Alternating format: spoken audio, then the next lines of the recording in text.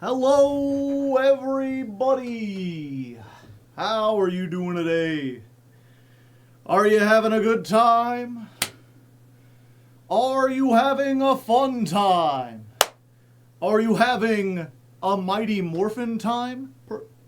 Perhaps? Give me one moment. I just realized the camera, I still had it tilted for when I was recording the intro. Oh, where'd Critter go? Critter's off hanging around in other places. He needs to get back to his spot. Yes, Merry Jankmas to everyone. And to all a good night, perhaps? Possibly? And yeah, if you couldn't tell today's weather, we had to go with it. Playing the Mighty Morphin Power Rangers theme song. Specifically, the Once and Always version, which is pretty much, it's like the original version. It's slightly less crunchy. It has, I think, a different guitar solo, but it's pretty close. And yeah, I specifically found a nice music video that uses, footage from apparently the final episode, where they bring back a lot of the old Rangers and stuff and get the original actors. David Yost, who's been in 20 series or something like that, almost as many as what's his name? I know him as Tommy, I'm sure. Fuck. The actor who played Tommy.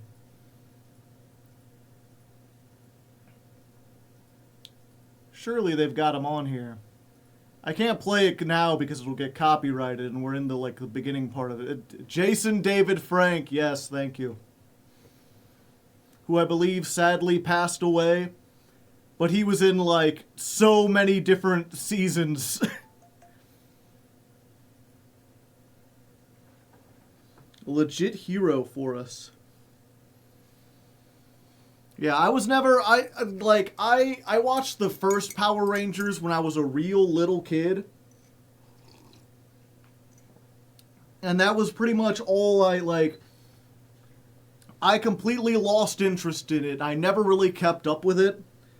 And the only reason I know about stuff that happened later is because of Linkara's History of the Power Rangers series, which is a great series if you want a 5-hour deep dive on every season of Power Rangers, going over every episode. Absolutely check that out. Great stuff. Oh, it was a special from a couple of years ago.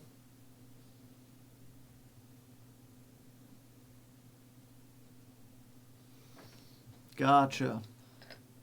But yeah, one of the things that really caught me off guard was I kind of assumed that after the Mighty Morphin era, once they got to Lightspeed Rescue or Zeo or Power Rangers in Space, I remember as a kid seeing these other episodes and they had a completely different cast, and I just assumed it was a different show, it was a different kind of Power Rangers show.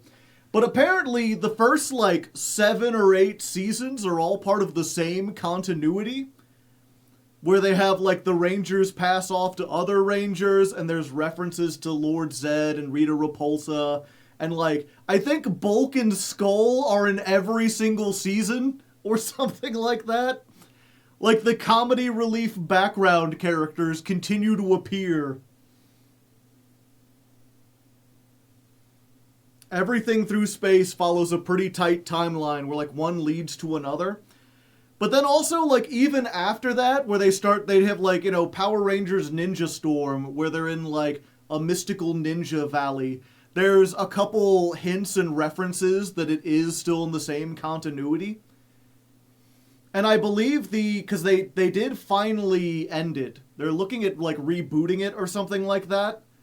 But they did do the last season of Power Rangers, and I believe the final episode brings back a whole bunch of other people again, which does imply that, everything is canonical, part of the same universe. Lost Galaxy is where it gets wonky. Well, yeah, they're in a lost galaxy.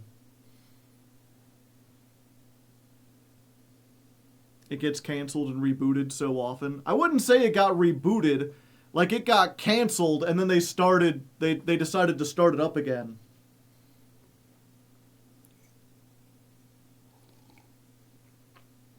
A majority of them are in one of two universes, and they cross over frequently. Got ya.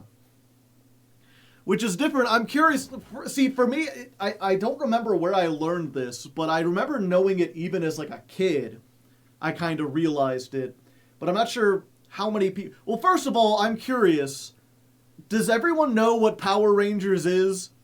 I feel like this is something like Scooby-Doo, where... or Pokemon, where, like, every generation has their own Power Rangers. I just assume that, like, everyone grew up with a Power Ranger show.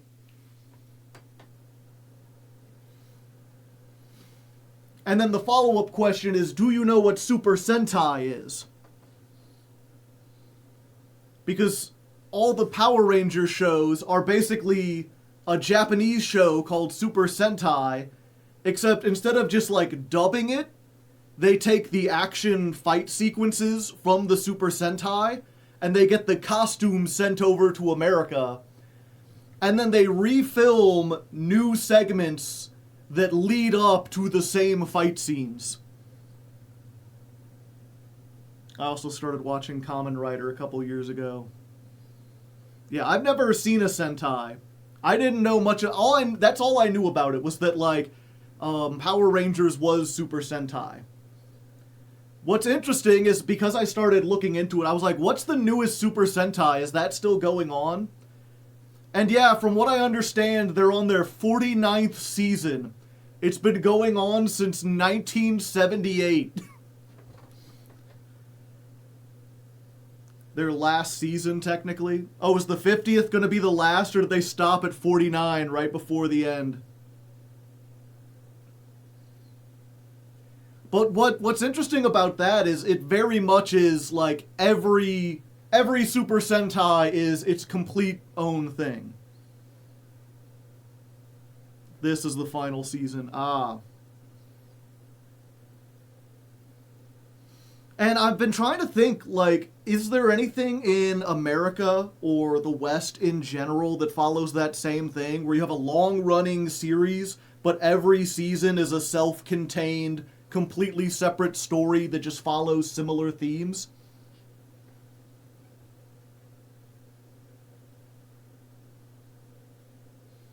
Oh, Lupin Ranger versus Pat Ranger had two teams, so they call it the 50th. Gotcha.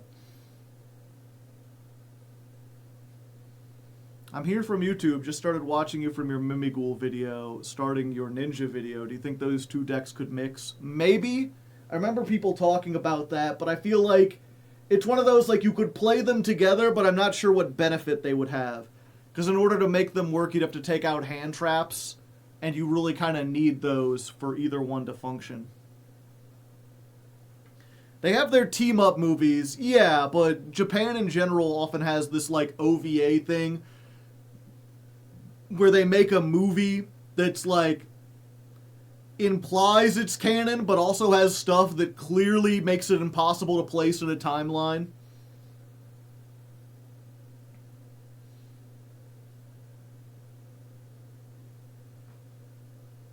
I got Master 3 for the first time using Mimighoul. Nice. But yeah, I've been trying to I don't think there is anything like that in America. The closest thing I could think of, where, like, every season is kind of its own self-contained thing, would probably be, like, Doctor Who. But that didn't start off intending to be that. And they still try to, like, make everything canonical, even though it gets incredibly messy with time travel everywhere. But it is really interesting. I'd be curious to look at, like, how Japanese audiences versus American audiences feel about continuity. Because it feels like every mainstay of American culture, I'm thinking of, what's it called? Like, comic books. Comic books are so steeped in, like, everything follows the next thing. Everything is technically canonical. everything is this long, unstretching thing from, Superman's story starts in 1945 and continues to this day, even though they've rebooted it several times and he should be like 112 by now. Yeah, I think someone else said Transformers, and it's like, is Transformers really a Western thing? I feel like that comes out of Japan as well. Aqua Teen Hunger Force. Doctor Who, not original. I was talking about Western in general, I'm lumping in American TV and European TV. Teenage Mutant Ninja Turtles. Yeah, actually, it's funny. I started this off by being like, Power Rangers is like Scooby-Doo. And yeah, there's like 20 Scooby-Doos. Every generation gets their own Scooby-Doo. And they're all like, it's the same-ish characters, but they're going on completely different adventures. Although in the case of, like, Super Sentai, it's completely different characters, too. Magneto is over 100 years old because his backstory requires that he survived the Holocaust. He keeps getting younger and younger while he was there.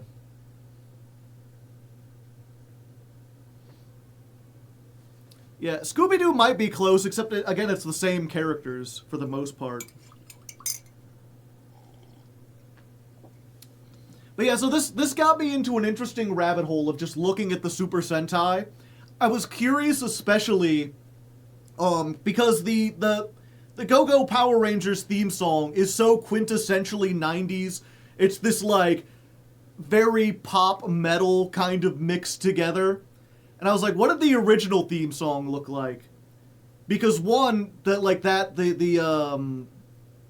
Sentai that's based off of was like 5 years beforehand. And also, for whatever reason, this is something I've learned, Super Sentai is always 70s coded.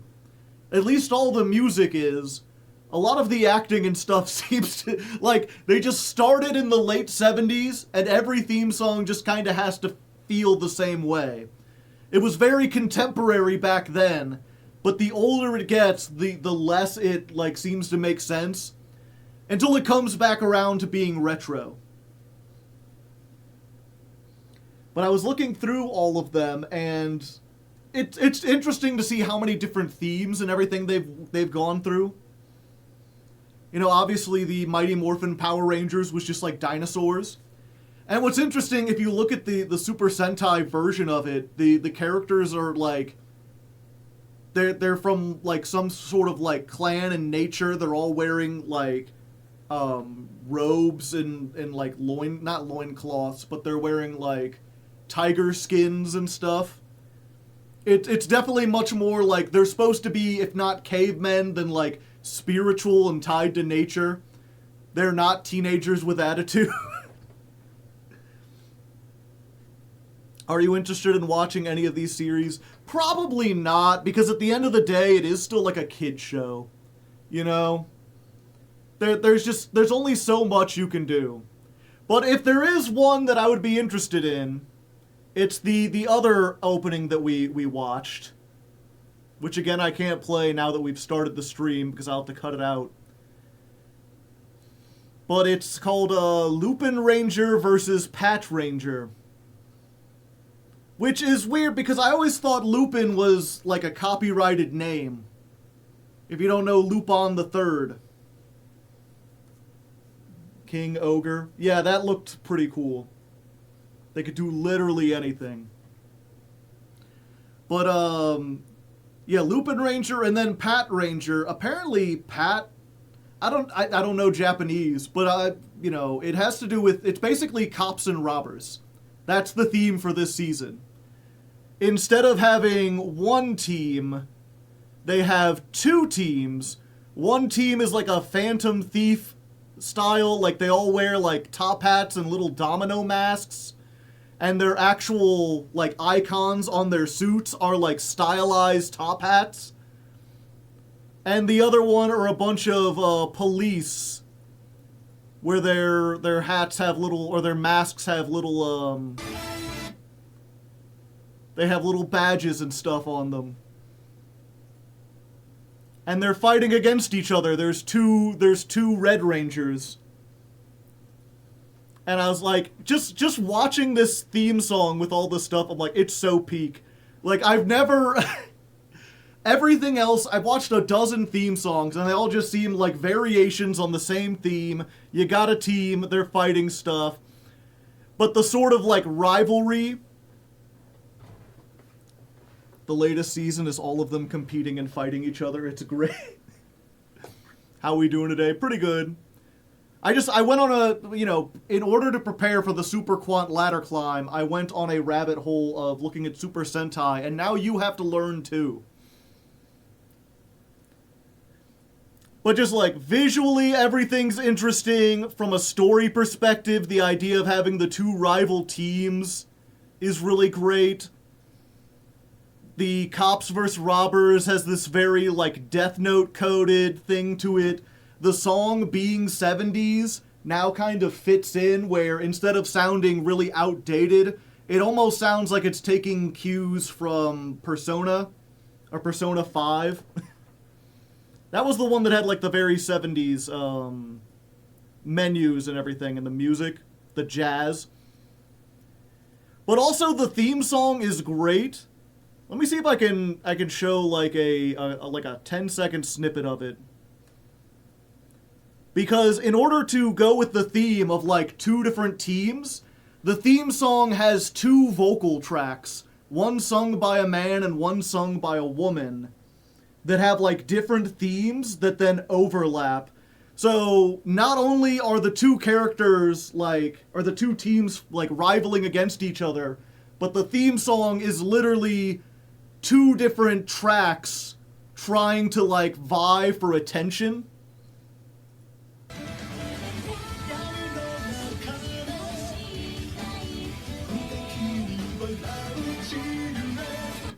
Yeah. You've got the one that's just, like, very smooth and the other one that's kind of, like, bouncing around a little bit. Also, it's one of those, it's so cheesy whenever like whenever a Japanese song just like breaks into like a sentence of English. But the one thing they keep repeating,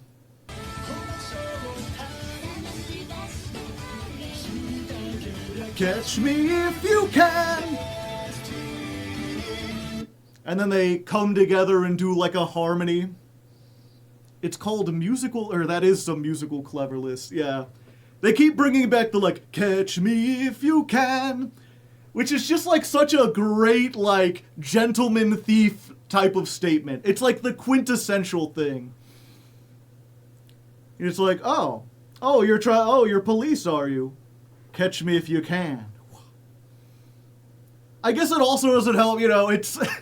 I'm going through all the Super Sentai, and what a surprise. I like the one that has a top hat theme.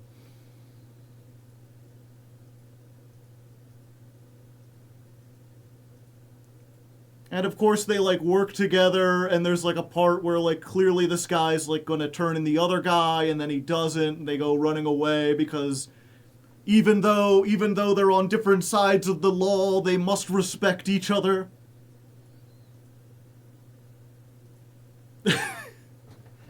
It's like just a lot of the visual storytelling from this one music video is already like it's just good. It's just, I know that the actual series won't be able to hold up to the awesomeness of this 4-minute music video. Will Super Sentai be good without Bulk and Skull? Exactly.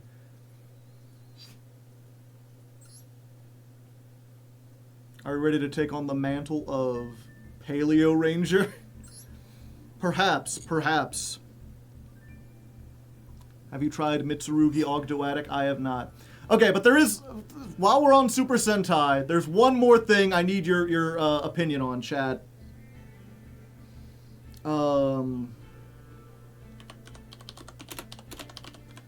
So, again, I looked through all 50 Super Sentai teams. What are they called? And I was trying to, I saw one and I was like, oh, this has to be like the worst designed outfits I've ever seen. This is the stupidest one. And then someone else who knows more about Sentai was like, no, you gotta check out this one. And so I'm curious to see, chat, do you agree with me or this other person? Because they are both admittedly pretty bad. What's it? It's like J-Force or something like that. It's like the 3rd season. Battle Fever J. From 1979, baby. Okay, so here's the Battle Fever J.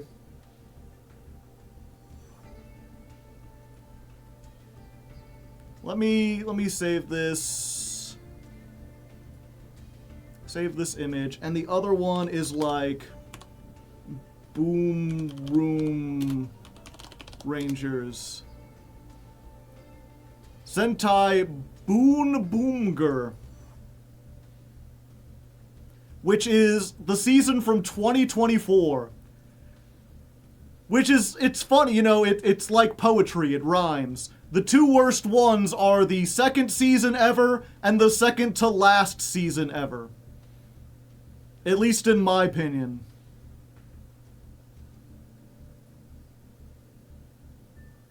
Oh, come on. Will they not let me put it? Okay.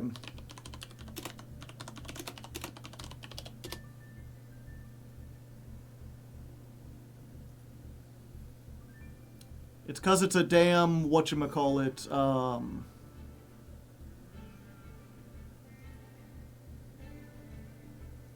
it's a web P.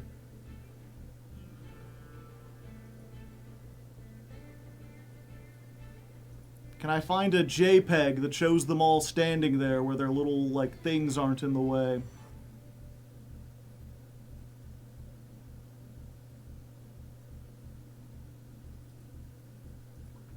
Let's look at this.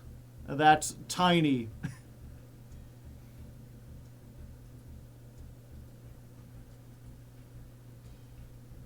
That's the things. Okay, well, okay, I guess I just have to do it this way then. Stupid WebP format. They're bad and they should feel bad.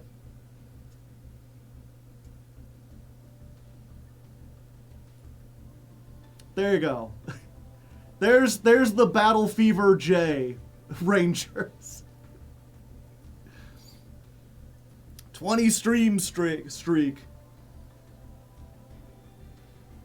Early installment weirdness. They're still figuring out what they wanted. Yeah. Oh no. That's gloriously Czech. Ah yes, Communism Ranger. He's actually called the Cossack Ranger.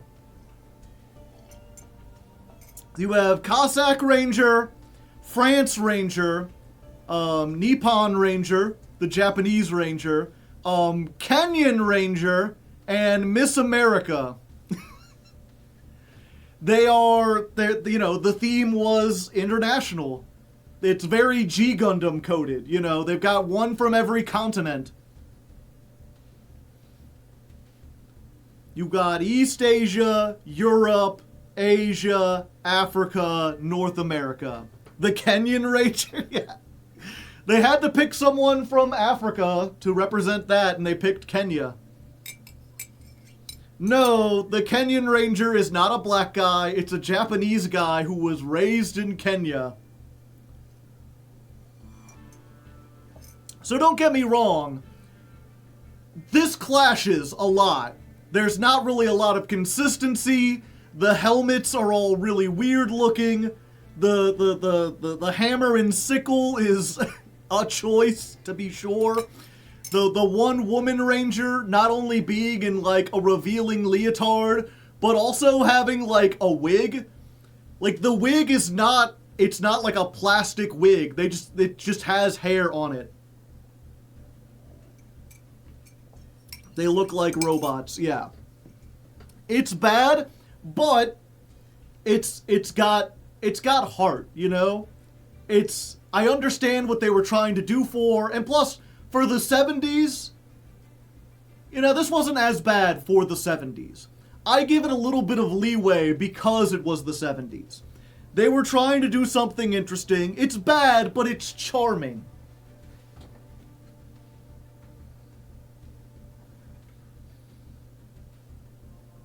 His head is shaped like the sun. He's got like anime hair. Okay, so that's Battle Fever J. And then this is the Boom Banger. Boon Banger. Where as you probably guessed, it's car themed. And they decided that the masks should all be circular and have different hubcaps on them. They can't see shit. Yeah. Are they wearing car seat belts? They are wearing they're like they're what are they called? Safety belts. They're belt buckles. It's one of those I think I was explaining it to another friend. I was like, the thing about Battle Fever J is as soon as you see it, it's bad. You know, it's all right there. You see it and it's like, wow, that clashes. The bright orange and the bright black, while all having the basic suit. But then it's like, the more you look at it, it's like, oh, okay, well, they all have the letter on their belt. They're all like unique for their own country. They're trying to do something. You know, I get it. And they're all brought together. They all have like the ascots. This is like the opposite. This is like a Lovecraftian entity where the longer you look, the more ridiculous it gets. Like, you see it and it's like, okay, well, at least they match. Well, except the Pink Ranger. For some reason, the thing that goes across them, I guess it's an RPM meter. Hers is, like, tilted at an angle. For a reason I don't understand. And they wouldn't be able to see out of them. And also, like, the red and the blue and the pink are all the same, just, like, different numbers. But then orange is, like, holes. But it's the only one that has any shape other than just, like, a straight line. And then they have seat belts as their actual belts. And also they have tiny little wheels on their ankles, chat. The white and gray, like, if you're gonna do cars, why would you do white and gray? The white and gray on the Pink Ranger, like, the stripe goes up, and here it just ends and becomes red. As I recall, the wheels are functional. Yeah. Let's see if I can boom... transformation. Oh, there's a word for it, I forget. It's like Kenshin or something.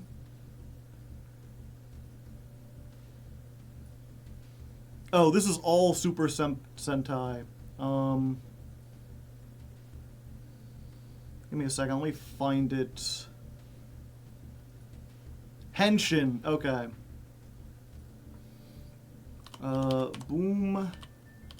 Boomger Henshin. See if I can find a video.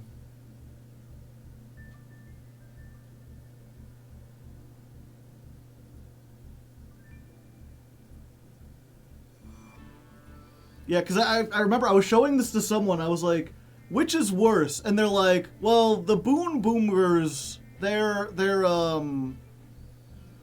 better in motion. You know, if you see them in motion, you'll understand.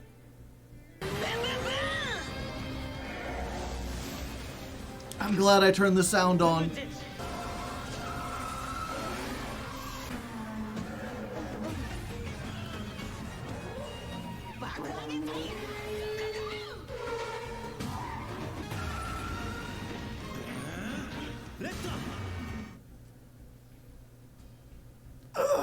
Is that an exhaust on their morpher? Yeah. I get the idea that you were supposed to, like, rev it like a car, except they clearly couldn't actually touch it against their skin for whatever reason, so they just kind of hover it above. It's cool. I don't know. Maybe if I saw the actual, like, the Lupin Rangers transformations, I would feel less about them.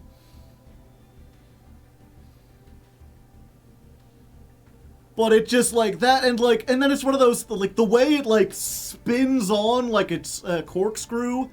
And, yeah, as someone was pointing out, the wheels are functional somehow.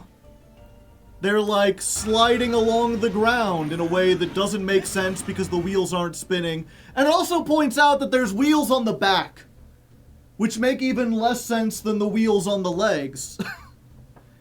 Their main villain is Car Michael Jackson. You can't just say that.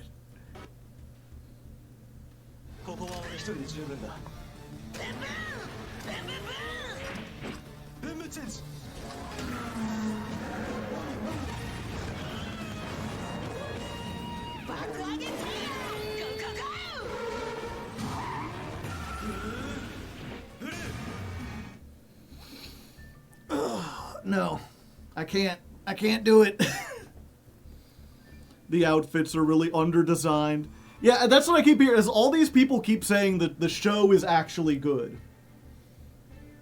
And maybe that's true, but I can't get over the aesthetics of it. Think less, feel more. So yeah, we're gonna do a little poll here, chat. Which is the worst costume? The Boomger or Battle Fever J? It's so early in the morning, it's not good for cringe media. Go, Rangers, go! And I will say, what was it, as far as the best looking ones, what was it? For me, it's like obvious, although I think a lot of it might just be the posters, like doing some heavy lifting. Because goddamn, they went all out with some of the like pictures for this shit.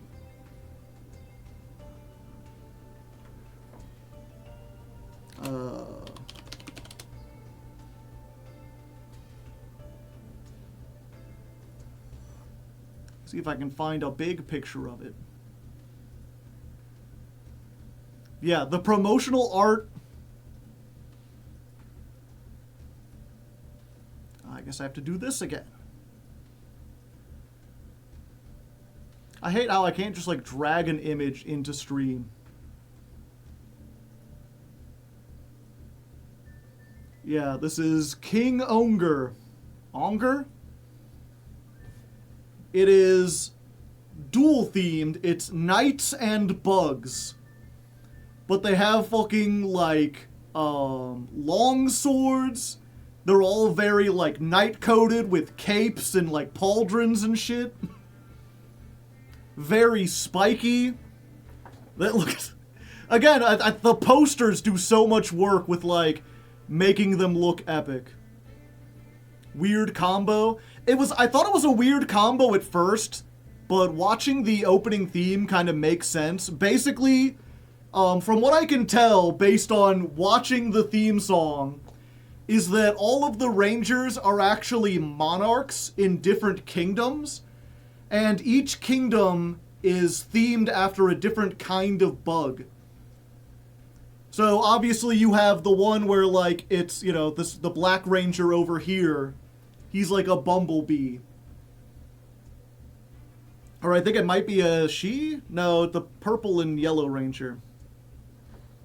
Weird combo. But like, so like the bees are really communal and they all work as a group. And then there's the one that's like a spider and he all dresses like in dark colors and he's like the lone leader that no one else can trust. He's a bee trooper, yeah. So they've found a way to thematically marry different cultures of insects to different monarchy styles. Purple is the emo guy. Okay, so that's the Spider Ranger. Yeah, and okay, so the chat agrees with me, which I guess I shouldn't be surprised. I made a better argument against it. Boom Boonger is worse with 73%. Did you get the sweet-ass hoodie yet? No, I did not, unfortunately. Yeah, I ordered a whole bunch of stuff for this episode. I have a hoodie, I have a holiday t-shirt. But unfortunately, there has been not a blizzard, but a whole bunch of snow. And so everything got delayed. Oh yeah, here, let's, another poster. The same season. But you could see them without the masks.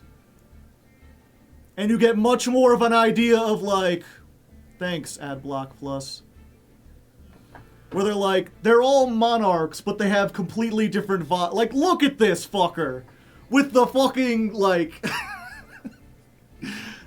as emo as you could possibly be.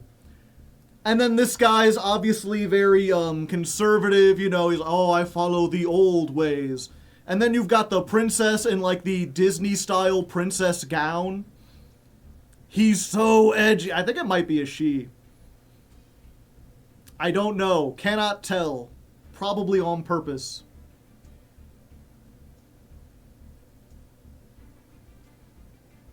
And yeah, you can see from the masks, they have the different, like, you know, there's the Hornet, there's I guess the White Ranger is the spider. I can see the potential. Blue's hair, I think there's an explosion there. Less gender, more edge. What's your gender? The edge.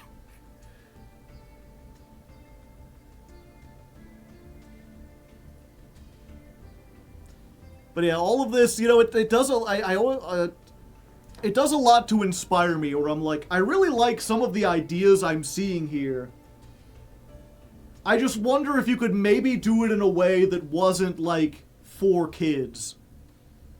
Like, do something similar, but have it appeal to like, older people, and not be completely cheesy.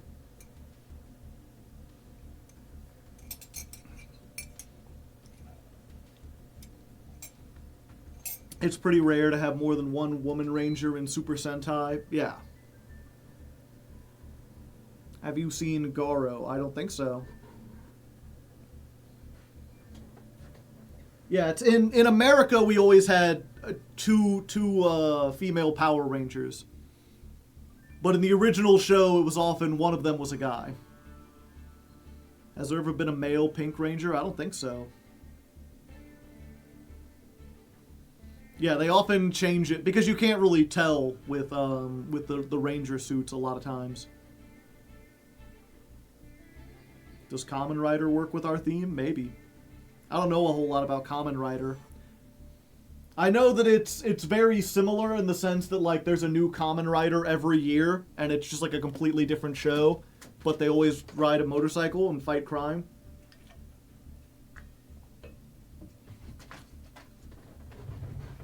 There was a male Pink in Dawn Brothers. I see. I just knocked over a bunch of cards. Uh-oh. It's fine. I fixed it.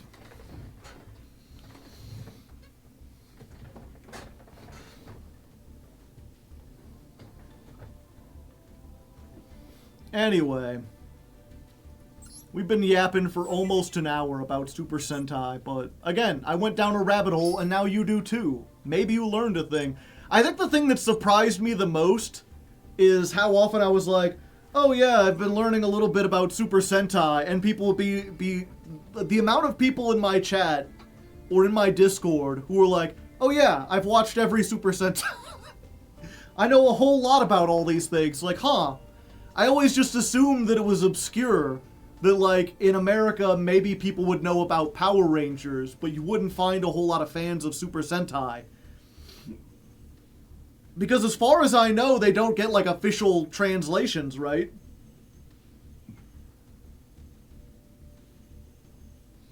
Is the episode theme going to be Sentai or Power Rangers? It's going to be Power Rangers.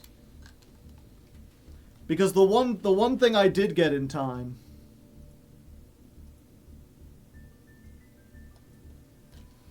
is this. It's morphin' time. I guess I need to turn it on, don't I? Let's go! It's morphin' time! We need dinosaur power, now! The OG. Yeah, for some reason I thought the lights would be a little bit more spectacular. But I can be like, it's time to rank up! Let's go! It's morphin' time! I gotta remember which button does it. It's the one on the left. So when we go to rank up, be like, it's ranking up time! It's morphin' time!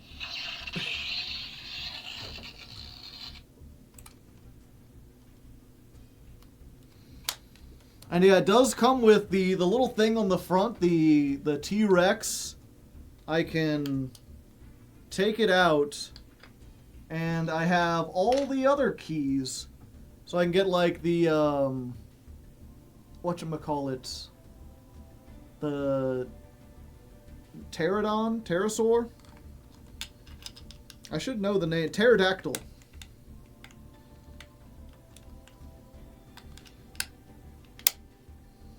Granted, the like number on the front still says, it's still, or the color on the front is still red, but you know. Oh, I forgot to turn it back on.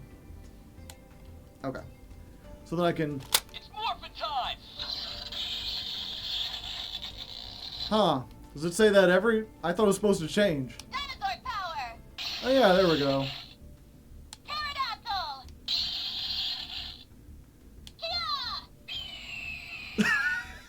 Kia! That's clearly an eagle sound. Yeah, it's weird. So the other button does all the different sounds, but no matter what, it's always... It's morphin' time! It's always the Red Ranger saying it's morphing time.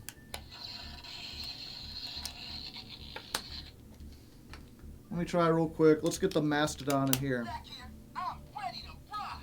Mastodon! Huh. So it makes that when I put it in. Does it do the... It's morphin' time! No, it always just says it's morphin' time with the Red Ranger. It's morphin' time! Mastodon! What was that sound? Yeah! Yeah.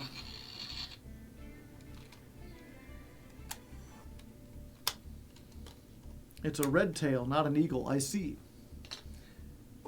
But yeah, I went back and forth. I was like, which one should I pick? I'm like, well, I'm the leader, so I should probably be the Red Ranger. Red Ranger's always the leader, right?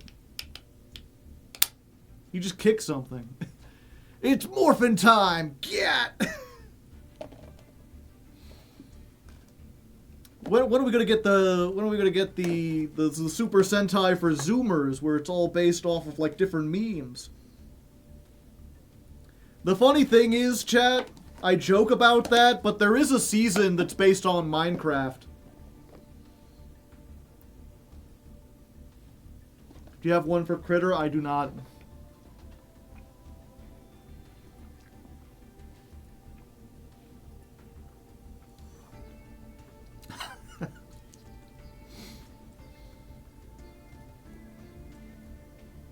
Message held. Someone said White Power Ranger. It's like, do you want to keep this out for racism? Like, no, I think it's allowed.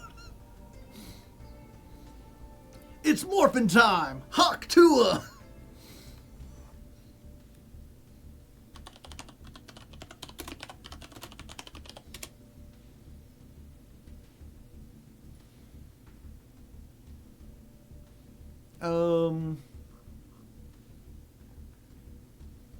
If I type in Minecraft Super Sentai, it's just a bunch of people doing Super Sentai in Minecraft. I'm sure someone in chat knows which one I'm talking about.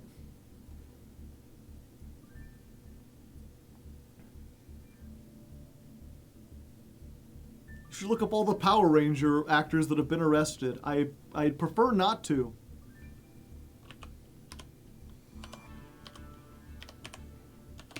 Zyuger.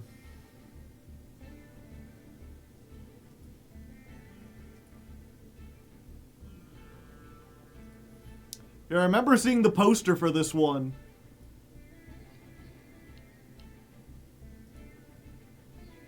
And I was like, that's a Minecraft ass looking Megazord back there. Blocky as fuck. Like, I was just saying it as a joke, and they're like, no, but the series is actually Minecraft themed. And then you watch the intro, and they're in some kind of, digital world where everything is squares. Oh, it's the cube one, yeah. And all the other Megazords are, cubes. The suits are pretty good. That was the thing, when I showed you the suits, chat, and I was like, oh, these two are the worst ones. I looked through. We're here on the Ranger wiki. You can go through them, and most of them are, they're pretty nice looking. These ones, this one's a little weird where it goes off the side, but it looks fine. I could see being a kid and finding that interesting. Oh, this is the... Yeah, and this is, looking at this poster, it's clear, they must have had some kind of influence from Persona. This is a very Persona-ass looking poster. But yeah, the cops versus robbers. This is the night one. Oh, no, this isn't the night one. I don't know what this is, but I like the, it's got, jaws. They've got, a fucking dragon sword. What's the theme? It has a knights and dinosaurs. Okay, so it is night-themed. This one show's theme is gemstones and vehicles. You wanted some gem knights? Here's your gem knights.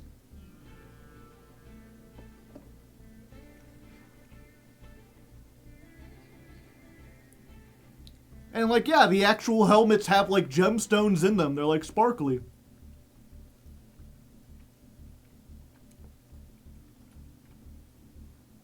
Now that I'm looking at it, the shirts where they've clearly got a road is a little silly. But you don't see that initially. And they're also all slightly different, so it can kind of work with the car being a pendant.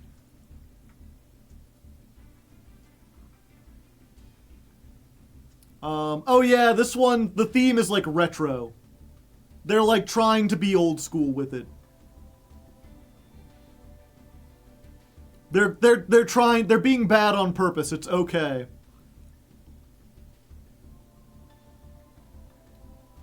Celebrating the 45th anniversary with heroes and items based on past Sentai robots and Ranger teams. What's this one? She's really lanky. Long legs. Yeah, this is probably the Zoomer one. You got sidetracked again, yeah.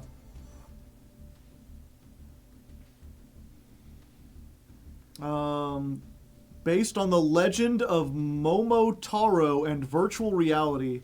Because of this, the show's graphics are stylized to represent traditional Japanese watercolor brush paintings, and the series makes extensive use of CGI. Dawn Brothers? Oh, this is Dawn Brothers. Gotcha. And then we've got the King Ogre. Peak. It's Peak Design. And then immediately after that is the Boom Bronger. Very goofy. And then this is the current one, I believe. The final one.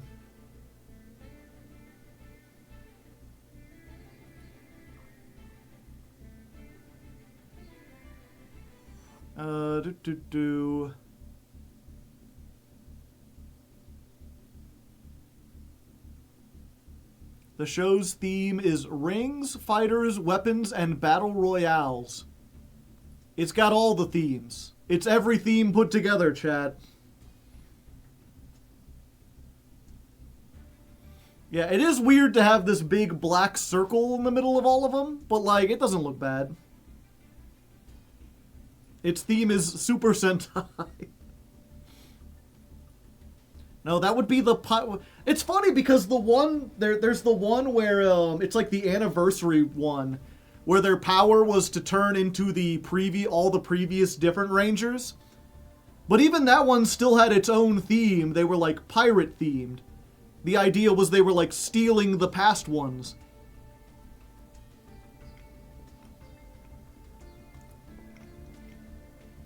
They fight each other, I see. Have you seen the new trains? I have.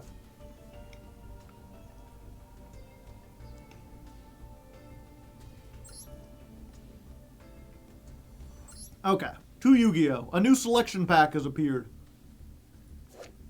We got art mages.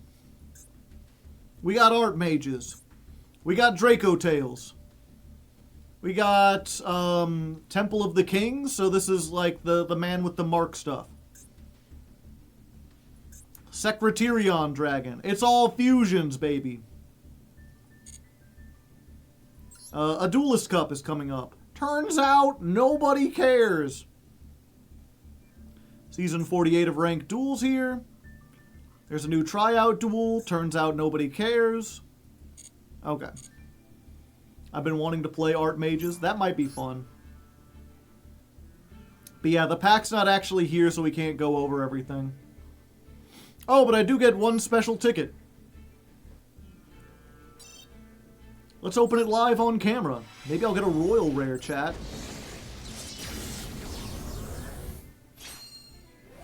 Catch me if you can. Ha! Nice. Nice. We got Armogram, and we got Witch of the White Forest. We can search a White Forest card if we want to.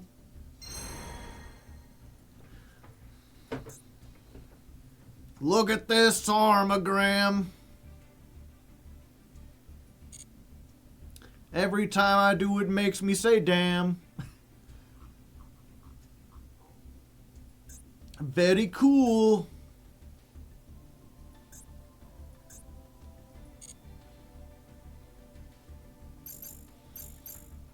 And as for the deck, it's Super Quantums.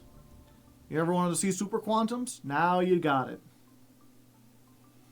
Okay, let's go ahead. We're going to get the intro filmed. Chat, you want to fill yourself up with cats in the chat?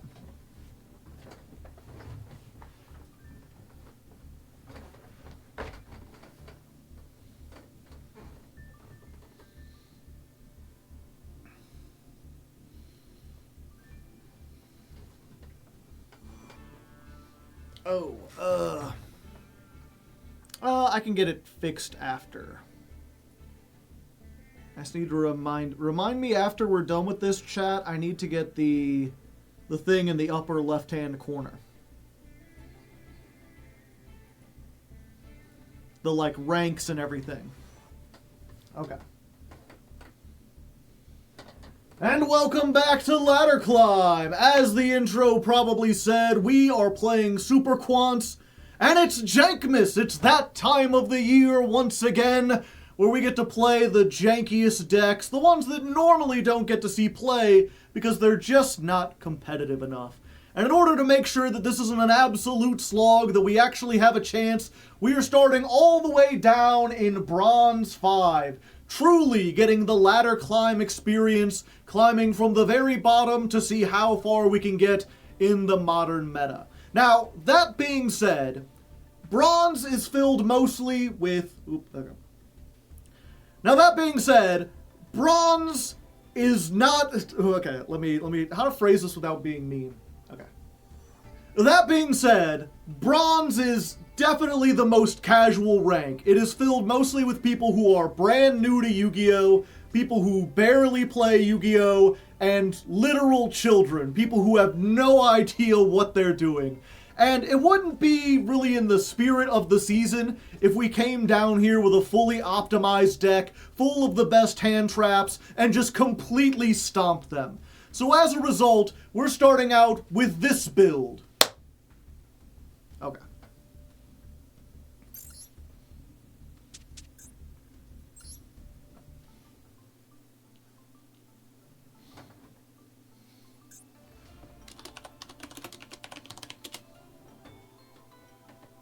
this build. Behold, Super Quant... Okay.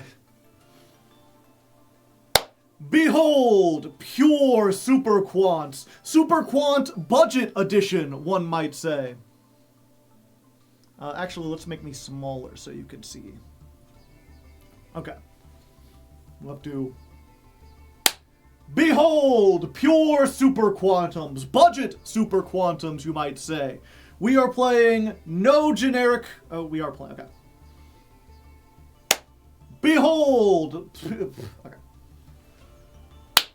Behold, pure Super Quantums, budget Super Quantums, you might say.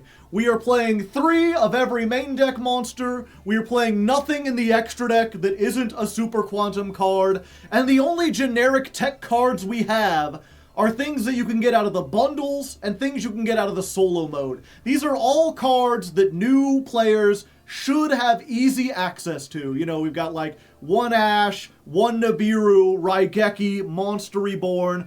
We are going in there as easy as we possibly can so that hopefully the players in Bronze will actually stand a chance of fighting against us, or if nothing else, they'll get a unique duel. You know, we're not just going to come in here and Zeus them over and over again. They're going to fight against actual Super Quantums. 5 takes so far.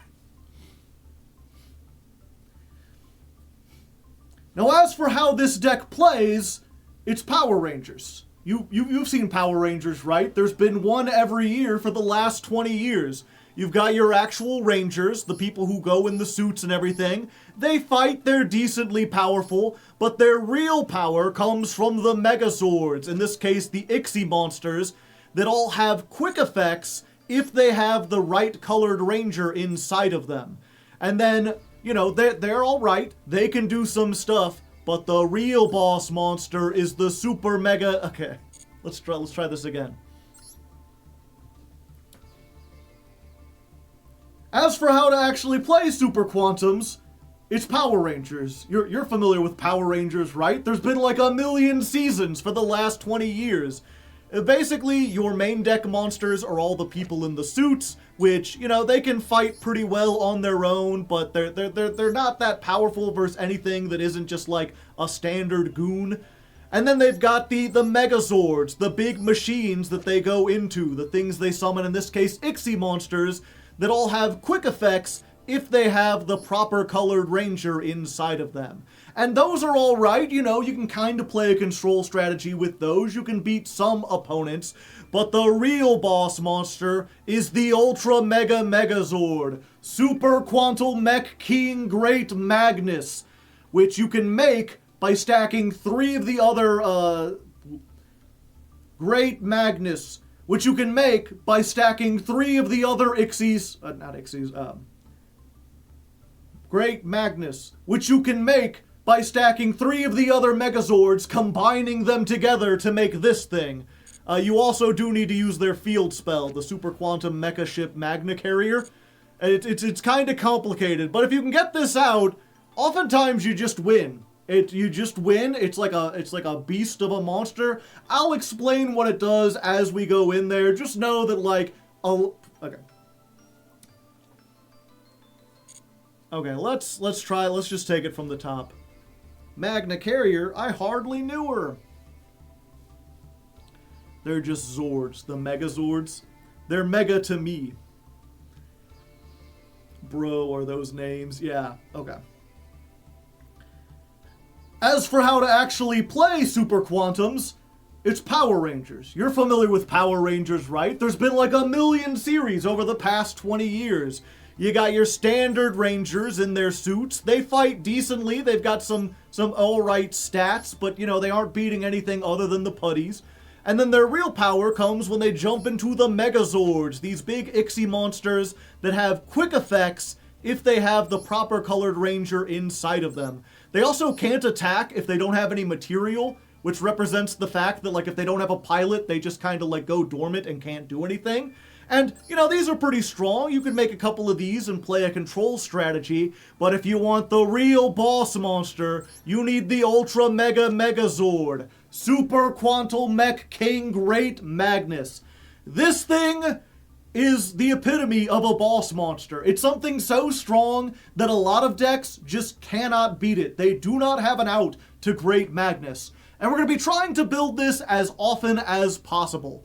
Now, that being said, I only pulled one, and I don't have any UR points. So if they do manage to out it, we're in a little bit of trouble. It's kind of hard to make it.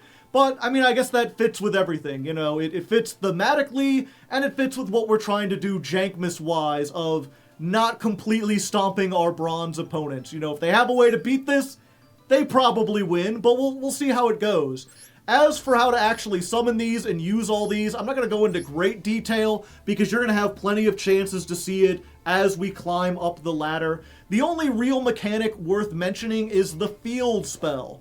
The field spell says discard one card, target a super quantum you control, special summon from your extra deck a super quantum Ixie with the same attribute by using that monster as material. So they're kind of like Zodiacs in that you can have one card Ixies, but you have to have the field spell and you have to discard a card, which is why they're jank material. They're not great. You're giving up a lot of cards in order to make them.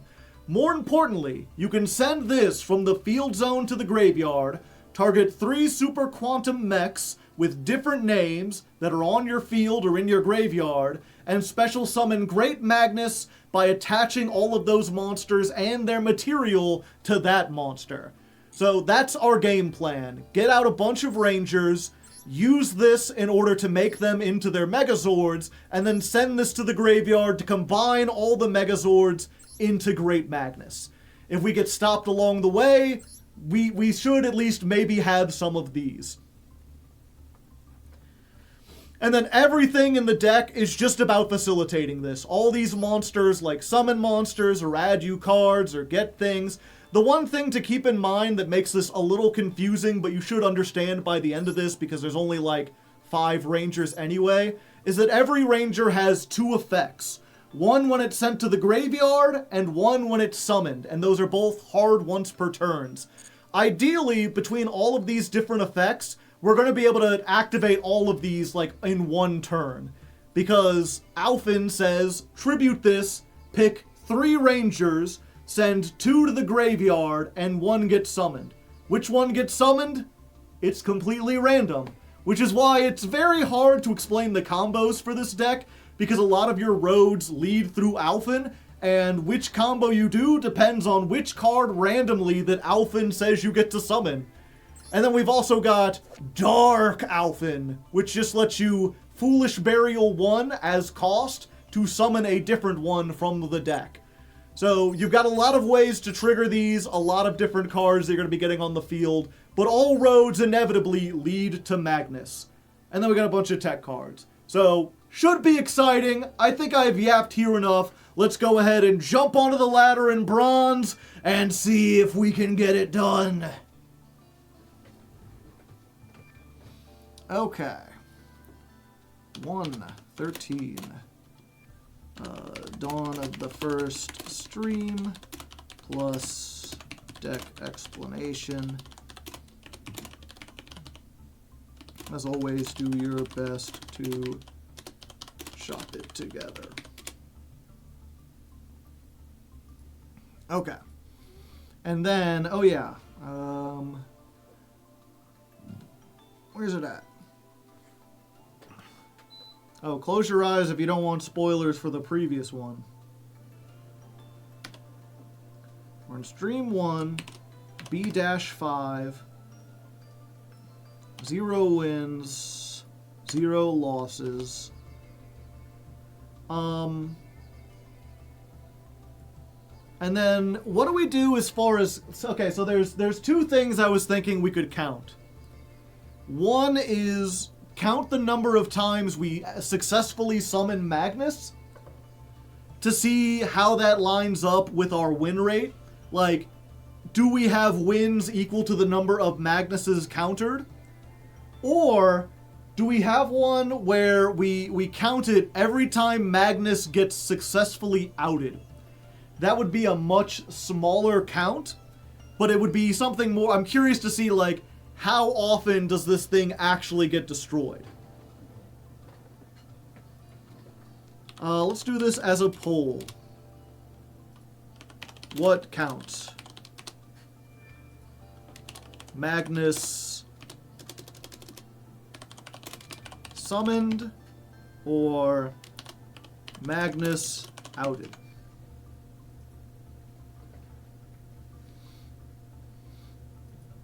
I don't think most decks will even let you make Magnus. In bronze? We'll see.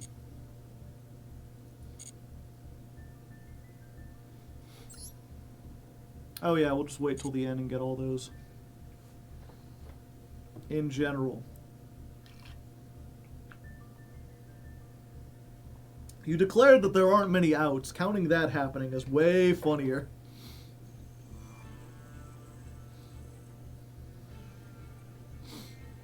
What should the counter be called if we do the Magnus outed?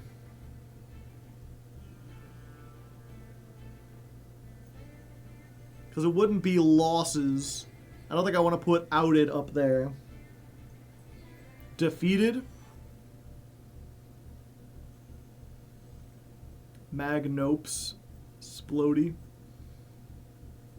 Can we count both? I don't think I could fit both up there.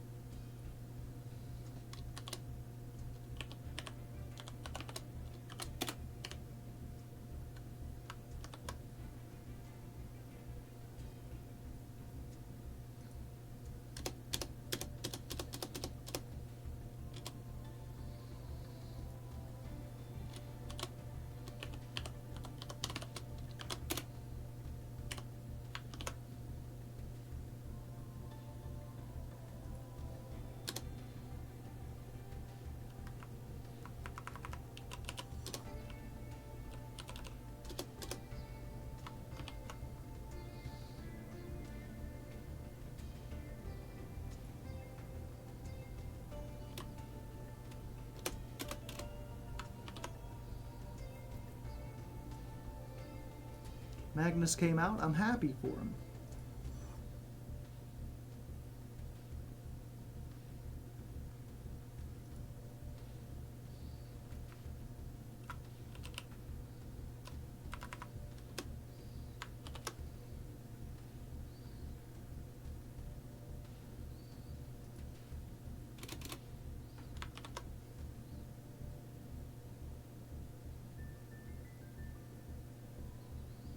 Make the box a little bigger, I think. It already takes up so much space.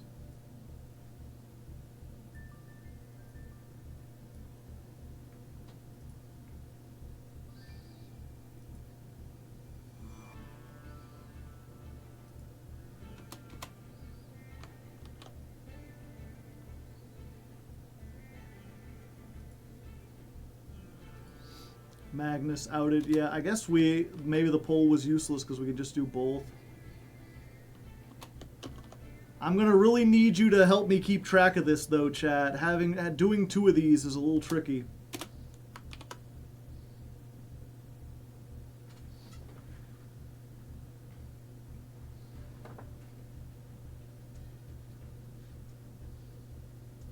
How consistently can these decks make Magnus? Vary.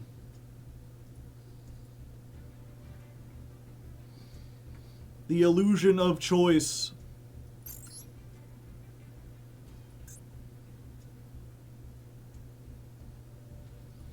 Oh, I got a Discord message. Nope, I don't. It's just a stream announcement.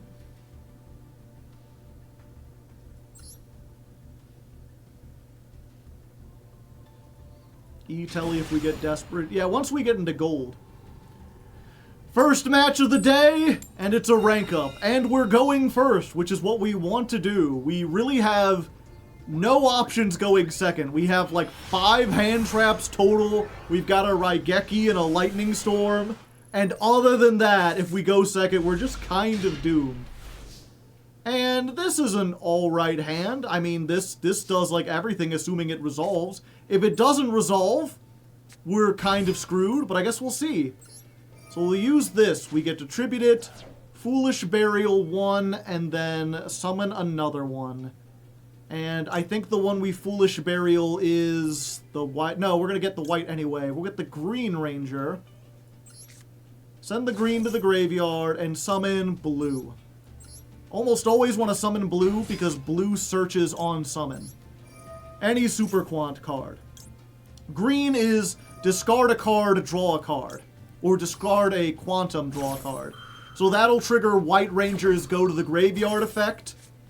And we'll get another card. We got this, so we don't need to search it later in the game. And we're going to get Sudden Incursion. And then the White Ranger, when it goes to the graveyard, it lets us get Alphen. Unfortunately, we can't summon it at the moment. But, you know, we can normal summon it. Or we can discard it from the hand for this. It's just extra material for that. Incursion has several effects. The important one is, if you control a Super Quant, summon one with a different original attribute from the ones you control. So we can do this, and we can get Alphen. Hello, Alphen. Activate Alphen. Tribute. Reveal 3. We're going to go Black Ranger, Red Ranger, White Ranger. One will get summoned, the other two go to the graveyard. Our opponent gets to pick. For reasons. Because why not? Oh, is this a bot? Is this a bot that'll time out from having to choose something?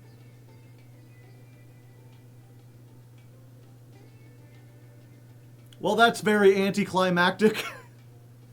Yeah, we have while you know they're trying to choose, we got a counter up at the top. We got a Magnus counter and a Mag-Nope counter. Oh, we actually resolved it. Okay, so we summon the black layer, send those two to the graveyard. Red Ranger, when it goes to the graveyard, you can target a card in the graveyard and summon it, but it can't activate its effects.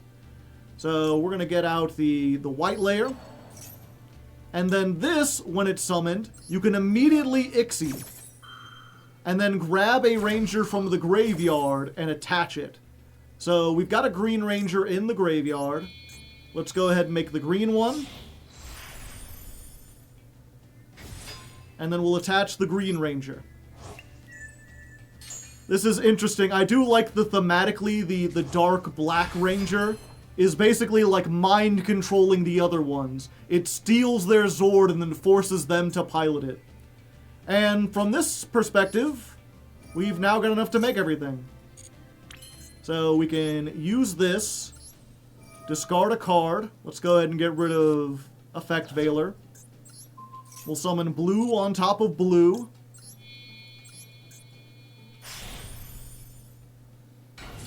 I think I want to save the Alphen for next turn. Oh wait, no, it doesn't matter because once white goes to the graveyard, we'll get another one. So we'll discard the Alphen.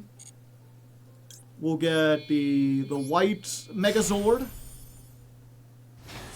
And then we send them all to the graveyard. Or, I'm sorry, send this to the graveyard. You, and you, and you. Come forth, Magnus Magnus, king of the computer. And everything gets attached to him. And then we'll set Solemn Judgment. Now we've got the power of God and anime on our side. But yeah, this guy gains different effects based on the number of materials attached. 2 or more, as a quick effect, you can spin a card back to the deck. So it's almost always got that effect. 4 or more, it is unaffected by everything but a Super Quant.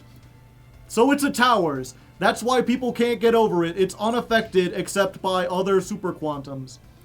6 or more, your opponent cannot add cards from the deck to the hand. Or with card effects. They can still draw during their draw phase, but that's about it. So, yeah. There you go. You know, we've got a thing that stops them from searching and does 1,000,000 points of damage. And then we can just finish things off here with another Sudden Incursion. In addition to getting any monster, this can also set the Super Quant traps from the deck. And you can activate them this turn. So we can get the Super Quantum Mech Sword Magnus Slayer. Activate. Equip to a Super Quant. it gains 100 attack times its rank. So in this case, 12. But more importantly, like any good Super Sentai or 80s anime, you can send this to the graveyard and now it can make 3 attacks. It's one of those dramatic, like, hya, hya, hya, like the same attack from 3 perspectives. Which lets you easily do a crap ton of damage. So, there you go. That's what the deck does if it's uninteracted with. And we got uninteracted with. Hopefully future ones will do a little bit better. Oh yeah, before I forget. Pardon me. The 2 counters I was talking about earlier. Magnus is every time we summon Magnus, we're going to add one to that to try to compare how close our win rate is to our Magnus rate. You know, does every time we get Magnus out mean that we win? And then Magnope is if we make Magnus and they find a way to get rid of it, whether it's through kaijus or just summoning a monster with more than 3,600 attack, or like Underworld Goddess. Mitsurugis have their own built-in thing that tributes it. There's a couple stuff that can get rid of it. They could also summon their own Super Quantum and use that to destroy it, you know, if they have a Magna Liger or if we're in the mirror match. So we're going to keep track of how often we summon it and how often it's destroyed. For now, though, let's jump into the second duel.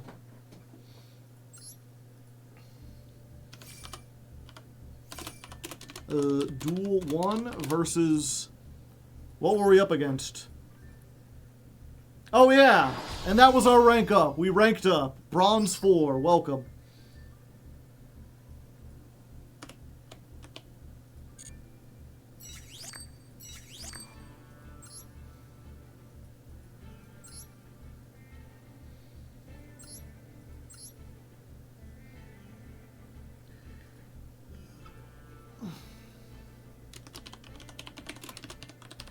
First, the starter deck.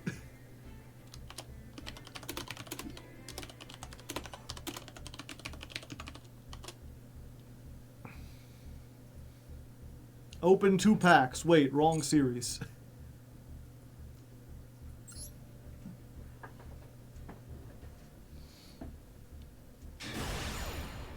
Bot. If it was a bot, it chose the thing. Okay, duel number 2. We're also going first. We're also going to rank up. Will we just immediately get 5 wins in bronze and go into silver? Yeah, I think it happened with every other Jankmas account we've played. Although, in this case, we've bricked. We've bricked very hard. We can literally do nothing. I'm pretty sure. No, actually, we do have a potential option. Black Layer is actually a hand trap.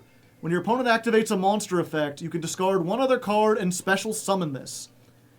So we can summon this, and then when it's summoned, we can summon any of these. But they aren't quick effects if they don't have the proper ranger equipped. So it's just going to be like blocking stuff. We can at least set a trap to make it seem like we might have something. And yeah, if you're curious, if you're wondering, like, what's the difference between an optimized list and the one we're playing? An optimized list does not play this trap. It does, I think it plays, like, one of this spell. They usually only play, like, 2 Black Layer, maybe 3. And then we've got the ship, which they usually only play at 1. We're going up against zombies.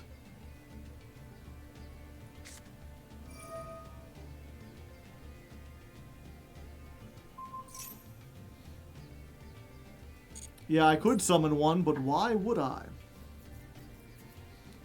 We just gotta hope they're not good zombies. I mean, they're in bronze.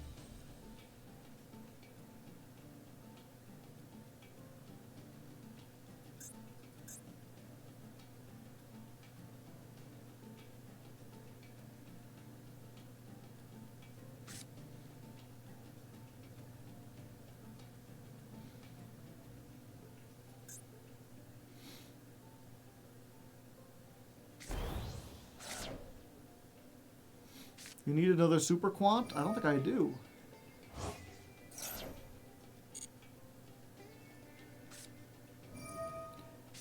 Okay, we got Zombie World. So everything is zombies. Alright. Unfortunately, for a zombie deck, they didn't put anything in the graveyard that we could Monster Reborn, and they've got...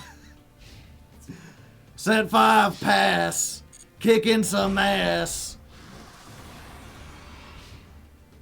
All the zombie traps. I mean, this will go really hard if we can get the Super Quantum Alpha Strike. Ah!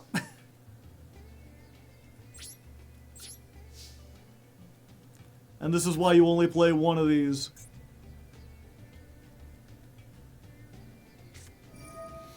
Oh. Oh, we might be dead. I assume these were just gonna be like Torrential Tribute or whatever.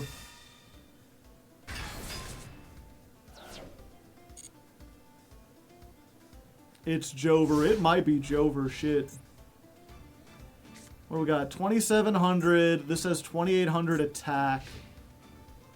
I think those are the highest stats.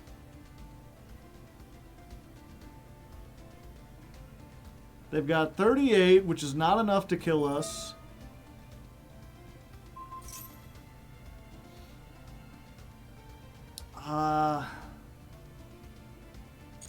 Yeah, we just gotta hope.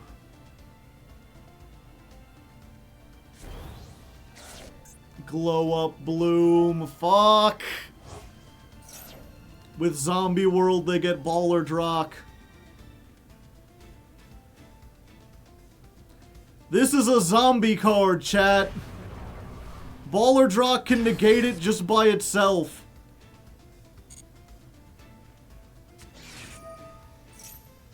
Seven cities.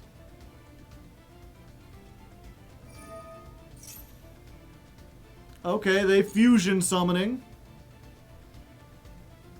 Hold up.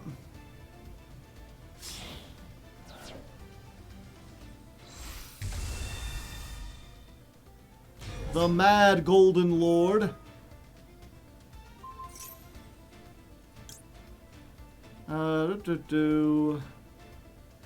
I guess I'll just activate it now then.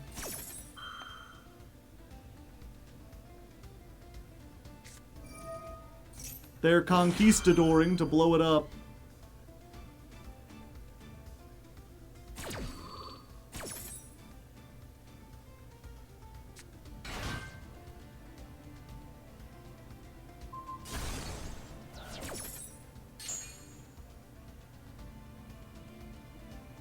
Okay, they're at 66, so they don't have enough to kill us yet.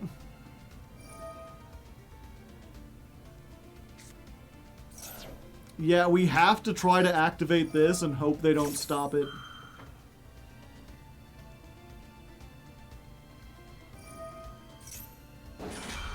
Hopefully they'll banish a card.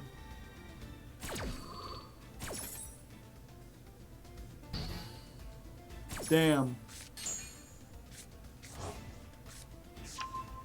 You can only use each effect once per turn. Well, I'm just dead then! I've bricked and I'm dead! Unfortunately, many such cases. You've already got... It's fine. It's fine. We'll just skip ahead to the next duel.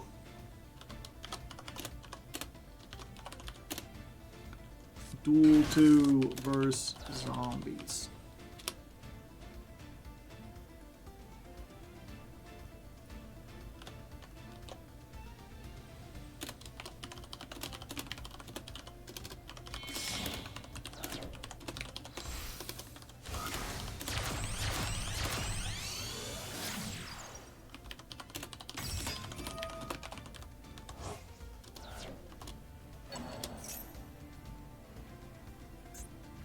Skip duel 2. No, I want to show how I can lose, because the deck can brick.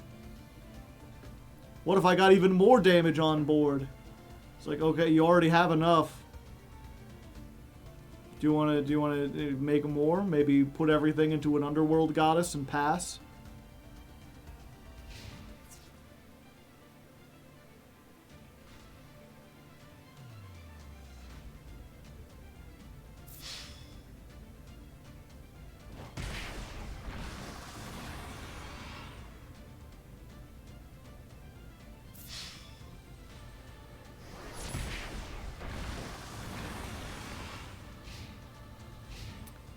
Why? Why would you pass? Unfortunately, that doesn't get me out of this.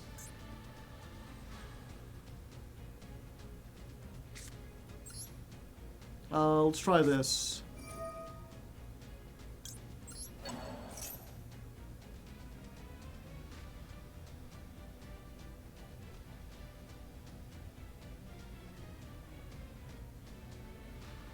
Now you contribute black. I can't. It's a level 7.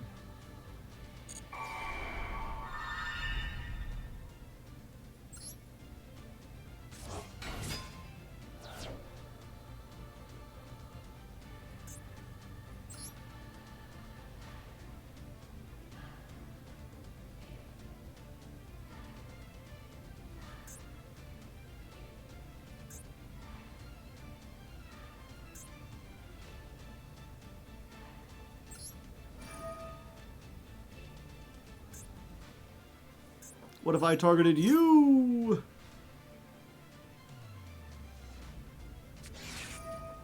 In perm.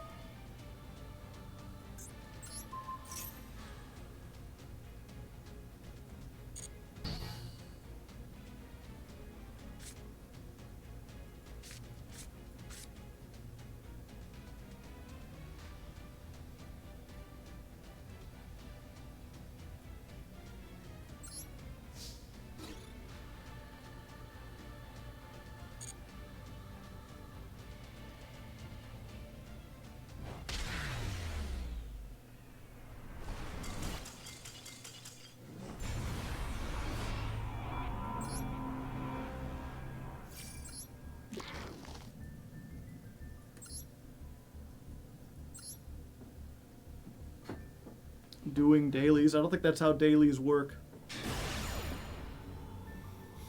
Alright, duel number 3. I get to go first again.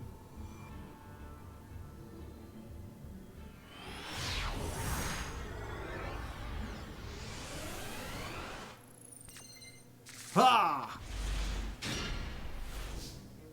Well, isn't this a familiar sight? Too many field spells in my hand.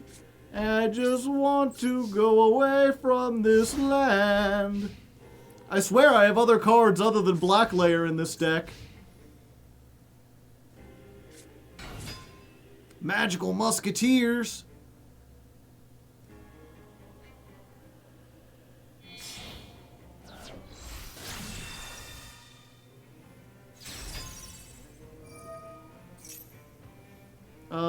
Yeah, we have to stop that.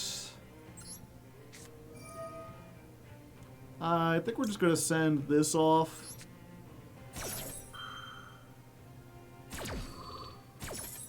And be like, nah.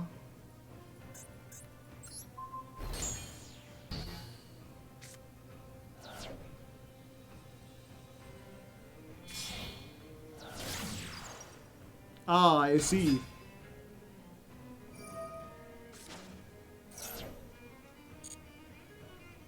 Now they do full Fiendsmith combo. I mean, yeah. Assuming they know it. They're in bronze, chat.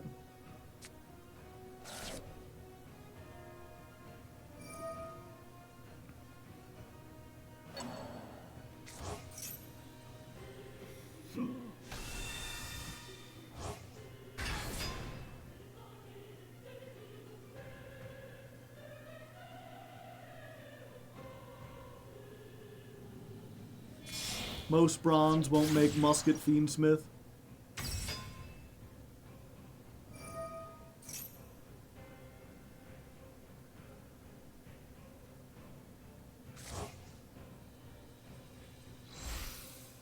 Why is Fiendsmith so common? It's a small engine that fits in with a lot of stuff.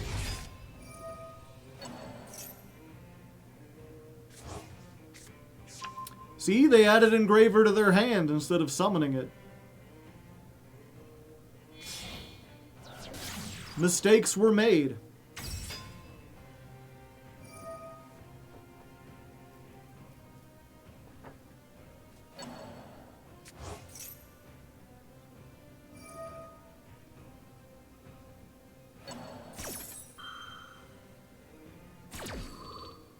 Huh.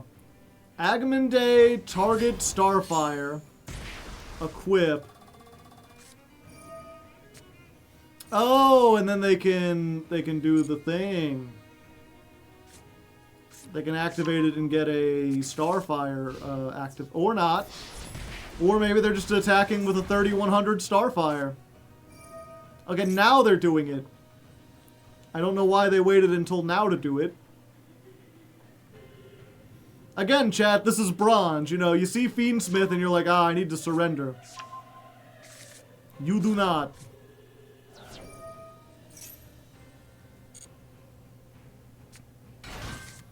Caspar, the friendly ghost, doing all the things like you like the most. Well, that does work. Okay, let's see if we can bait out something. Maybe they've got the spell trap negate, or they've got the pop, and they're afraid of this. They don't know what this does. They've never seen a super quantum before. Nope, okay. So, white layer you can summon by discarding another super quant. So, we can send black layer, summon white layer. We'll do chain link 1 this to search a spell.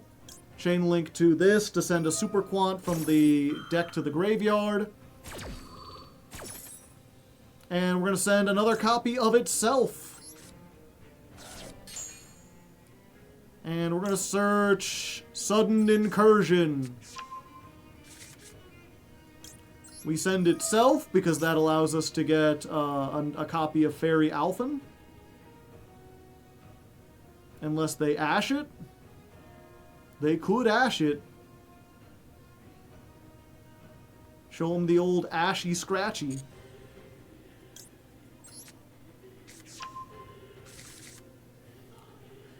Okay, at the risk...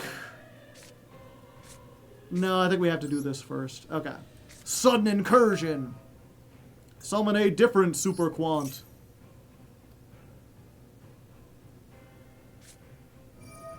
Ah, Last Stand. Okay. So they're saving it for that. That gives them the Caspar. They get the Desperado. Then we're going to Triple Tactics Talent. And I think we're actually going to look at their hand.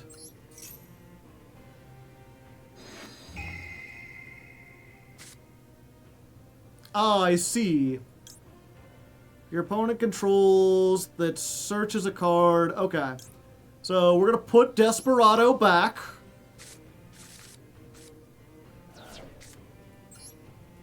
And then we're going to Alphen.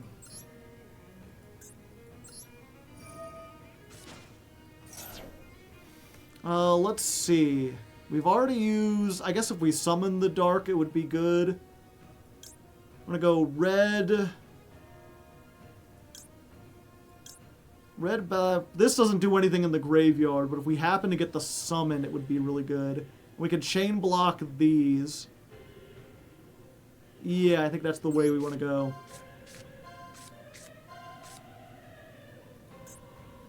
Okay, go Red Ranger. Let's see, you can summon target a super quant in the graveyard, add it to your hand. So we're going to do this, and we're going to add back the fairy. And then we're going to chain block by activating this. This is just shuffle 3 super quants back into the deck. We'll put all 3 of these back. And that's just chain blocking, so they can't do the thing that when your opponent adds a card from their... I think it's just deck to hand. Either way. So if you control a super quant, you could special summon this. Ooh, exciting. Do I want to change the level? No, I think we just want to tribute this and use the effect. We're going to send red layer and summon white layer, or blue layer. And then again, we can chain block. We can search with blue, summon out of the graveyard with red. Let's go for this. No, we actually... Okay, we do it this way. We can hard make the White Ranger.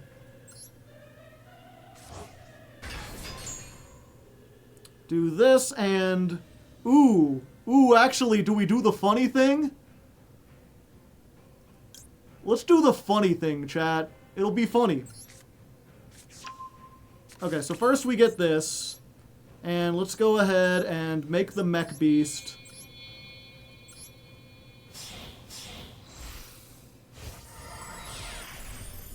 Bada bingo. And then, oh. There goes my hat. No, Joe, you forgot, yeah. This is if you control 3 super quantum monsters. I forget that the monsters are super quantums. The mechs are super quant-holes, which is fundamentally different. Okay. Never mind. We'll just summon this. Let's go for... what does this effect say? The equipped monster gains attack.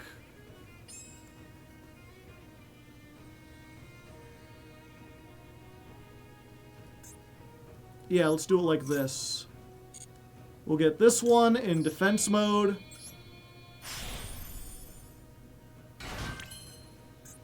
We'll go ahead and activate this. Destroy the Agman Day. And now we can attack over both of these. 2,000. 2,700. It was only one letter difference, yeah. This thing, very funny. If you control 3 or more super quantums, shuffle all the cards your opponent controls into the deck. Then your opponent summons 1 monster from their extra deck, ignoring its summoning conditions. You usually don't want to activate this in a competitive duel, but in Bronze, it's very funny to be like, get all that out of here. Bring out your biggest monster. I want to face it.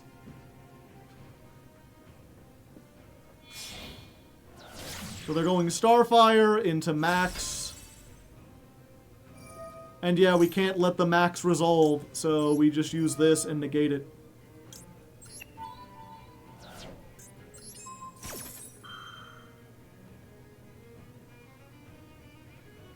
Quick effect because we have White Ranger.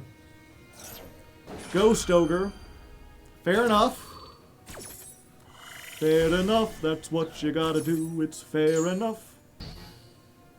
You're still negated, and then we get to search an Alphen. You can also add one from the graveyard. You can use your thing in your hand now if you want. Yeah. Dominus Purge. Okay. Question is, from this position, can they then clear the field and actually do Fiendsmith stuff? They had the option last time, and they didn't really make much use of it.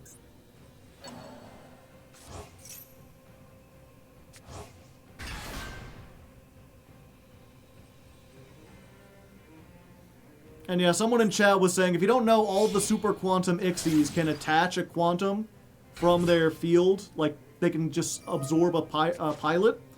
But I wanted to keep this out because I needed more chump blockers. I think they could win here. They could have OTK'd last turn. They didn't.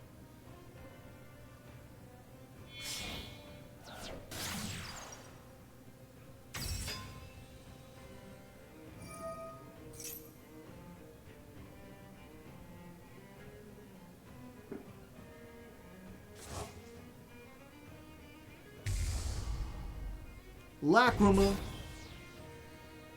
Lacrima.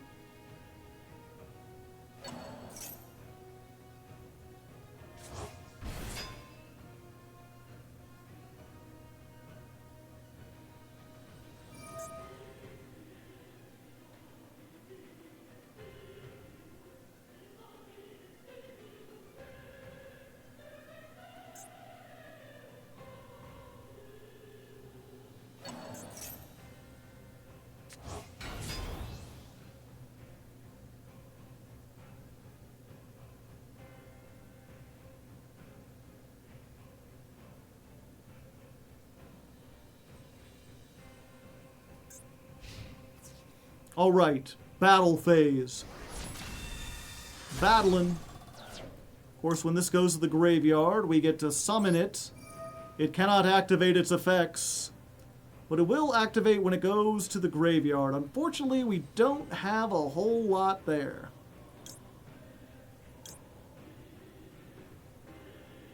They've got 2 monsters. This has 2,000 defense, though, so they're going to have to choose between the blue or the blue layer. So we'll just get more defense.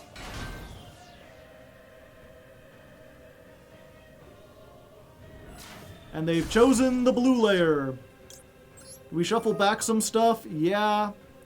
Let's put back both of our white layers. Or, I'm sorry, a white layer, a Zaytan, and a blue layer.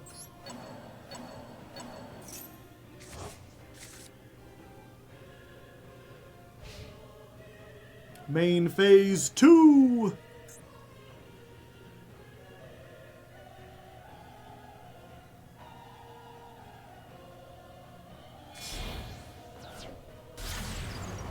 SP Little Knight. Shit.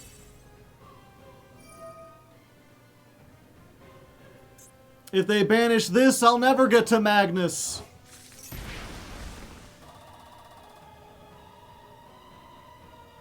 They're just gonna beat me with the burn damage from Lacrima. Oh, they didn't use the banish effect.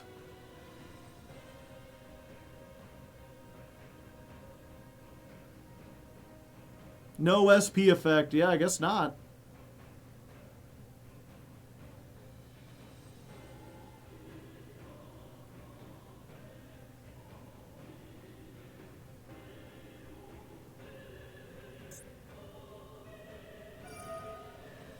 They're just equipping everything to Caspar.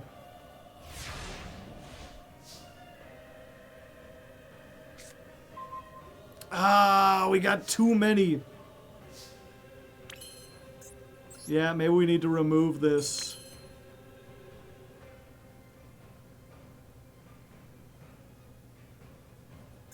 Yeah, I think we're dead no matter what we do.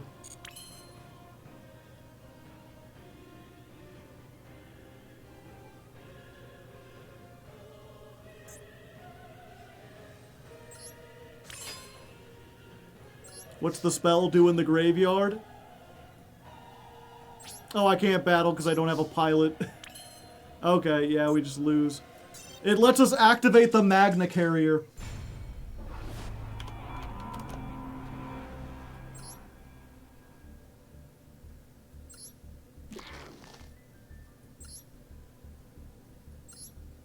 We can activate Magna Carrier from the deck.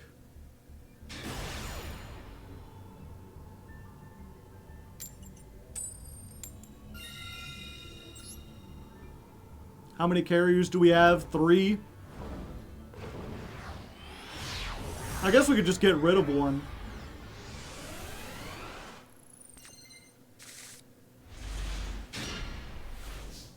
Wow, we are just getting really unfortunate. We're playing every Super Quantum at 3, and the last 3 duels, we've opened 1. 1 Super Quant.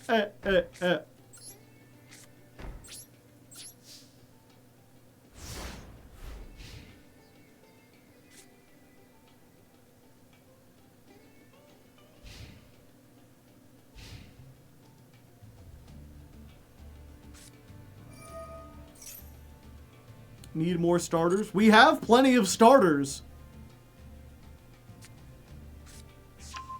We have 12 of them. We just haven't drawn them the last 3 duels.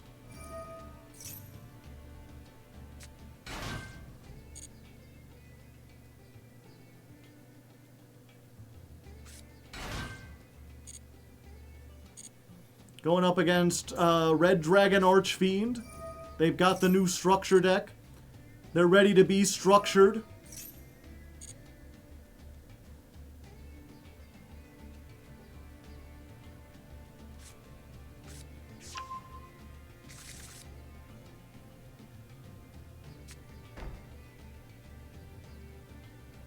Setting a card in the main phase 1 for some reason.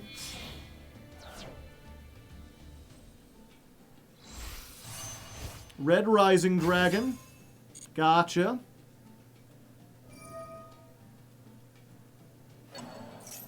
Target a Resonator, bring it back. And then we just wait for them to make a, like an actual, like, big monster. And then we Solemn Judgment that so it can't be brought back. That should get us a turn.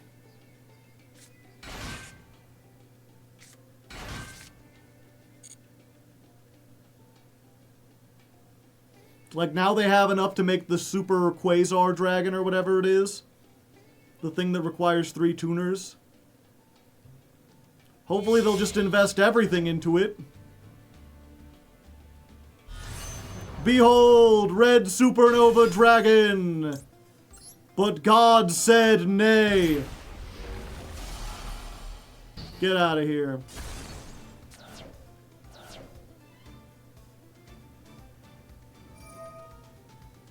Target a Resonator, add it to your hand. But it came back.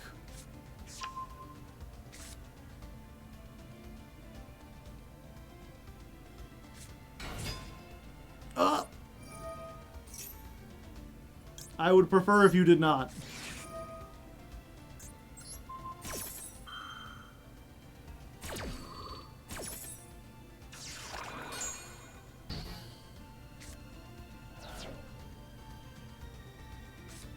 They already had it! Fuck, I'm dead!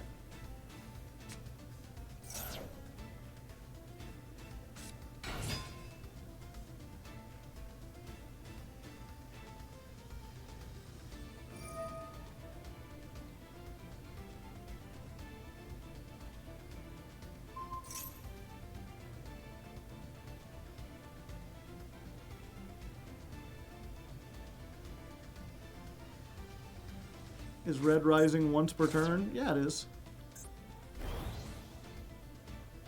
Oh, no, it's not. It don't matter because they're not making Red Rising. They're making Red Dragon Archfiend.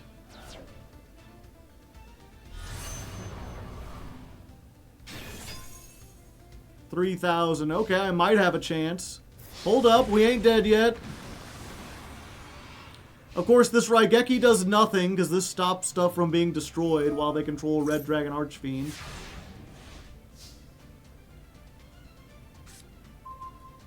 And there's another Super Quantum Black. Just what I always wanted. I guess we go ahead. It baits it out? Sure.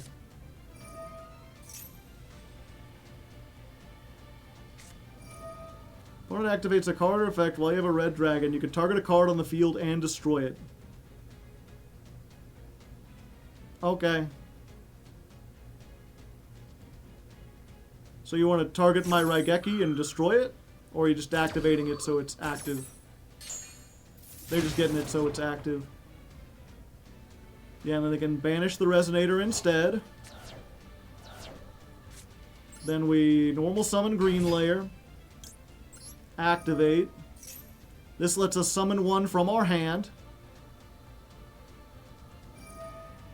Yeah, and they will just pop it. Fortunately, that does literally nothing to us because we were going to absorb that anyway. We summon the Black Layer.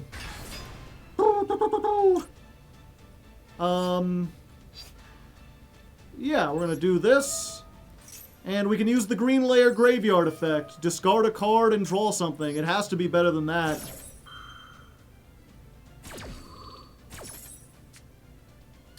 The field. Okay.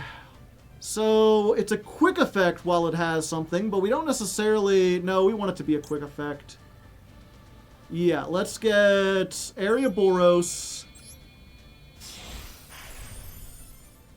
And then we can attach the green layer to it. Yoink.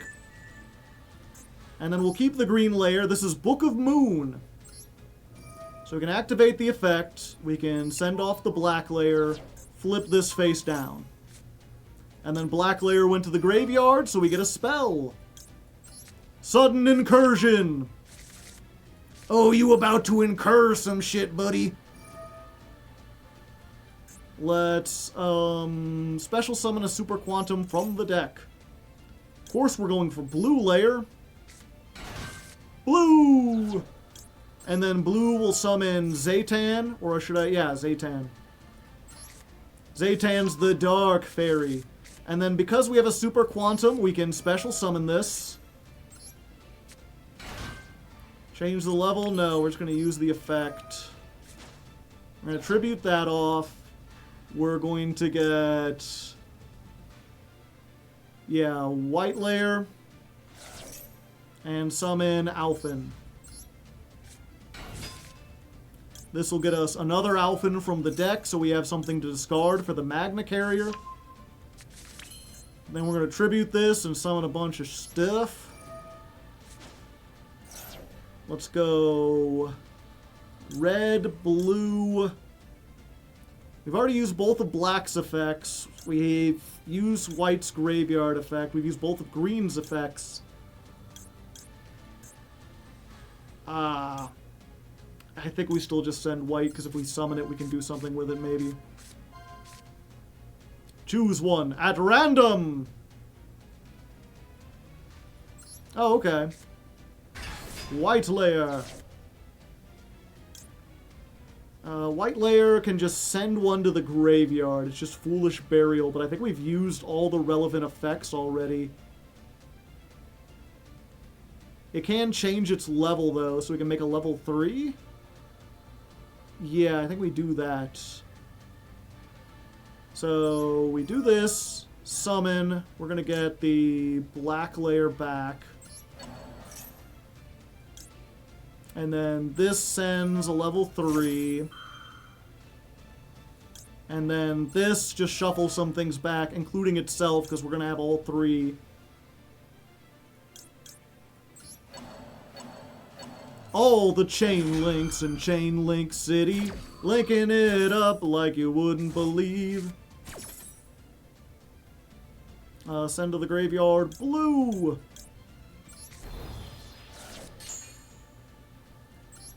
And then this gets summoned out. And I realize I just kind of messed stuff up a little bit.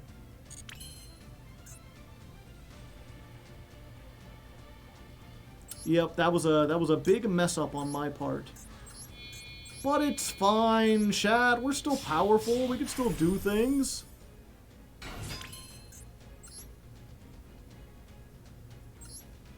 Okay, let's go ahead and get rid of their thing that lets them search. And we can put the Quantum... Yeah, because the thing is there's no black Megazord.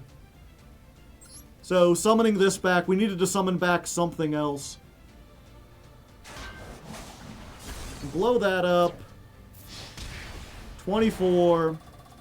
18. We can't make the Great Magnus. But that's fine, that's fine.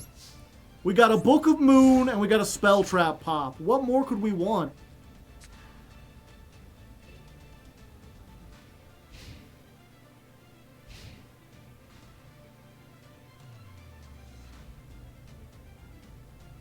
Attach a Ranger. Again, I want a 2400. He's the strongest one we've got.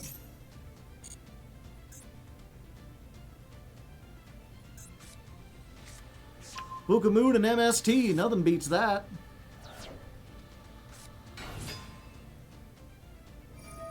Yeah, I think we just flip this face down now.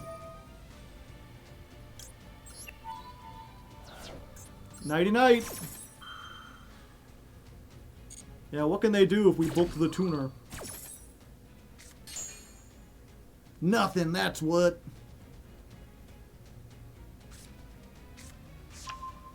Because they have to control a tuner to summon that. Also, we can use this, discard the field spell, draw a card. Okay, that's just as bad.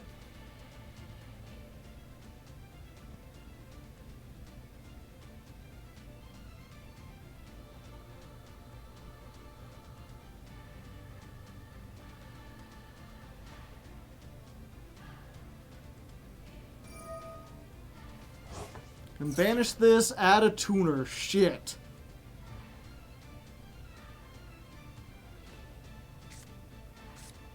But the tuner requires them to control no monsters, and they've already normal summoned.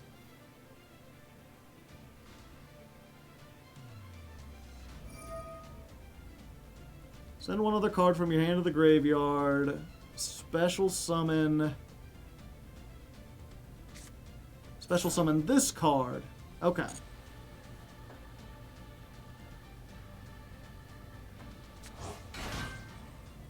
They just walling up. They're just walling up. Hoping I can't do enough damage. Yeah, that's fine.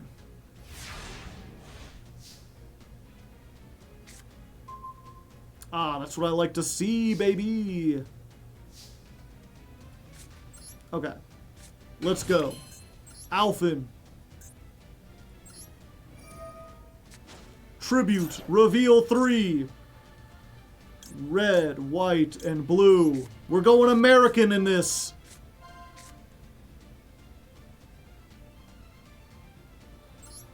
Red layer. Let's go 1. Let's go 2. Grab back the blue. And then blue will just shuffle a couple things. You know, another copy of itself. Maybe like a red layer and a white layer. Sure. We're just showing them how American we are. Red, white, and blue all over the place. Add back the field spell? We don't have to add back the field spell. Because we've got an Alphen and the Alphen Strike in the graveyard.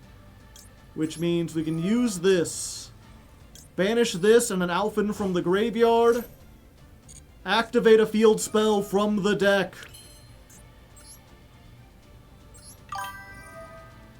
And then we can use this. Summon the red layer.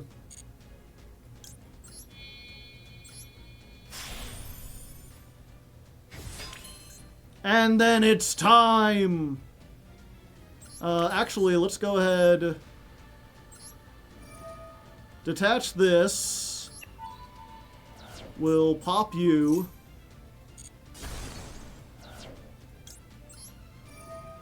Red layer will summon back white layer.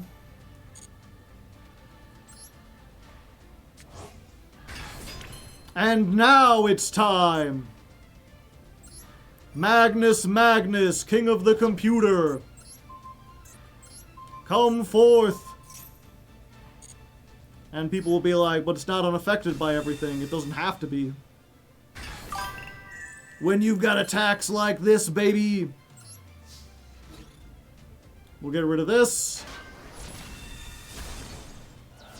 Go black layer.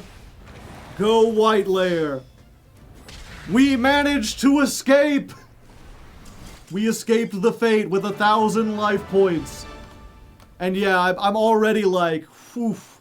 Maybe we need to take out one of the Magna carriers. Maybe we're a little too pure, if you know what I mean.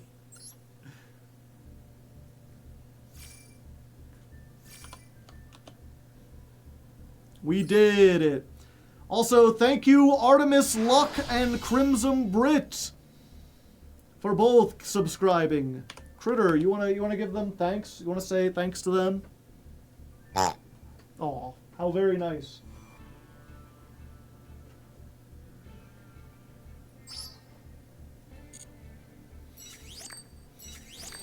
Add E-Telly, maybe in gold, yeah.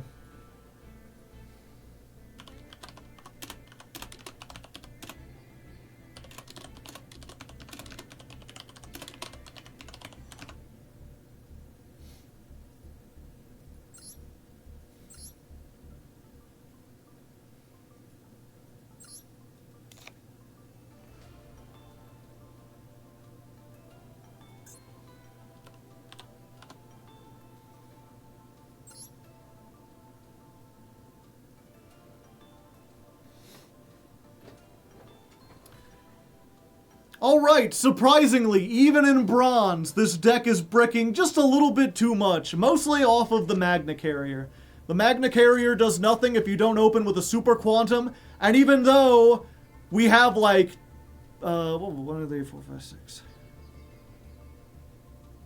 So 3, 6, 9, 12, 15, 18, 21, okay. Alright, so despite being in bronze, we are going to make a small change to the deck. Unfortunately, the deck is just... okay. Alright, so despite still being in low bronze, we have to make a change to the deck. It's just slightly too bricky. Specifically the Magna Carrier. We're drawing multiples of these, or we're drawing one of these and then like a high-level Super Quantum, which is a real brick. Despite the fact that we have so many low levels, we're playing like 18 normal summons, and these aren't even bricks if you open with another Super Quantum. But of our 4 duels, 2 of them have been like Black Layer, 2 Magna Carrier. We were playing 41 cards anyway, so bumping this down to 2 shouldn't make that much of a difference. So I'm just calling this version 1.1. Let's jump back in.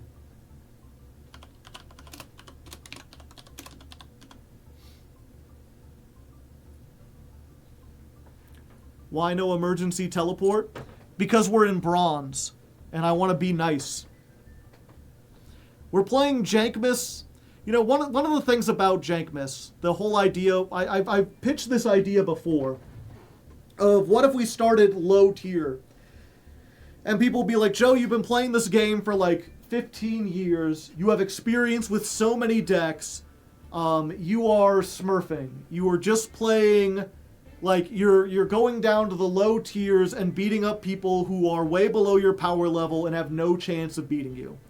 And I feel like the only way to really avoid that kind of feeling is by handicapping the deck.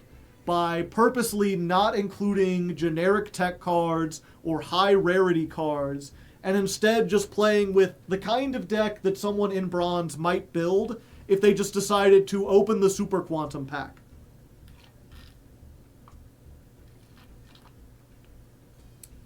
Are Super Quants xenophobic? No, but what was it? Someone, let me see if I can get this.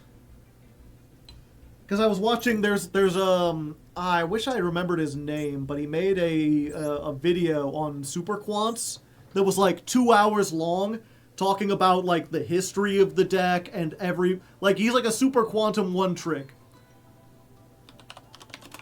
And one of the things I remember, he's like, okay, what's the smallest package?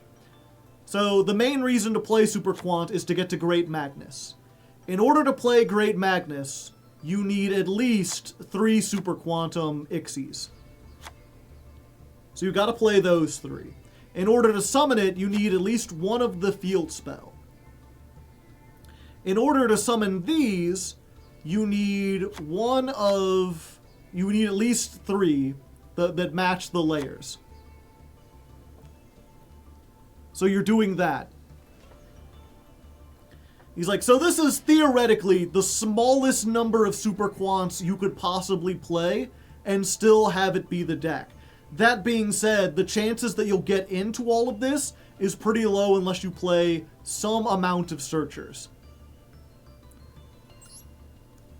And he's like, well, blue searches any Super Quant. This one gets you to gets you to everything. This one gets you into everything. And he's like, well, why wouldn't you want to play 3 of each of these if they're all 1-card starters? Because in a modern deck, you don't want to have things that are competing for the normal summon. Now, Zaytan can be special summoned if you control another Super Quant, so you could potentially play it at 3 because it's also an extender. But not necessarily.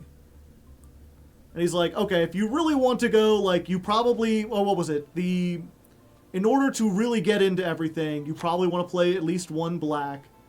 You probably want to play 1 Alphen Strike because that's what searches you the Magna Carrier. Like, if you're actually doing the combos to get up into everything, then what you want to play is, like, 1 of these, 1 of these. You probably need 2 red, 2 white layer, 2 black layer. Because a lot of times in going through your combo, you will use 2, you'll summon 1 and send the other one to the graveyard. And then this is kind of a starter, but again, it only summons out of the deck if you control another Super Quant. That being said, you want at least 1 because it's searchable off of black layer.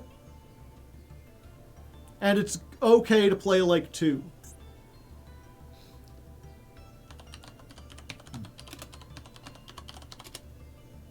And then Emergency Teleport summons blue layer, the closest you can get to a 1-card combo that doesn't use your normal summon. He's like, you don't want to play 3 blue layer. You want to play like 2 blue layer and 3 Emergency Teleport. That way you can use your normal summon on one of these 2, and then use Emergency Teleport on this. And then this will get you Sudden Incursion. Incursion gets the other ones. But if you're trying to do it optimal, where you can use all the effects and get up into Magnus, like, this is the minimum what you have to play. And so, when you're asking yourself, is this deck xenophobic? What can I mix it with? The answer is not a lot, because you're already using 20 out of your 40 cards just on engine requirements. You know, if you added in another engine, that leaves you with very little room for tech cards. Can't you hard make Magnus with trains? Do trains summon level 12s? The thing is, in order to make Magnus where it has its effects, you need to have it have 4 materials. So you would need to get, and it doesn't say 3 plus level 12s, it says 3. So even if you hard make this with 3 level 12s, it doesn't get its effect. You would have to make this and then attach something else to it. And it's hard to attach something else. Oh wait, no, it's only unaffected once it gets to 4. Okay, so you could do something.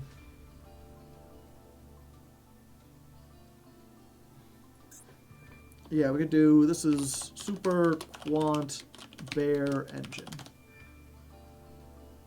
Or maybe not bear is the right word. Minimum engine. Yeah, so this is the lowest amount we could possibly play. Realistically, though, a lot of people like to play a 3rd Zaytan. A lot of people like to play 3 of this. A lot of people like to play a 2nd, or a 3rd black layer, because black layer can be a hand trap. And then you probably just fill up the rest of this with staples, or you could do like a Fiendsmith engine or something. How's the climb been going? I mean, you can see it over, we're 50-50.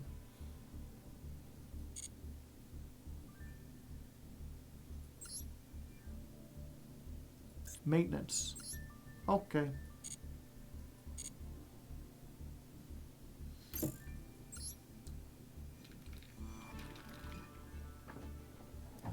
A lot of times, summoning Magnus isn't the best play. Just having all the Zords on the field is a better option. It depends on the format and what they're playing. Give me a moment, I need to refill my water.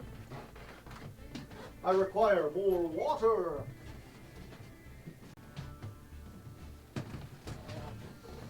And now I'm back. Oh, we had a stove raid while I was gone getting a beverage. A beverage and delicious peanuts. Ooh. Dry roasted. We love a good chair raid. Raid with the chairs. I was also looking around. I'm getting kind of hungry, trying to decide what to do for dinner. But it looks like the only thing I have that I can make while stream is going is waffles. And I'm not really in the mood for some late night waffles, chat.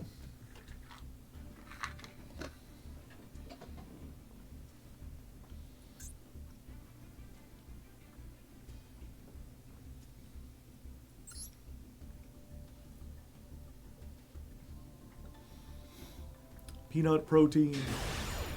Not a waffle kind of night, exactly. Alright, we are winning a lot of coin tosses tonight. Let's see if lowering the amount of Magna carriers has made a significant difference in how our deck bricks. I mean, we could have opened this any previous time, but yeah, getting this is pretty nice. Okay, so we're going to lead with green layer. Green summon one out of the hand. Let's summon white. We're going to white, send white. I think, yeah. Oh wait, that's not white. This one. Unfortunately, we opened with the Alphen Strike, which we kind of want to send to the graveyard. Let's summon Zaytan. No. Activate the effect.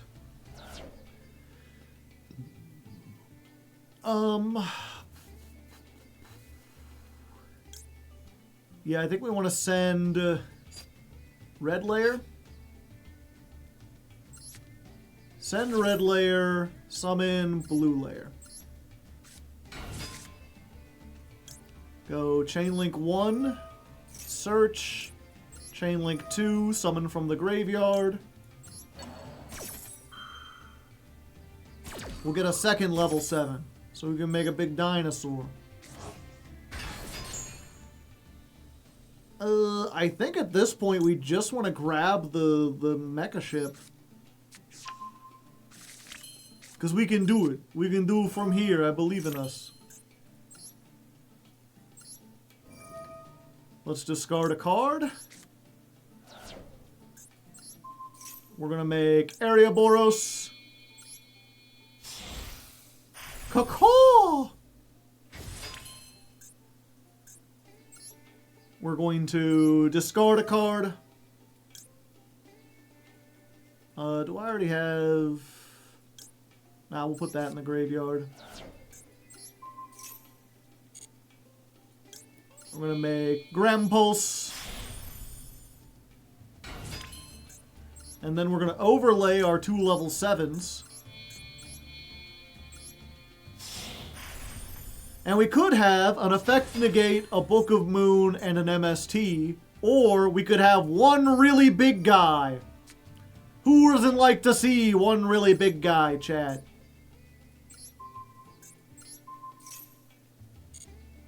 Behold! Oh, I'm still counting that. That gets added to the Magnus effect. But yeah, that's what I was expecting. I think we'll see a lot more of that in Silver and Gold, like us summon Magnus or get close to summoning Magnus and people being like, I have no out to that. I guess I just leave. I guess I'll just get out of here then. There's nothing I could do. Check deck. Okay, let's check and see what they actually had. Thunder Dragons with Horus and Dragoon. They had a whole bunch of stuff, but yeah, none of the... Wait, no, they had Underworld Goddess. They had an out. They must have had a really bad hand or something.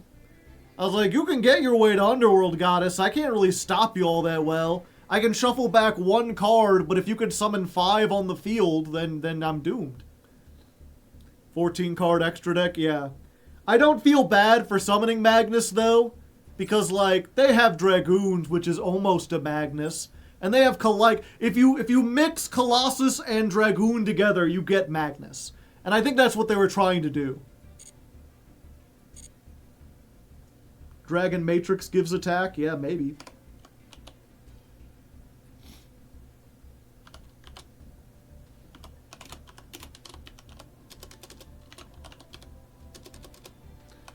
Duel 5 versus...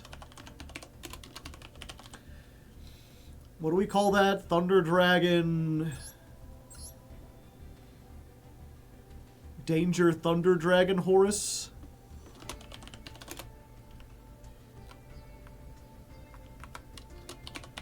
Danger Horus Thunder Dragon. It reminds me of that, there's like the salesman on Futurama. He's like, how'd you like to step into a Ford Thunder Cougar Falcon Bird? Danger Horse Thunder Dragon.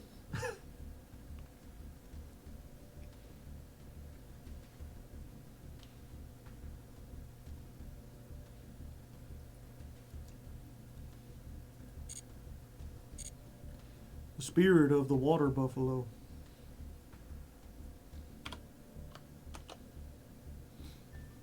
Isn't that just Zeus?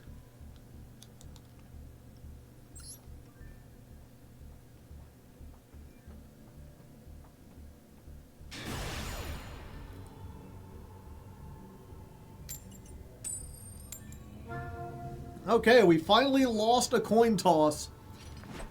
And we're going against a very cocky opponent. You know, it's weird. I went into this, like, I'll feel bad for stomping down the bronze players. And, like, the first bronze player we lost against went total BM against us, where they had game and then didn't attack and just tried to hold us hostage. And now this person's name is GG Too Easy. And it looks like they're playing the new Diabell stuff, which we probably can't beat going second.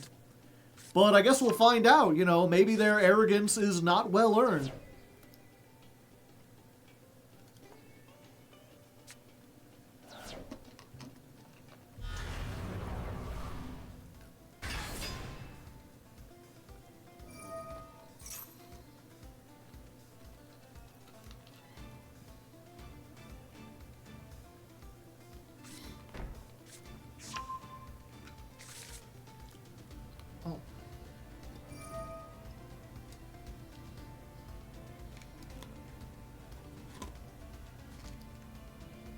I think you should be less uncomfortable bullying children of the children's card game.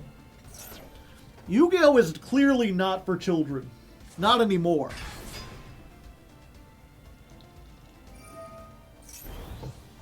He already misplayed? Alright.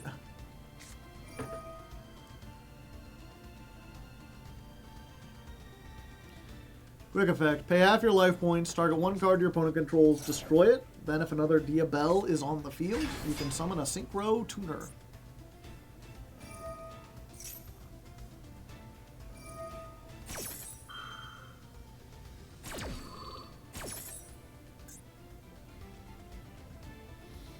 Oh, this is just Diabell all cards. Okay.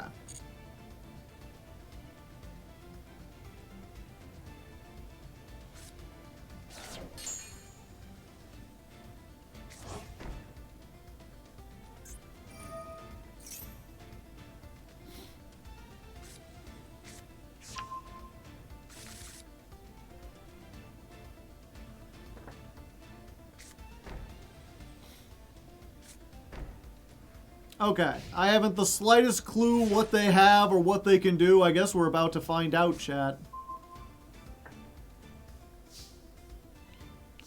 Okay. We're gonna start with green layer. Activate special summon blue layer.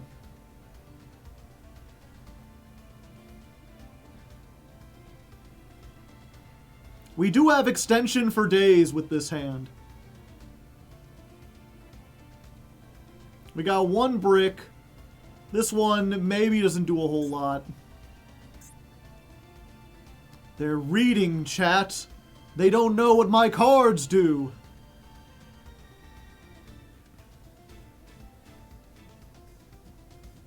Okay, we're gonna summon Blue Layer. Blue Layer search.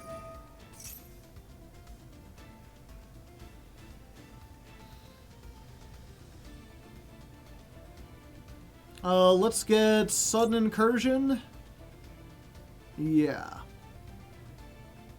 Ooh, or we could get... No, don't be greedy. Plus, they'll probably summon, like, Azamina or something, and I can't beat that. Okay. Let's summon Zaytan.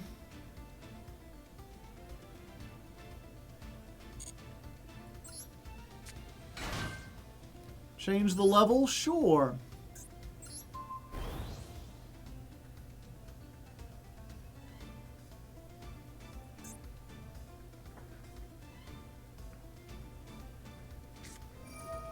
Your opponent controls 3 or more monsters. Target up to 3 cards, return them to the hand. Okay, we're gonna Sudden Incursion now.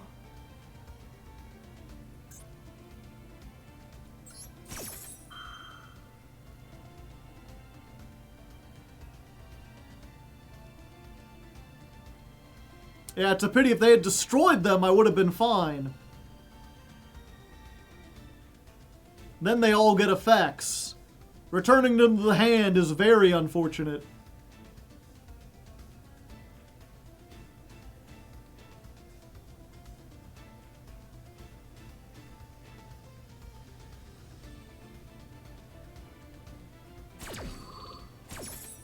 Okay, Sudden Incursion. We're gonna get Alphen. Those 3 come back. They're gonna use that, pay 5 or pay half to destroy.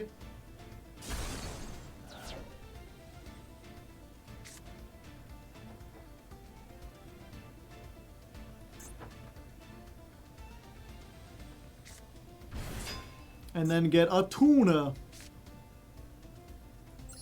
Monster Reborn. Summon back the Alphen.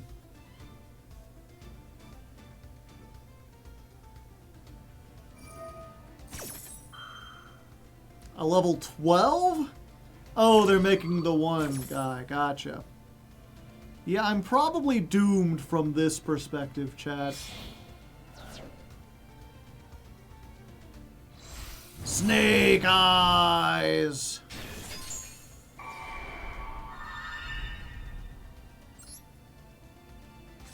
Maybe I should have tried to summon Red Layer first. But realistically, there's nothing it can do.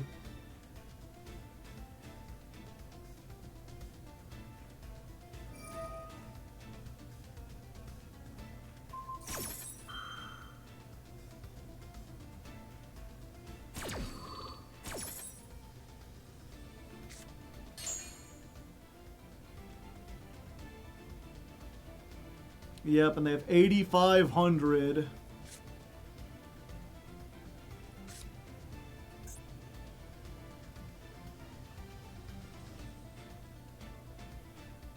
Yeah, they're gonna have 95.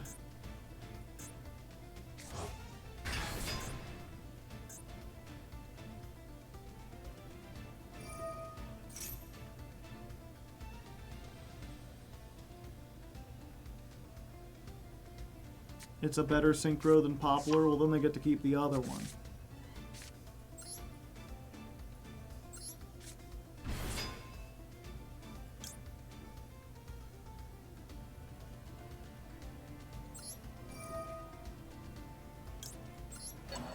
Get this back.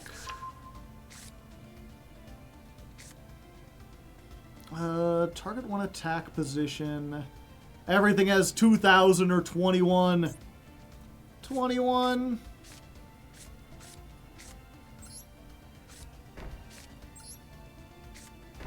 Yeah, we'll go ahead and play it out.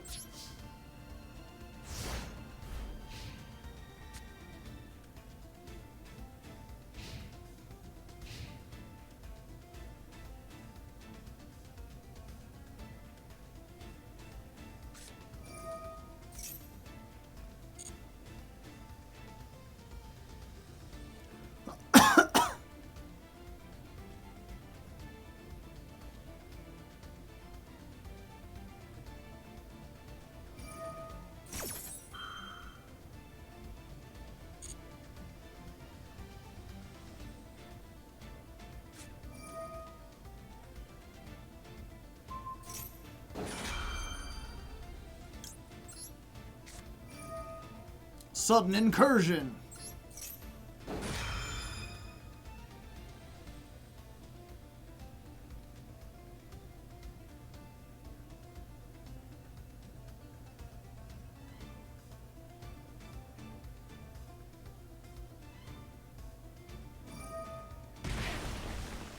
Okay. They're using this now.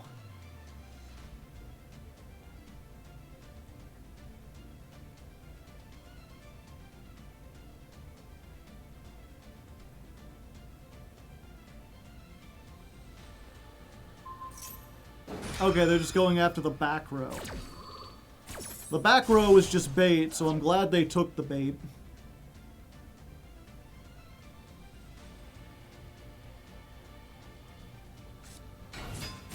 There's Poplar. Popular.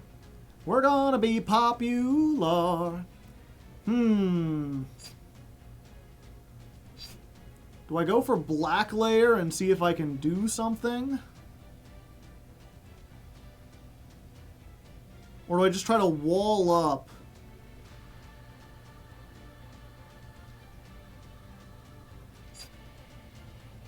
I think we just try to wall up.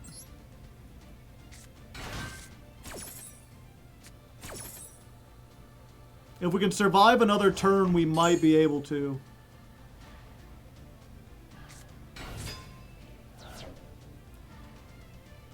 What do you mean green misses the timing?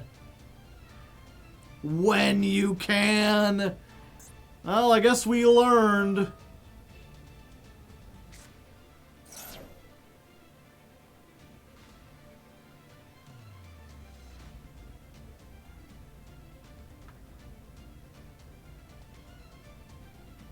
Blue misses the timing too. Yeah, I should have gone for black layer.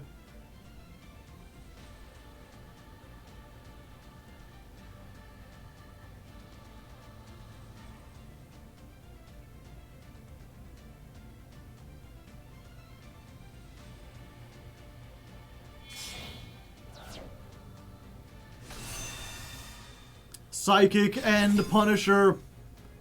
They're gonna put a little pep in my step, chat.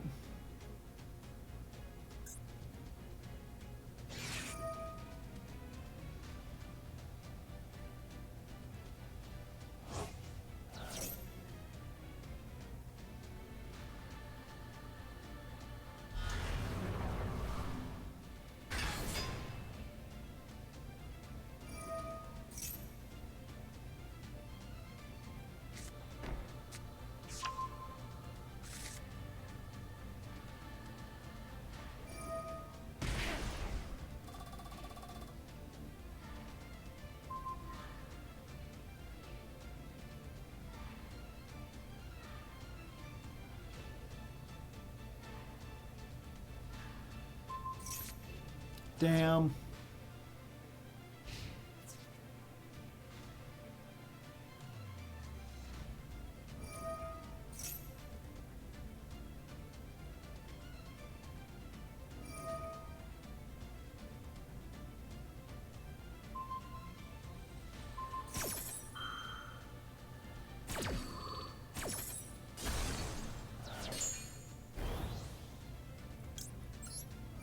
Ho-ho!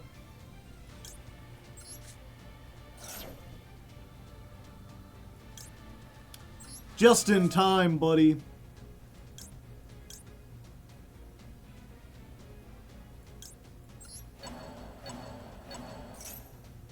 Start of the damage step. Yeah, we might have gotten to something.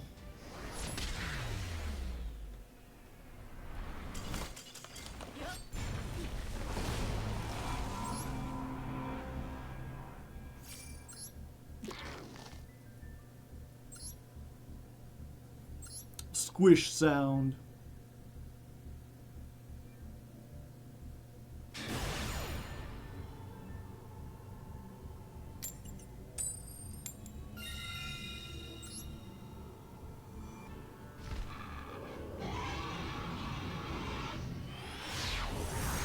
New support going kinda hard.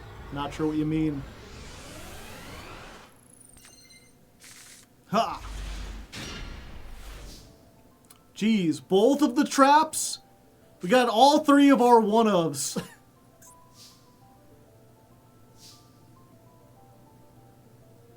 Well,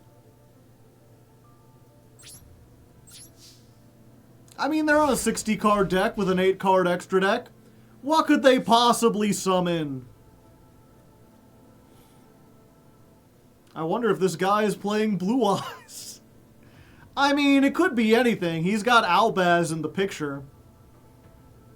So maybe it's Fallen of Albaz.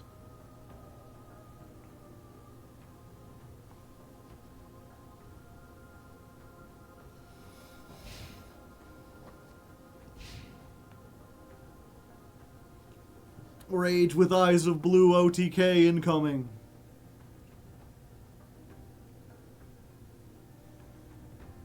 Clearly it's Dark Scorpion Burglar's FTK.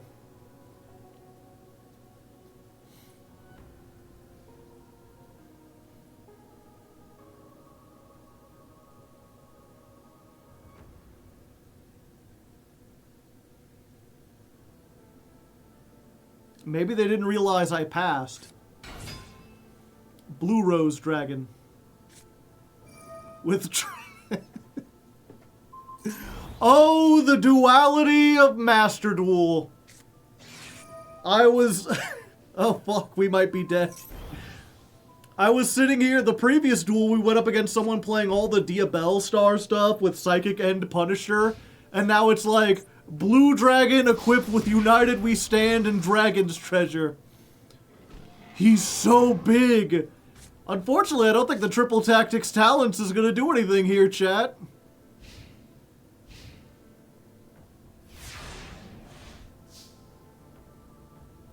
Huh?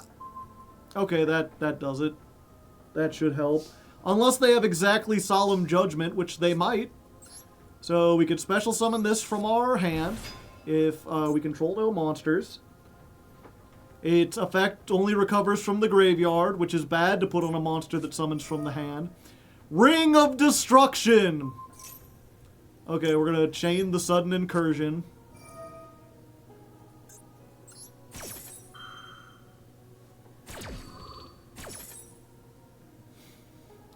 In this case, we're going to get Zaytan. 2,000.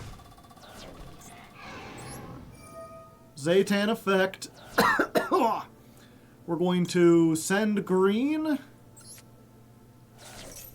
And we're going to summon Alphen.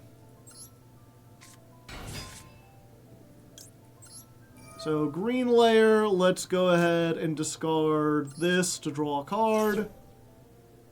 Useful, maybe. Okay, let's go ahead and Alphen. 3 cards. Black, white, blue.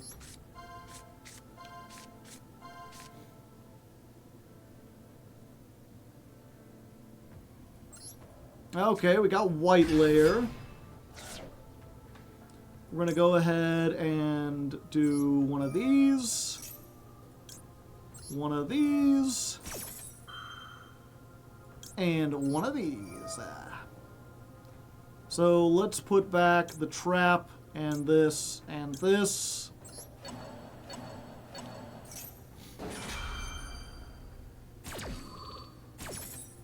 It would be nice if that drew a card, but it does not. Then we'll search. I guess we get this because we already opened with this yet again. White layer, we're going to send red layer.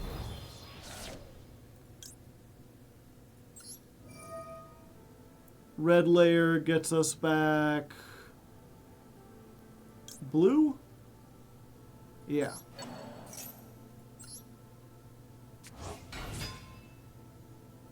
And I messed up somewhere.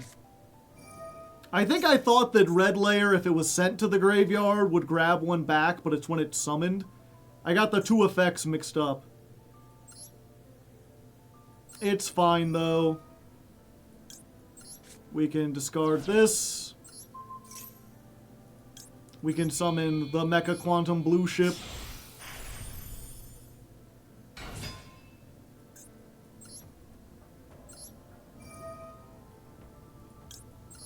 And we'll get rid of the United We Stand.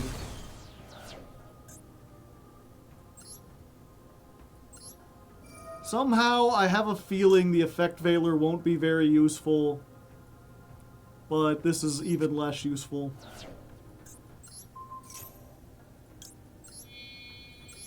And then we'll get the Liger. Yeah, and then we can just activate another Magna Carrier. Let's go 2600.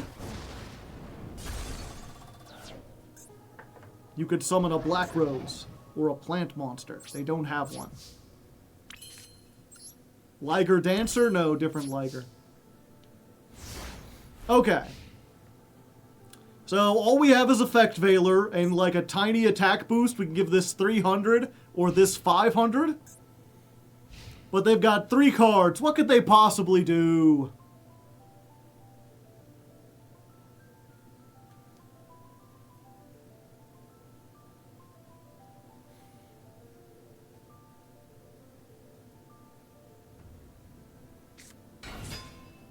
Uh-oh. Black Metal Dragon. If they have a Link 1, they can get to Red Eye's MD. Axe of Despair! That makes it 1600!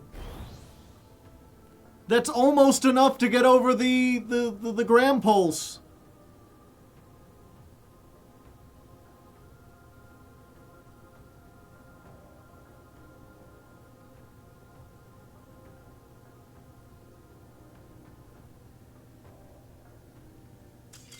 But it's not. Well, there we go. And I just got an achievement. Necromancer, summon 50 times out of the extra deck. Okay. Well, there you go. That was an interesting thing. Truly a battle won against a fair opponent. I mean, to be fair, we didn't get Magnus or anything big. We almost bricked our way out of this. Yeah, they're just playing stuff, you know, some things. They did have Blue Eyes and Baby Dragon. I'm surprised that there are fans of the anime, like the original anime in the modern age. Like fans, like I assume if you like Blue Eyes and you like Baby Dragon, that you must have watched the original Yu-Gi-Oh! But if you did, you must be in your late 30s by now. And I imagine you gotta be able to build a deck better than this. But who knows?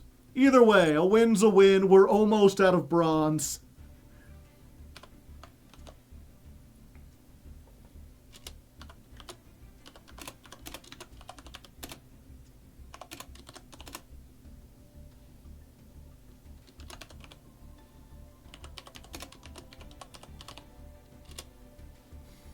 The kids next door love Yugi and Kaiba.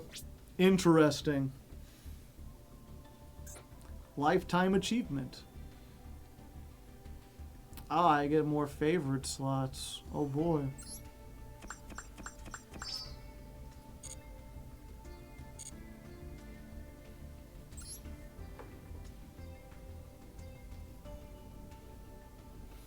Deck building's an acquired skill.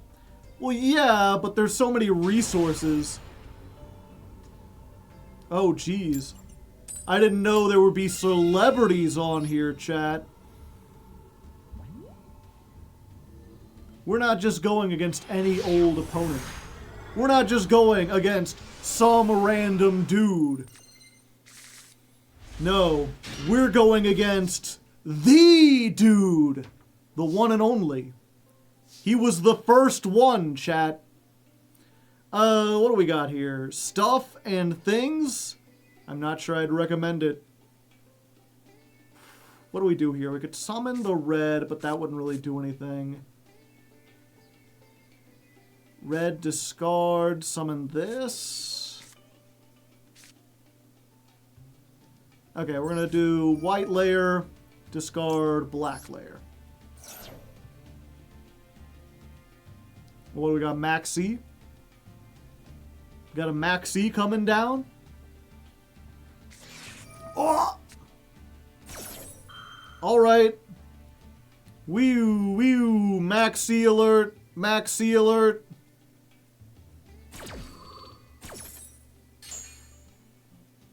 Let's summon this. Let's...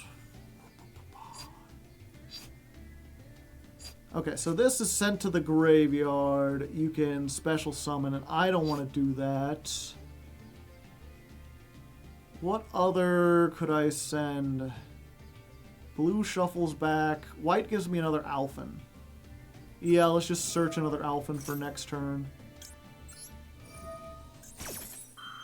And I guess just get another sudden incursion. Never mind. Ash Blossom. Okay, so we're back down to where we started.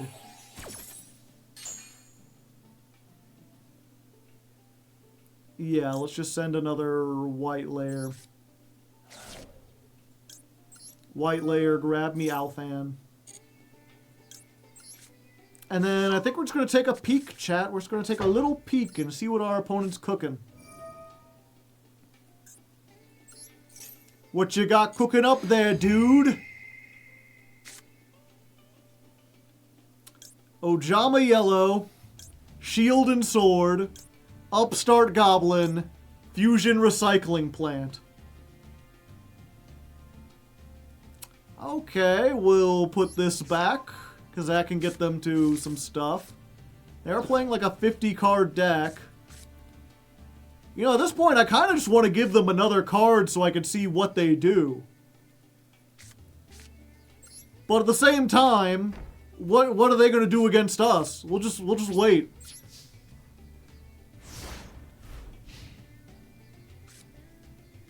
Ojama Primite? Maybe.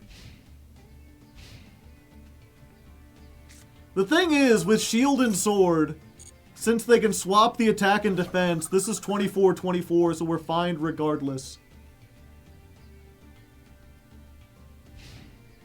Nothing. Okay. Let's go ahead and do this then. We'll summon a Super Quant from the deck. Let's go ahead for blue. And they surrendered. A pity. I guess I should have played into it. I really wanted to see what they had. I guess we could just take a peek at their deck. Oh, and that was the rank up into... Usually I do something for the rank up, but honestly, I don't really count the bronze as being, like, serious tools.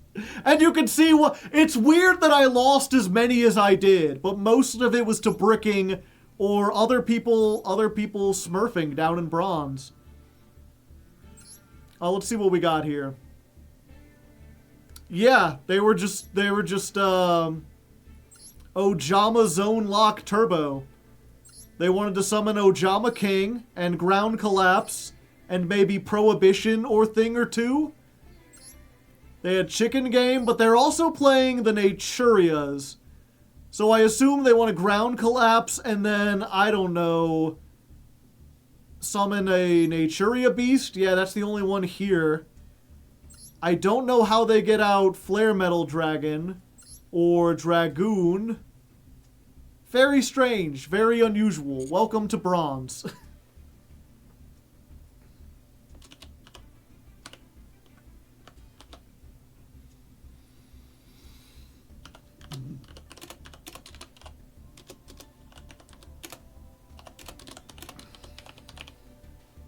Why no blue? They don't like blue.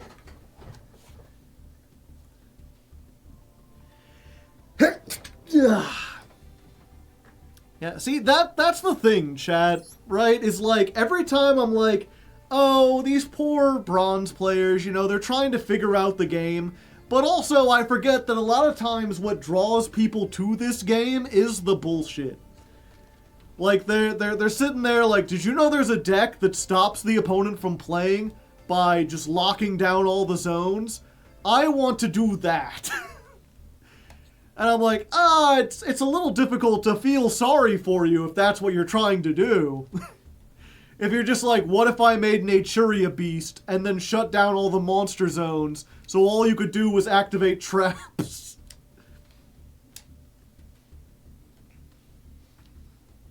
And I mean, at least they understand. They're trying. You know, they're like, okay, I'll play chicken game. It's funny because they understand enough about card advantage to understand that, like, oh, chicken game, upstart goblin, those are broken, fusion recycling plant to get the polymerization. But then they also play over 40 cards along with Dark World dealings. I guess theoretically you could dealings discard Oja magic and maybe proc that effect. You really don't want to be playing 3 of every Ojama, though. Verte to make... That's the... Verte to send polymerization. Yeah, they're not playing Ojama Emperor. They're not playing Ojama Blue.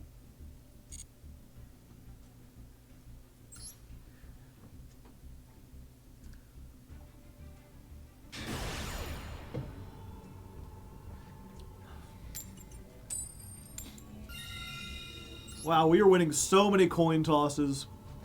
We're gonna have to pay for this later.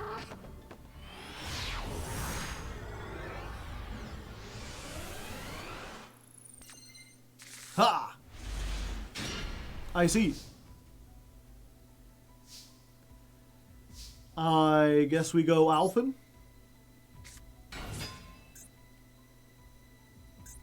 Alphen effect. Get hit by Ash Blossom? No? No Ash Blossom? Okay, we're gonna go black. I think we do black, red, and blue, right? Yeah, because we've already normal summoned.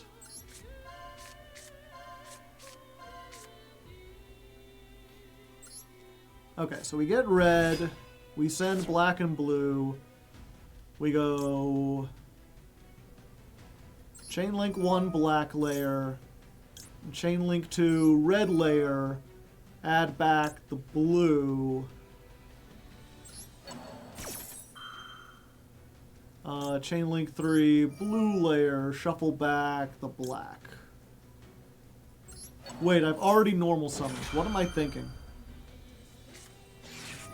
Imperm. Okay, it's fine. I'm just glad they didn't use Imperm on Alphen, or I'd be in a lot worse shape. Let's get the sudden incursion. Yeah, it's one of the unfortunate things. It's like, I'm not really getting better at this game, or better at this deck specifically. Because I'm not having to learn, like, the combos, because I can mess up a whole bunch and still stumble my way to Great Magnus. Yeah, let's send green, summon blue.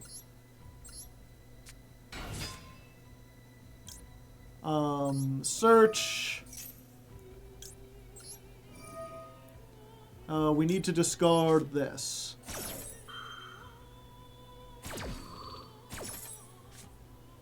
Hey, that's pretty good. Let's grab... we get the yellow ranger? Yeah. Not yellow. Why did I say yellow? This is clearly not yellow. Okay, let's do the funny thing, chat. We're going to do sudden incursion. This allows us to set any trap. And you've seen the big sword one, but we've also got Union. Union says your opponent cannot target super quants during your main phase 1. So let's just in case they've got anything else, you know, we'll stop them from doing that. Then we're going to summon white layer by discarding red layer.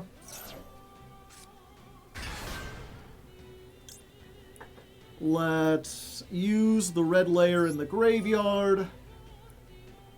Summon back blue? Yeah. We don't want to use this effect.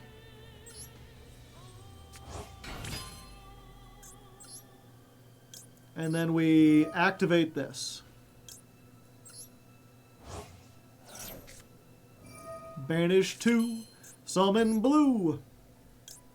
And yeah, we're literally putting all our eggs into one basket here. Hand traps, no. Make this. Discard the bell.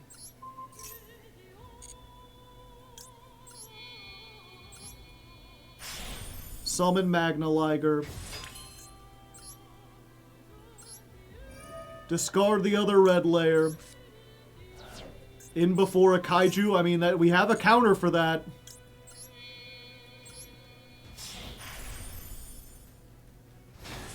And then compile everything. Summon the Ultra Mega Megazord.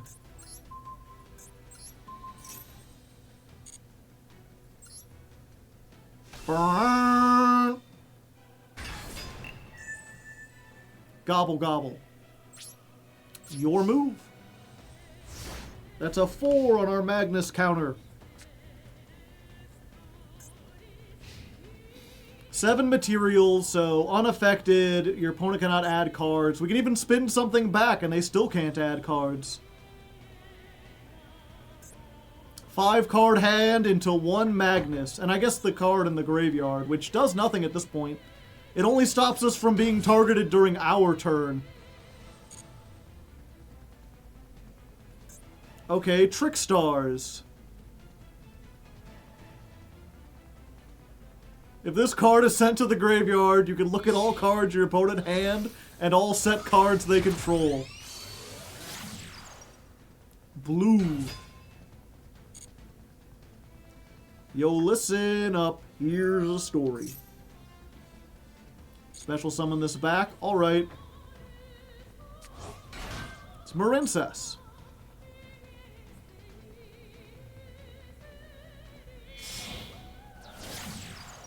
Anemone.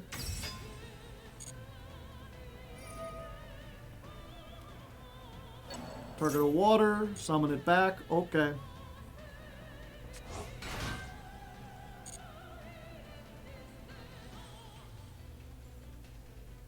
Marincess can punch over us. Would they be unaffected? Because we have a non-targeting spin into the deck.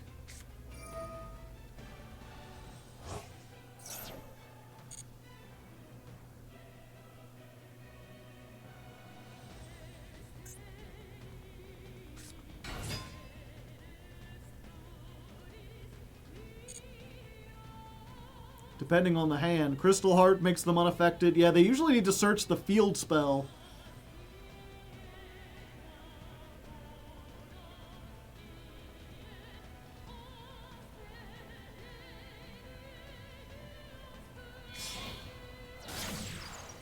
Sea Angel!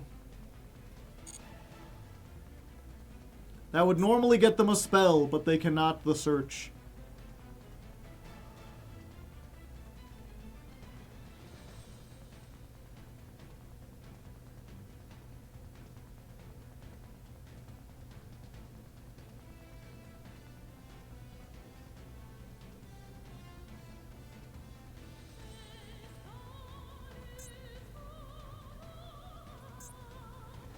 Why game bug?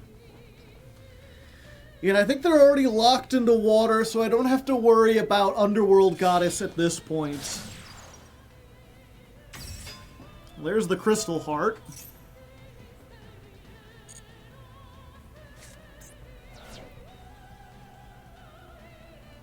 You fucking playing Mind Crush?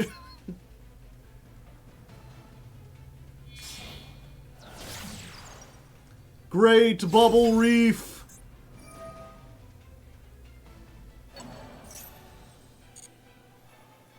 Oh, we got our giant kaiju battle. We've got our robot and they have the Bubble Reef.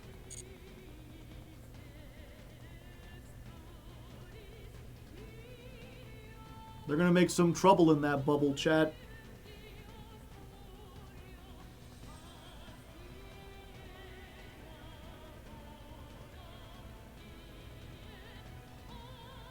They're gonna be like Biodome with Pauly Shore.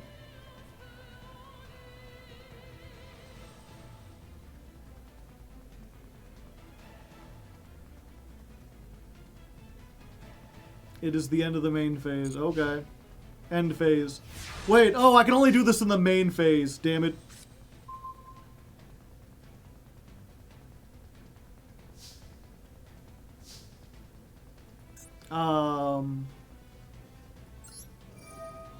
Okay. Let us detach white layer. I like to think that we're just launching white layer out of a cannon.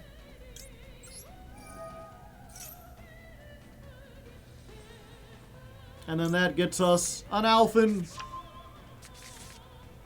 Now they can search now. No, we have 6.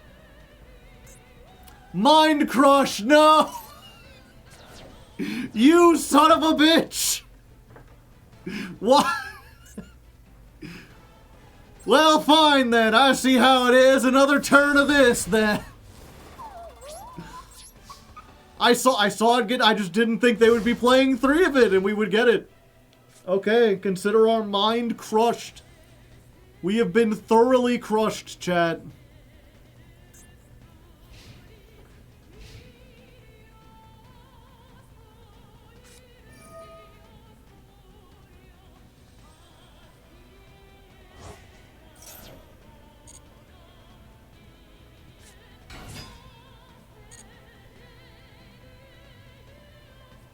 They are now under the waterlock.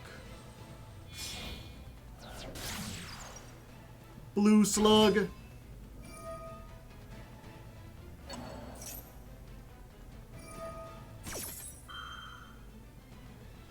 Inflict 200 damage. I don't want to take damage. The thing is, if I send another card to the graveyard, then their searching is on. So I don't really want to detach until my next turn.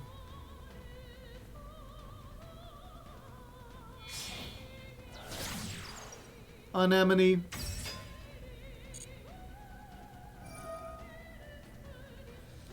Their search is on. Is it? I have 6 materials. Oh, I need different names. Ah, I see.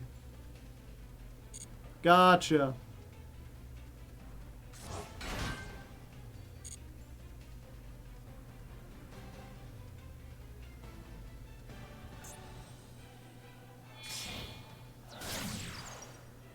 Marble Rock. Yeah, it would have been fine if I sent blue. Gotcha. I guess I should have. I was like, why is this grayed out? But I just didn't think about it.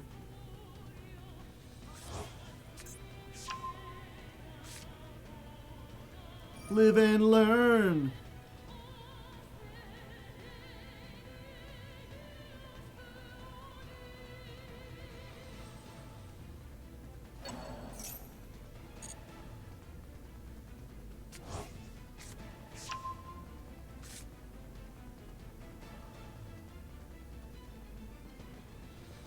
They seem to not realize. They're not even trying. Called by the grave. Are you gonna take out my Alphen?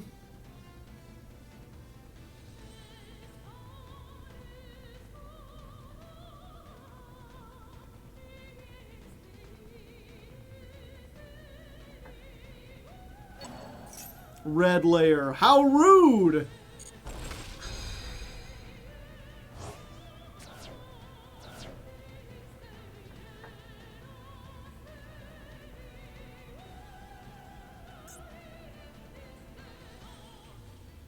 It's the end of the main phase. Yeah, that's fine. Okay. Marble Rock. Draw a card. That's a pretty good one. Let's go ahead. Detach blue. Back into the deck with ye. Let's shuffle back this, the other red, and one of these. We can hit him with the sword. I guess we can. It's sword time!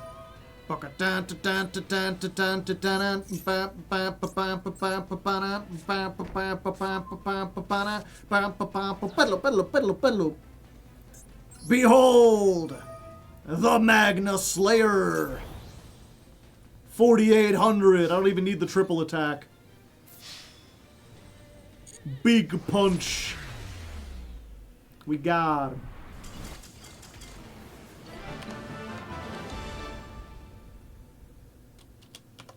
Three, 13, duel. 9 versus Marincess. You can skip large chunks of their turn as they try and fail to get around Magnus. Did you already add it to the Magnus counter? I think I did.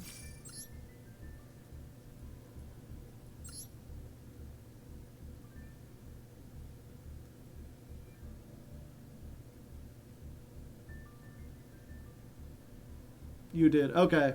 Gotcha.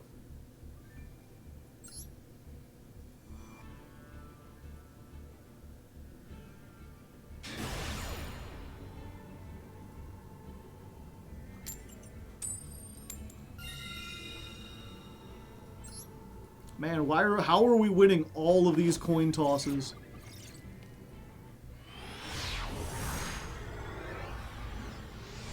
It's like discount coin toss warehouse up in here. Alright, this is a pretty good one. Let's normal summon green. Activate green, we'll summon the white layer. Never mind. Never mind.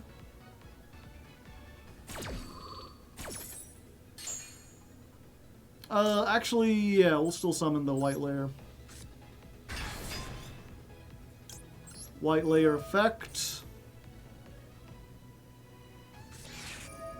Never mind. Never mind.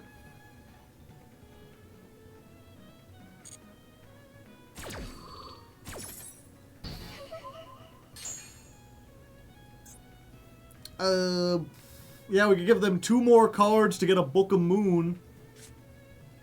I think we just set Sudden Incursion and hope. Well, no, we can use Sudden Incursion to get Black Layer on their turn, and then make either the Effect Negate or the Book of Moon. I'm pretty sure. Let me look at my deck real quick. Black Layer says, summon 1, attach 1. Oh, it has to be from the graveyard. Oh, they're SETI.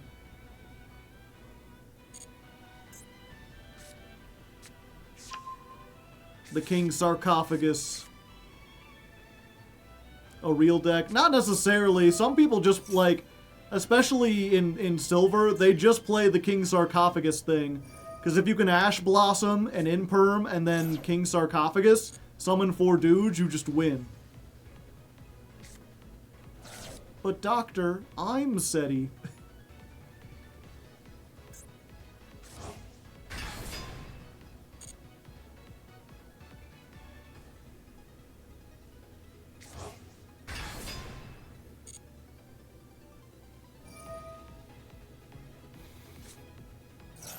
Yeah, they're just playing pure Horus. I think we still might be able to survive this, chat.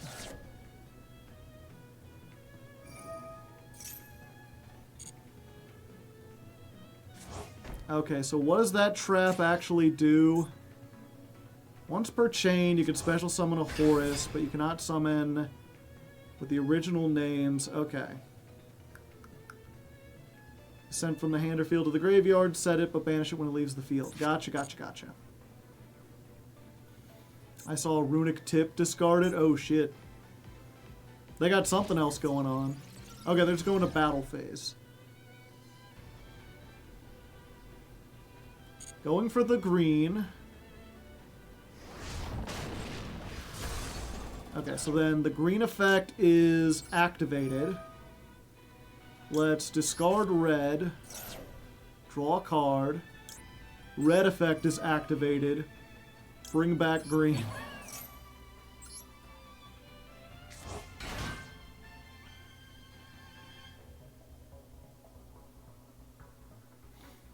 Yeah. Cannot be destroyed by card effects that do not target them. But what if I did target them?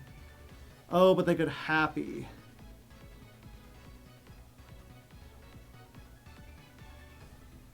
Another card leaves the field. Your opponent cannot target Horus. Okay, so I don't really want to do that. Yep, let's do this. That goes to the graveyard. That will get us the Alphen.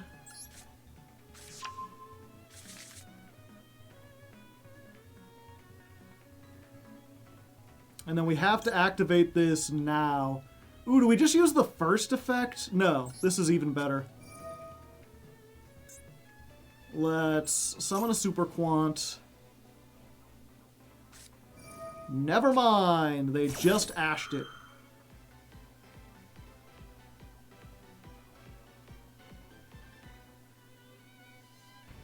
That's fine, though. These two are a pretty good combination.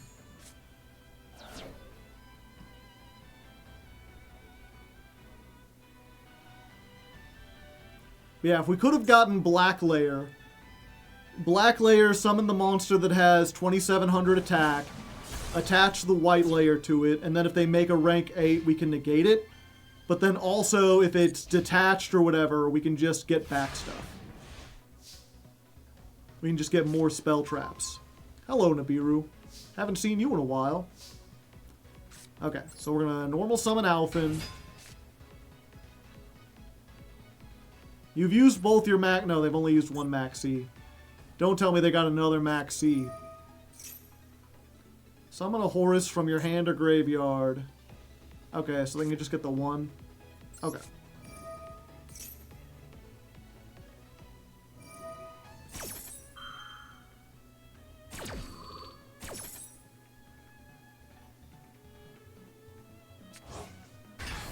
Yeah, and these are just like a nightmare to get rid of. But if we can get our way to Magnus, then they just can't do anything, I'm pretty sure. Okay, so we're going to... We've already got a... Or we're going to get one. Okay, so this is where we send Alphen Strike to the graveyard. And we summon Blue. Blue will get us the sudden incursion.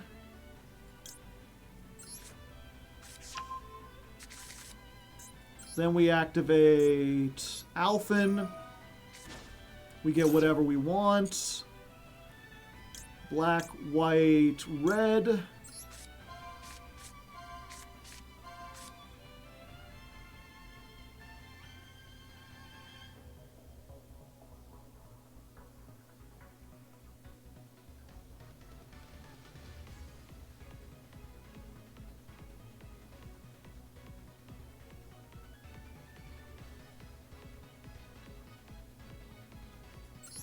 Okay, we get the White Ranger. We're going to use this. We'll get back...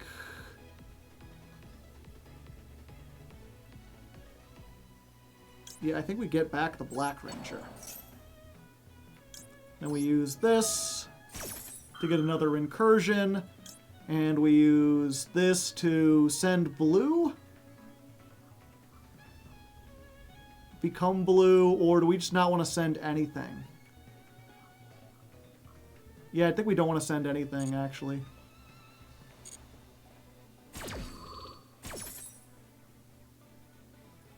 Yeah, we get another one of these.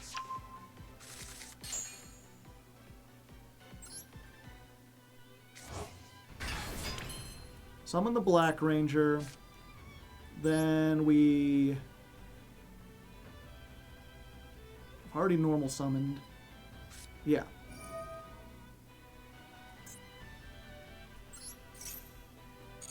Special summon, we're going to get Red Ranger. Red will add us back something that we can discard. Yeah, we haven't used this graveyard effect yet. Okay, so now we can use Alphen Strike. Actually, that would have been a great way to clear this board, now that I think about it. Fuck. I was too busy trying to be good that I forgot that, like, oh yeah, there's a way to get over this. Okay, so we discard White Layer. We summon Grampulse.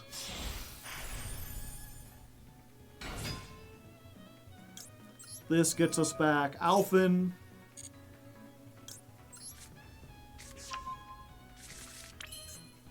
We discard Alphen.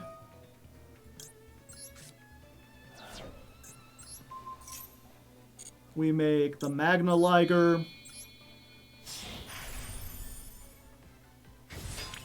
And then we get our 2 level 7s. And we make Lustrex? Lustrex. How lusty. Now, time for the Super Mega Megazord. Come forth, great King Magnus. Slurp. Do we just do this here? Another card leaves the field by an opponent's card effect. Yeah, hold up. Set a Super Quant trap from the deck. Behold! The Magna Saber! 4,800. So let's get rid of Happy.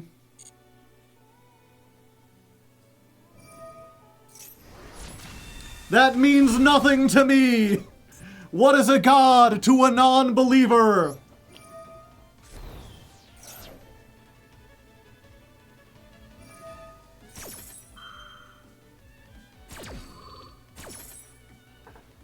I didn't think this could activate during the damage step. Okay. Well, we're attacking it again. 36. Okay, now that we've got it down to those two, we can activate this effect. Have we used everyone? No, we haven't used blue. 1, 2, 3, 4. We've got completely original stuff all the way there.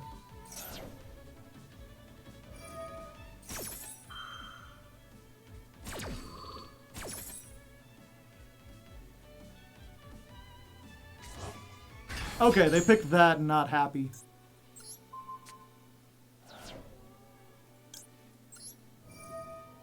Just get rid of that. And we'll shuffle back you, you, and you.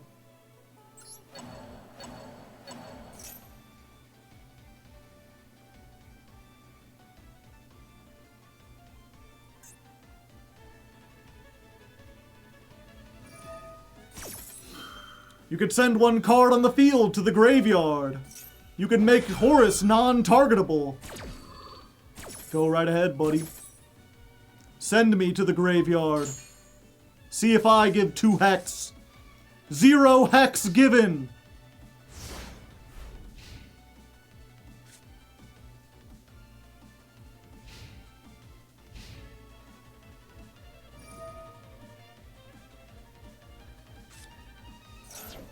Yeah, and I'm just going to make sure that they can't summon anything back. Even if it gets rid of one of these, it's better to do this than to not.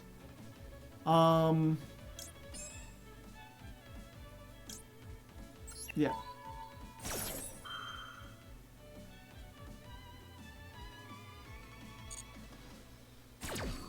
That way, because the big thing is if you get rid of Happy, or if you get rid of something while they have Happy on the field, then they just continually get back resources from the graveyard. They can add back Maxi, they can add back Ash, and it'll be really difficult for me to get out of that situation. Runic Tip.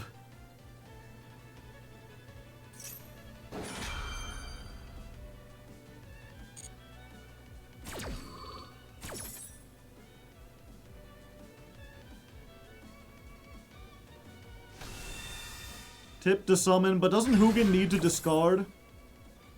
Yeah. So I guess they can use all 4 of these plus yeah.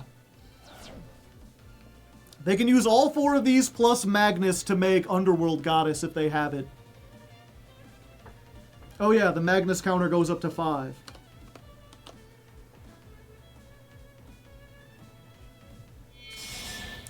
And the Magnope counter goes up by 1. Remember to chain block? Oh, I will, buddy. So, chain link 1, Magnus. Chain link 2, red layer. Yeah. A lot of people forget, Magnus has a floating effect. When it leaves the field by an opponent's card, you get to summon as many Super Quantum Ixies from the graveyard as you want. So I could have gotten back all 3 layers, plus red summons a layer, plus yellow gets me Alphen, and I already had these in the hand, and they have no battle phase. It does? Remember to chain block, hold my beer, yeah. So even if you get rid of Magnus, I still get some stuff and some things. Almost every Super Quantum has an effect when it goes to the graveyard. Yellow. Did I say yeah? I keep saying yellow. There is no yellow ranger. I mean, there is a yellow ranger. There's no yellow layer. Yeah, if this card is sent to the graveyard, special summon 3 Super Quantum Mech Beast Ixies with different names from your graveyard. So I get those 3 back. Plus red brings something back. Plus white searches the Alphen. And yeah, they can't use their effects, and they can't attack if they don't have a pilot, but red gets me back a pilot, Alphen gives me another pilot, so I could summon them onto the field, and the Ixies all have effects to slurp up a Super Quant from your hand or field. So they can get the pilots back, and then it wouldn't be that difficult to break through everything and go in.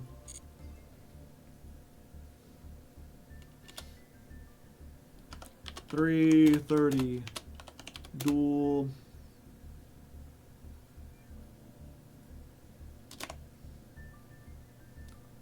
$10 versus pure Horus. I assume it was pure Horus. I guess we can find out.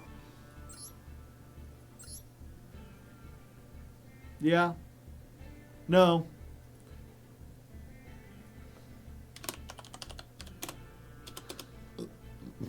Runic Horus.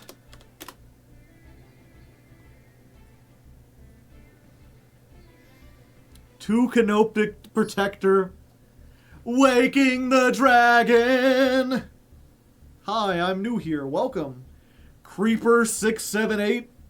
If you're trying to make a good first impression, having the name Creeper doesn't help. No stun? I mean, Clockwork Knight is kind of a stun card. They were playing Runic Allure, so they were going for, like, the mill strategy. It's a Minecraft Creeper. Oh, excuse me. Hi, new here. I'm Doc.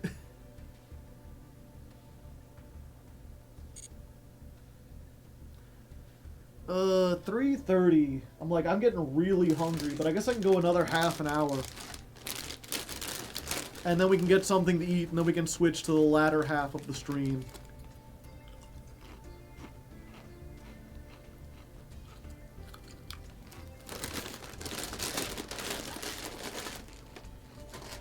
Hi, streaming, I'm Hardleg. You're not Hardleg, I'm a Hardleg.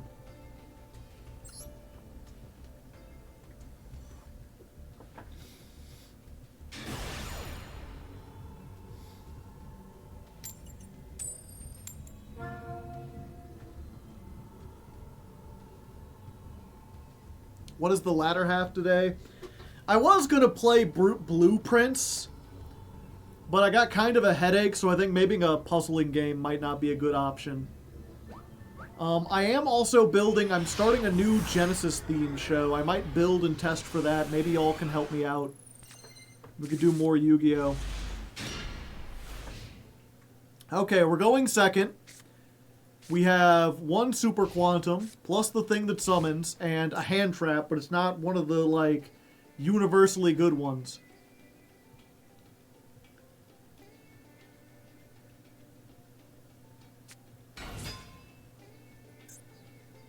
Nine, the Mirror Mikanko. End phase. During your opponent's turn, while this card isn't equipped... If this card is not equipped with an equip, you can take no damage from battles. If this card is equipped, it cannot be destroyed. Huh. Weird. Green? There was no effect. Sudden Incursion?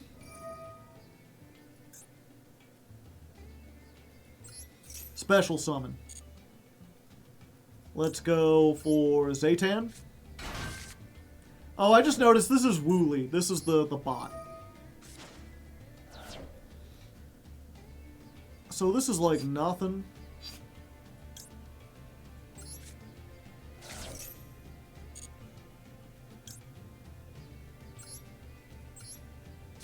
This ain't nothing. Oh, I summoned the wrong one. I'm dumb as hell. I was supposed to get Alf in there. You played against this before, yeah. Okay, I guess we get White Layer then. No, how do I get Alphin? Oh, that's how. Okay.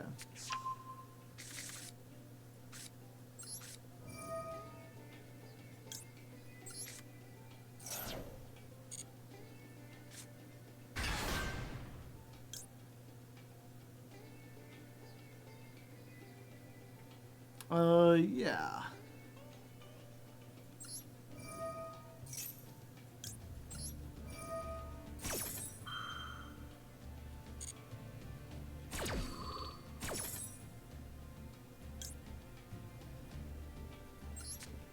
We'll get this, and then we're going to do the rare send Alphin this way.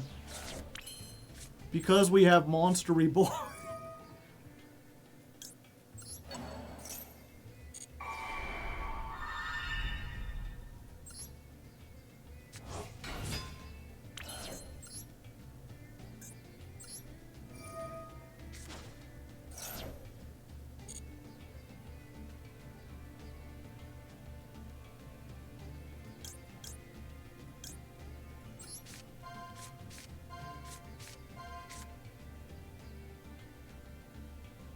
Uh-oh.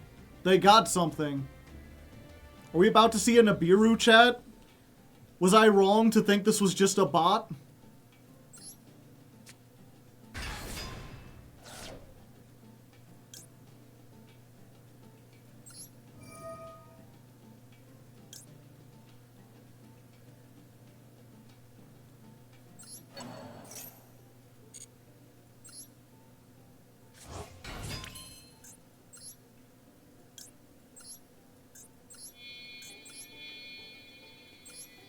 Wooly's just messing with you. He's just having a good time, you know? He's being a thing.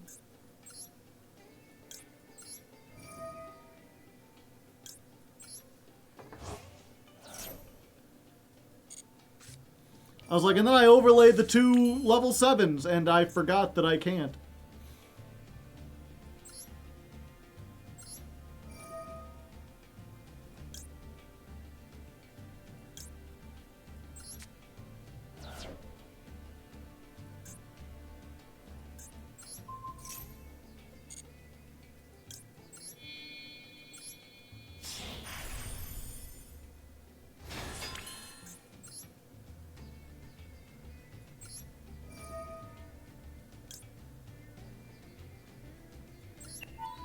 Yeah, I'm going to negate your effects just in case.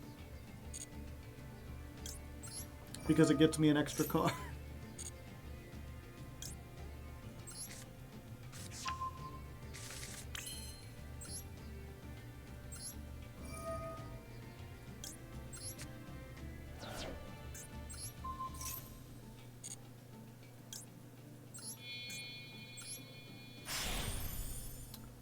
And this is just game. If they don't have Nibiru, it seemed like they did for a second. I'm just going to assume they're a bot.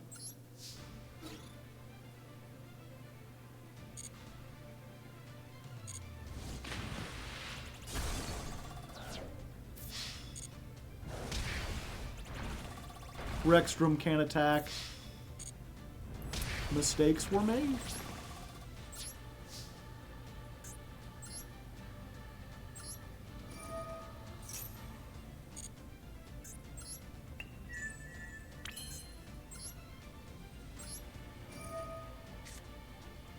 I've seen that name. I would assume it's a bot. Yeah.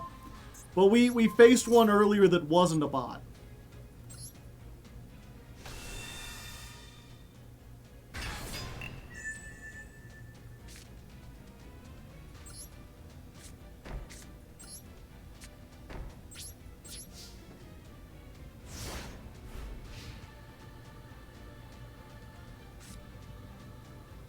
I love the animations. It's pretty neat.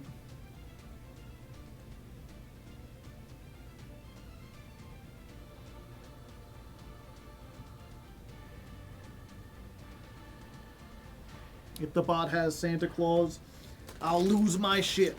I will shit my fuck. I guess I could have cereal instead of waffles. Is that better? Maybe. The problem is, if I do that, I'm not sure if I have enough milk left to make coffee the other 3 streams this week. Okay, yeah, this is a bot.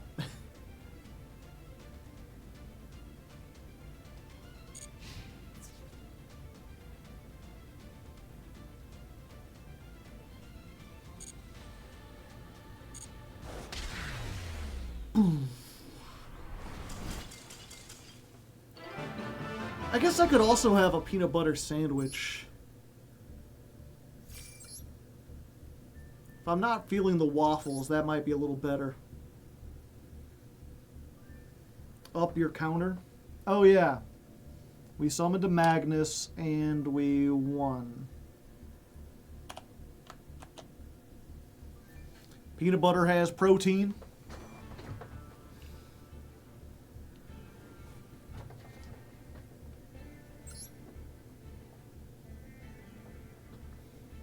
Yeah, Magnope is if we get Magnus and it gets outed somehow. Oh, I feel bad for my opponent, chat.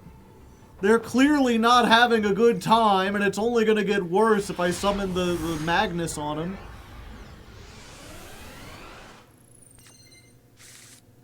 I'm going to sit down against them, and they're like, I'm sad, Roger. Not sad, Roger. Sounds like they have some kind of hand trap. We're gonna summon Zaytan. Hello.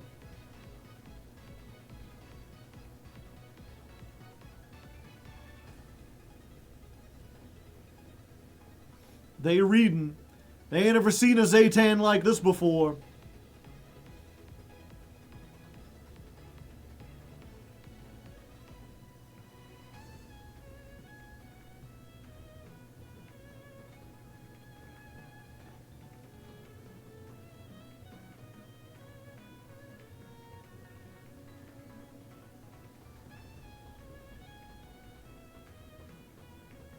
What in the fresh hell is this? Oh. I guess they were too sad to duel. That was our rank up too, right? I mean, in Silver you rank up a lot, so it's not super exciting. It's like every 2 duels or something like that, and you can't D-rank. But there we go. We're making our way downtown. Something, something homebound. A doodly-doodly-doo.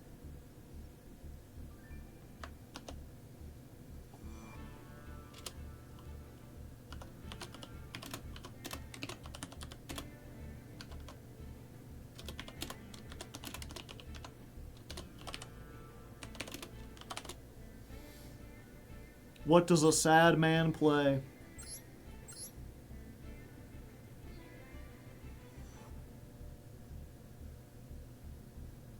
Synchros, apparently. He's just a sad, sad synchro man. Bum, bum, bum, bum.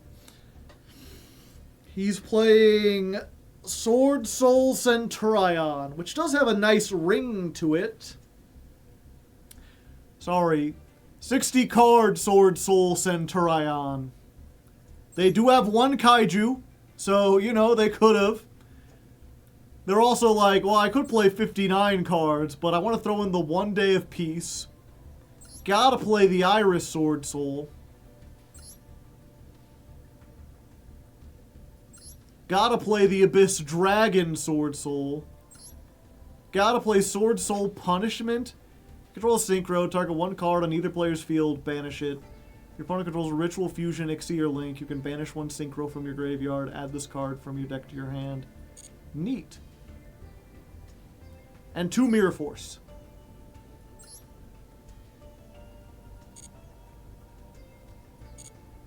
Catch me if you can.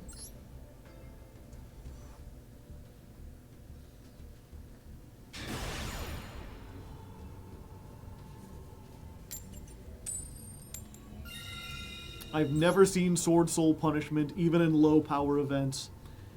Maybe we'll have to play it in the Genesis thing I'm making, chat. Hwah! We're going first. We got an Alphen. Looks like they got something. Maxi, maybe? Yep, let's just try this. Activate. Don't ash me. Okay, thank you. Let's go blue.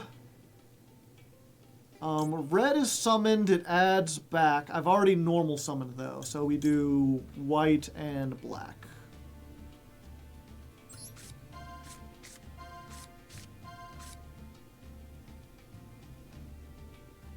Oh, we're up against Yugi Moto himself. I didn't even realize. Okay, so we send those two. I think we send a green layer here. Yeah, so we can discard and draw. Send a green layer, and we activate this to search. And just a chain block lets blue send itself back.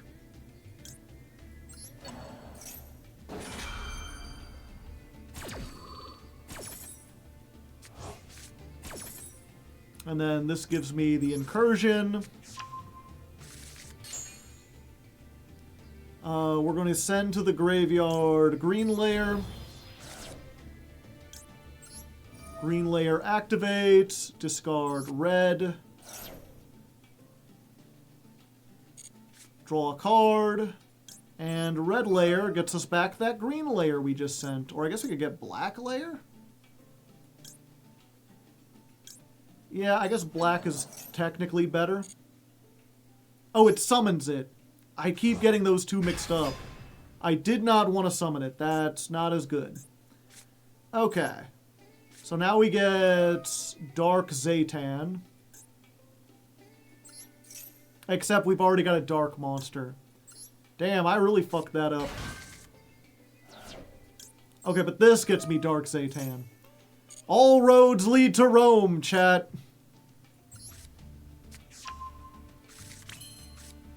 I don't know why I keep calling it Dark Zaytan. It's Alphen and Zaytan. They go from A to Z. Change the level? No, I need to send something. I mean, I could change the level, just wouldn't do anything. So, we're going to send Alphen Strike. We're going to summon, I guess, red layer. Yeah. Red.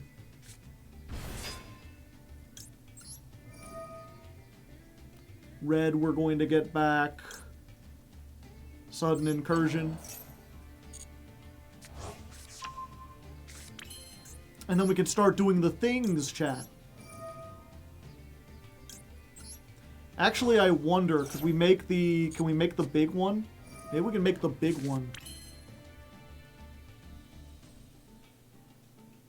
We could, yeah. Let's go ahead. We're going to give up Raigeki.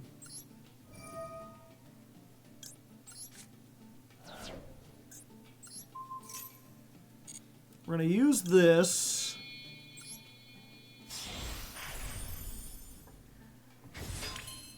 we're going to... And then... Whoops. We're going to link summon. Using this, and... this. Behold! Neo Super Quantum Mech King Blaster Magna. And this gets me an Alphen from the deck.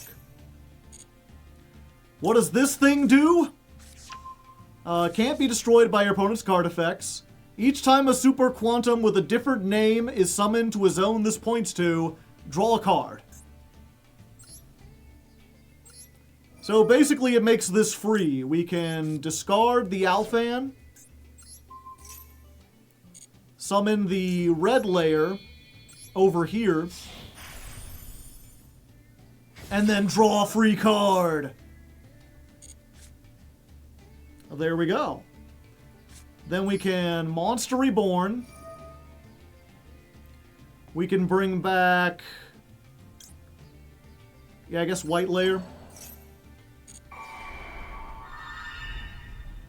Oh wait, did I already summon? No, I summoned the green. Okay. Get this. We can discard the green in order to summon the white...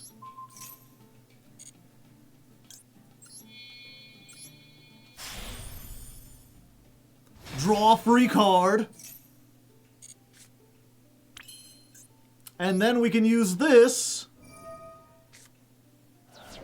And use this in the graveyard, plus these two, to make Magnus. A Magnus that only has 5 material. Yeah. But we do get to draw a free card, so there's that. And then we're going to use Sudden Incursion. And we're going to get the Trap. This one, specifically. So, theoretically, if you've gotten all the stuff out of your deck, then using this might be better because it draws you a bunch of cards, even though you get the one that only has 6 materials. And then we can use the effect, which is to target an Ixie and equip a Super Quant to it. So we can put the link onto that, and then it goes back up to 6. And there you go. You know, we still got all the effects and everything. We just got to draw a Nibiru in the process. Broken. It's probably not good. It's more easy to disrupt. But I figure we gotta show off against the King of Games.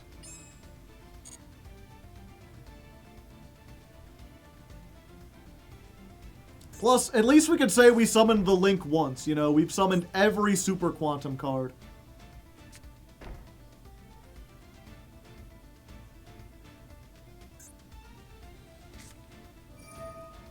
Oh! You gotta be shitting me! Moon Mirror Shield? God says no! I have the power of God and anime on my side. Solemn Johnson.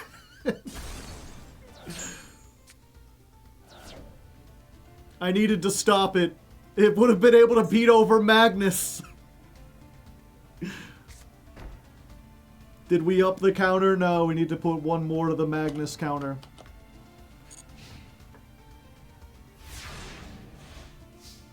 Yep, and then, okay. Turn starts. We've got a red layer down here, right? Yeah. So we can use this effect. We detach the red layer. We shuffle back the Shadow Mist. Red layer effect activates. What do we have attached to this? We don't have... Yeah. Summon black layer. That's more damage. Battle phase. 24. What do you got? Mirror Force? You got Ring of Destruction? Wall of Disruption. Okay.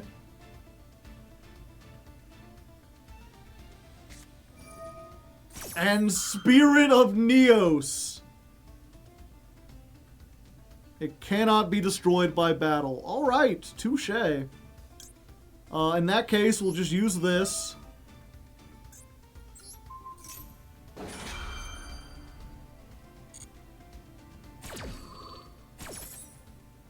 And we'll put the black layer back on it. So now we're back up to 6. So if this would search them a card, they cannot now. Yeah, if this is special summoned, you can add a polymerization or a spell trap. Cannot be destroyed by battle. Oh, ever? Ever. Okay. Well, I'll show it who's who anyway. Poke. We can't use triple tactics. Yeah, so every turn we can detach one to send something back and then get something else that lets us slurp up another monster. And that way we always keep 6. Also, why would you name yourself Yugi Moto if you're playing this? You can shuffle this, and if you do, special summon an elemental hero normal monster. Ghost Ogre!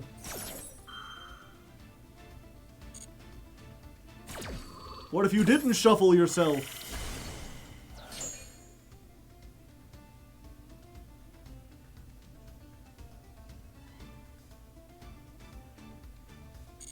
He uses the Seto Kaiba account to play Red Dragon Archfiend. Blue! Yep, and they surrendered. Okay, that did feel a little mean. But it was funny, right?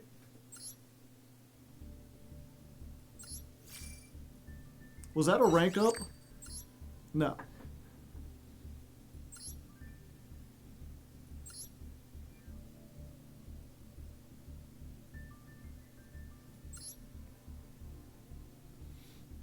Oh, just heroes.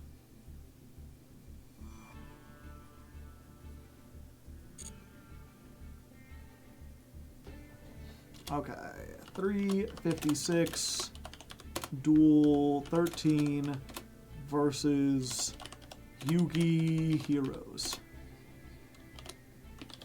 Skip some of my turn. Come back when I'm... actually, he'll be able to tell. He can use his judgment.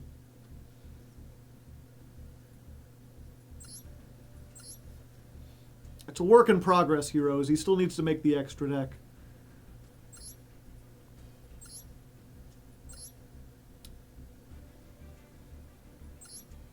Favorite hero, Moon Mirror Shield, Megamorph. It's so weird to see Fusion Destiny in a deck with Megamorph. Also, Fusion Destiny, I guess, just for Dystopia.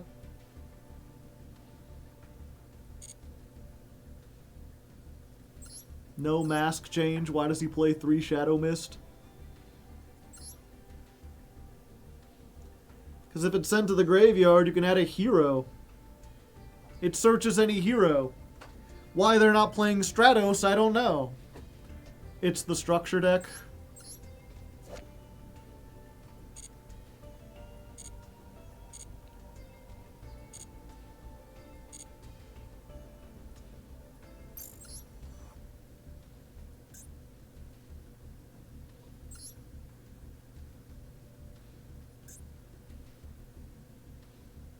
Ah, yeah.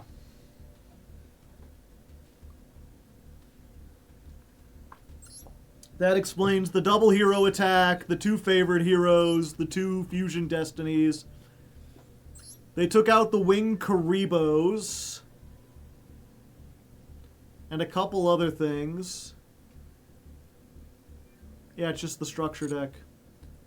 It's time to duel. Ba-da-da. Banana. I got banana hams. Why is no structure in the? It's just one because it's, you know, it's it's a UR. They got to get you to craft URs.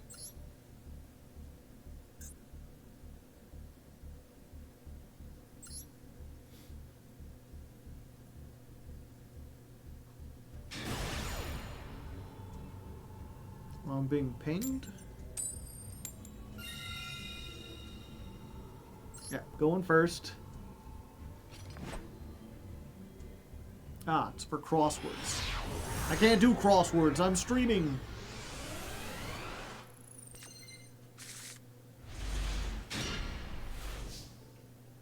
All right.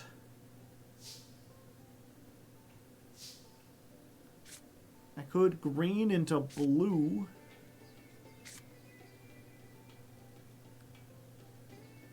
Yeah, I think if they have something that stops this, then at least I have a 1600 on the field instead of a 1200. Like if they have Imperm, I'd rather have them use it here on this than summon this and have them use it. Okay, we get Incursion. Real Incursion hours. Summon Zaytan. I already have this and this, so I don't need to send other stuff. Let's send... yeah. Send this. Summon this.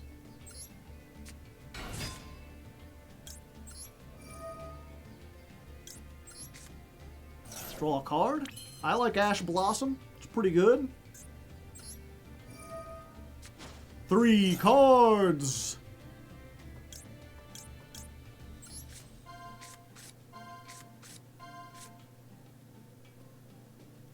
Pick one, Havana.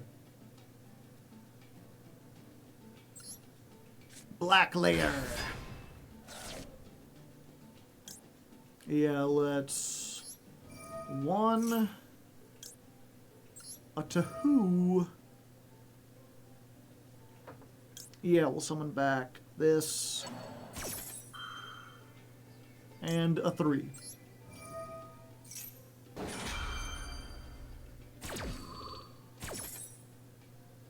We're gonna make red.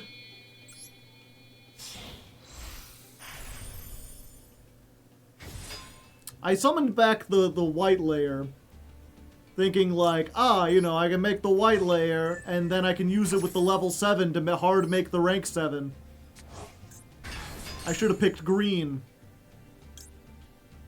Mistakes were made.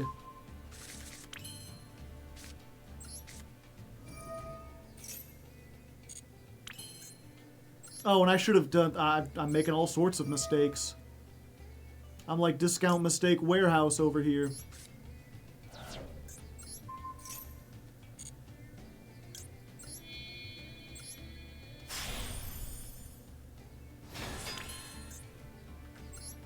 Fuck it, we're just going in hard. The biggest Magnus you've ever seen.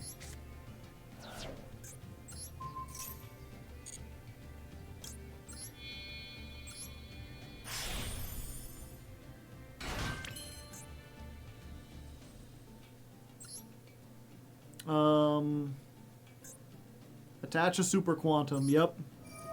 Get in here, green layer. We're all going into the Magnus this time.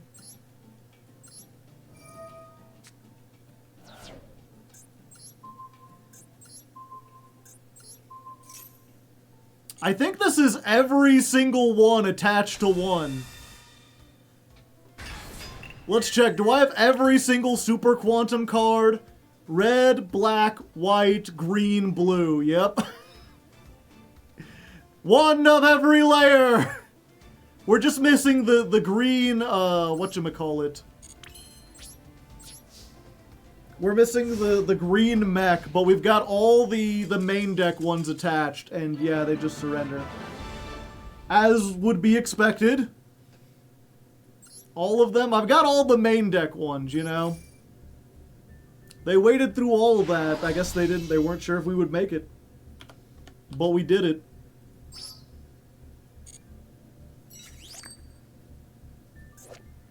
A mysterious puppeteer.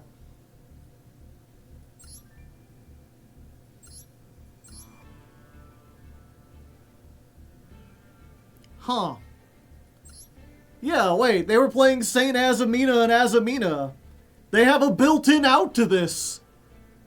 Well, they must have had a really bad hand or something. Maybe they couldn't make this with the one spin back. If you don't know, Azamina can be special summoned by tributing a Saint Azamina and a face-up monster your opponent controls. So if they can make this, then they can tribute Magnus and get this out. But they didn't.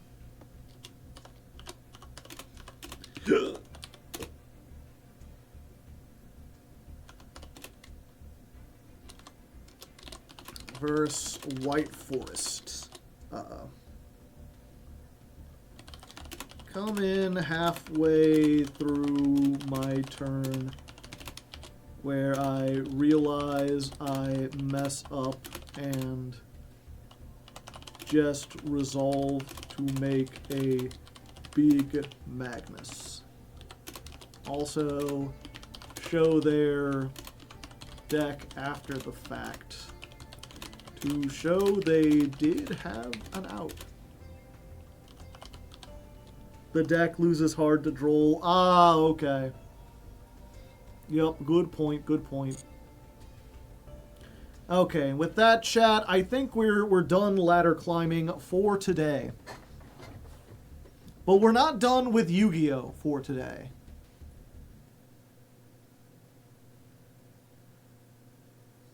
We did pretty good. We got quite a few losses down in Bronze 5 of all places.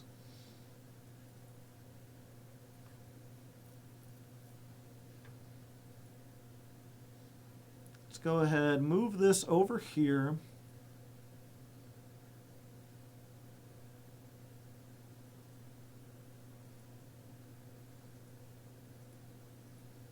Why do I have so many Spotify? I don't even have Spotify. I need to uninstall this or something.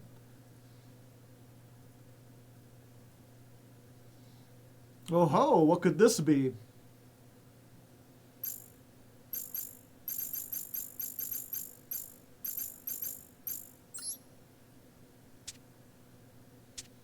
We doing a Let's Learn? Not quite.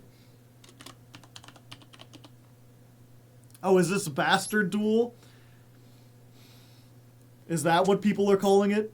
Yeah, this is called MD Pro 3. It is the artificial simulator that looks like Master Duel. It uses all of its assets.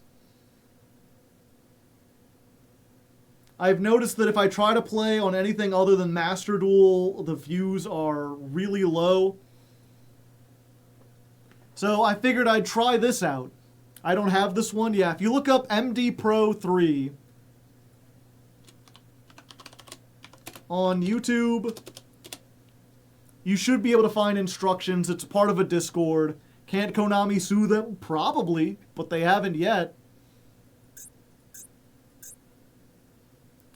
But this way I can get the Master Duel experience while also playing Genesis and not having to, like, craft band cards or whatever. Their Discord is very helpful. Yeah, so, here's the thing, chat. I have a new show coming up. Me and a co-host, we're playing Genesis. The name of the show is Genesis Apocalypse. The core idea is it's a 10-part series. We start by playing the standard Genesis format 100 points. And then every episode, we remove 10 points from the cap. So we play 90, 80, 70, 60. It's a countdown until you get to 0 points.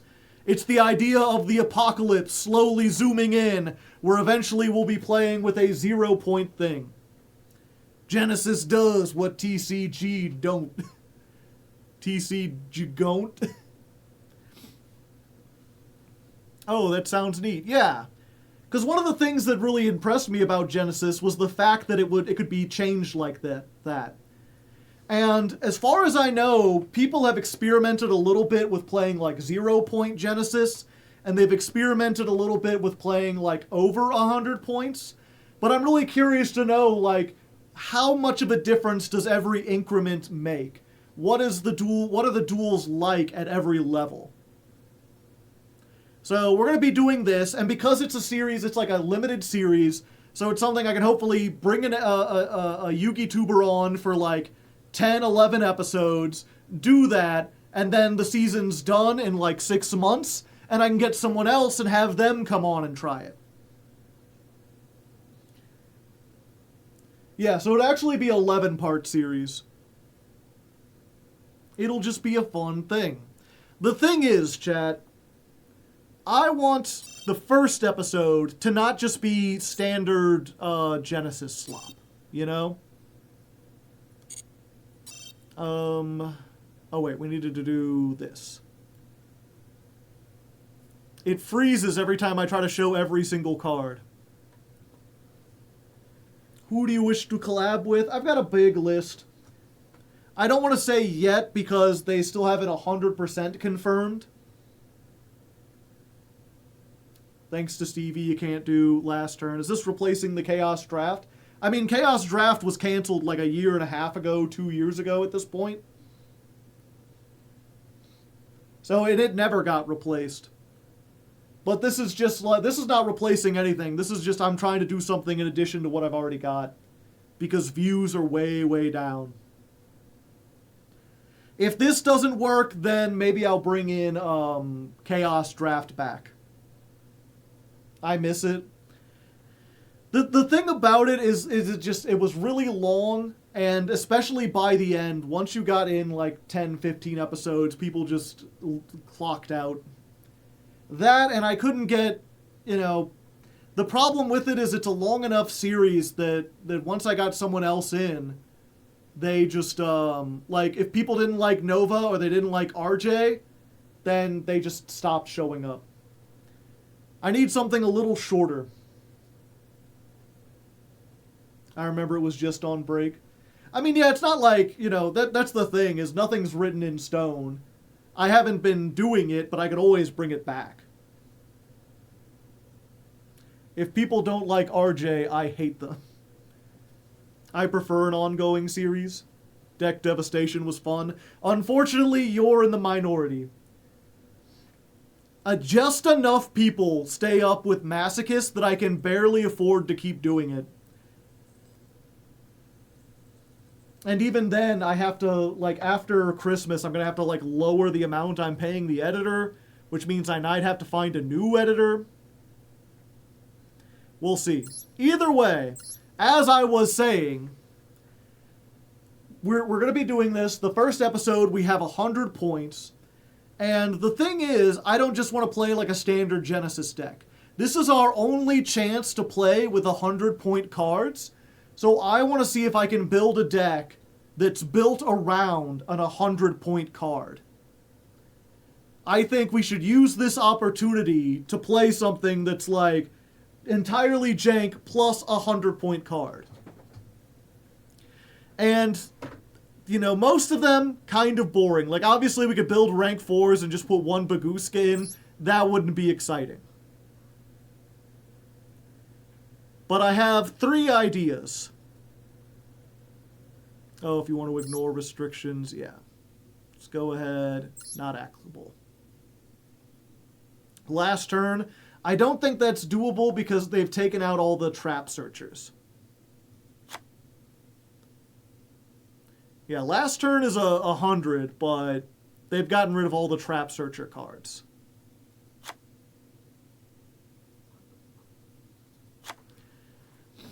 But yeah, these are the three ideas I have. Well, I guess I could also do put this, but I'm leaning less towards this. Everyone plays like they're just banned. Exactly.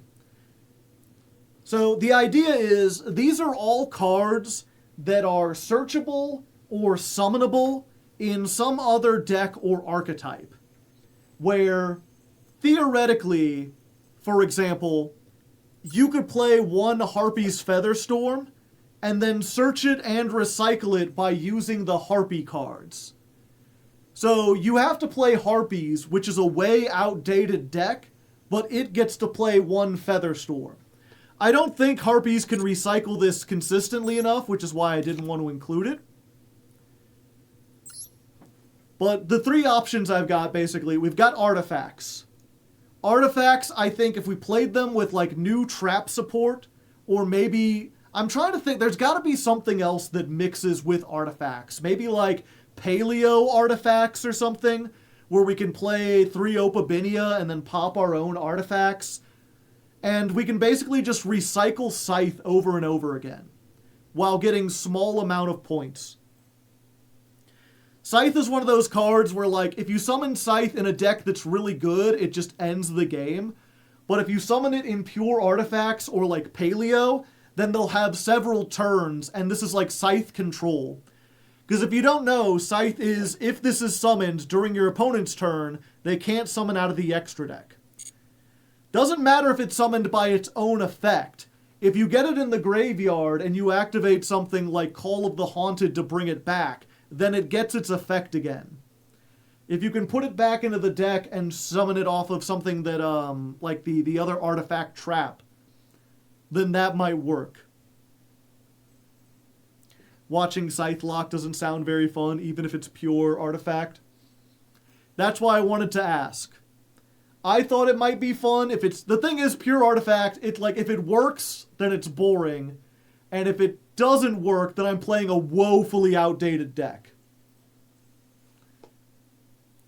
Option number 2 is kind of like the opposite. Playing Arch Nemesis Protoss. This would be a boss monster that we would play in like a worm-based deck. Most of the Sword Soul stuff has a couple points to it, but we could play Iris, we could play Taya, we could play Golden Sword Soul, we could play some of the spells and traps that aren't seeing a whole lot of play.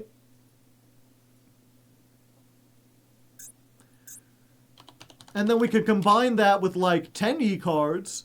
I mean, this one is banned, but we could play a whole bunch of other 10E stuff that also works with worms, where we can dump it into the graveyard or something. And then we could throw in the actual Nemesis cards, because those can search things like Protoss, while also having some synergy with like the banishing effects. And, what was the other? I think it's just those 3.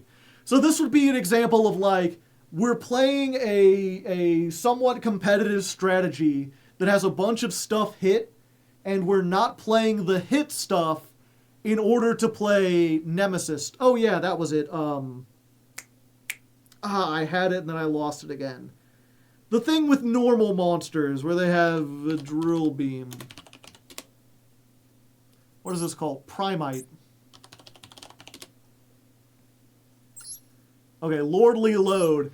But yeah, we could play Primite with the Tennies, so we have like a normal monster control and like Protoss as like an extra thing in there.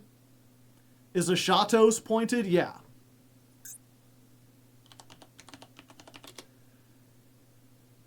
A Shatos and Protoss are both 100, so we can only play one.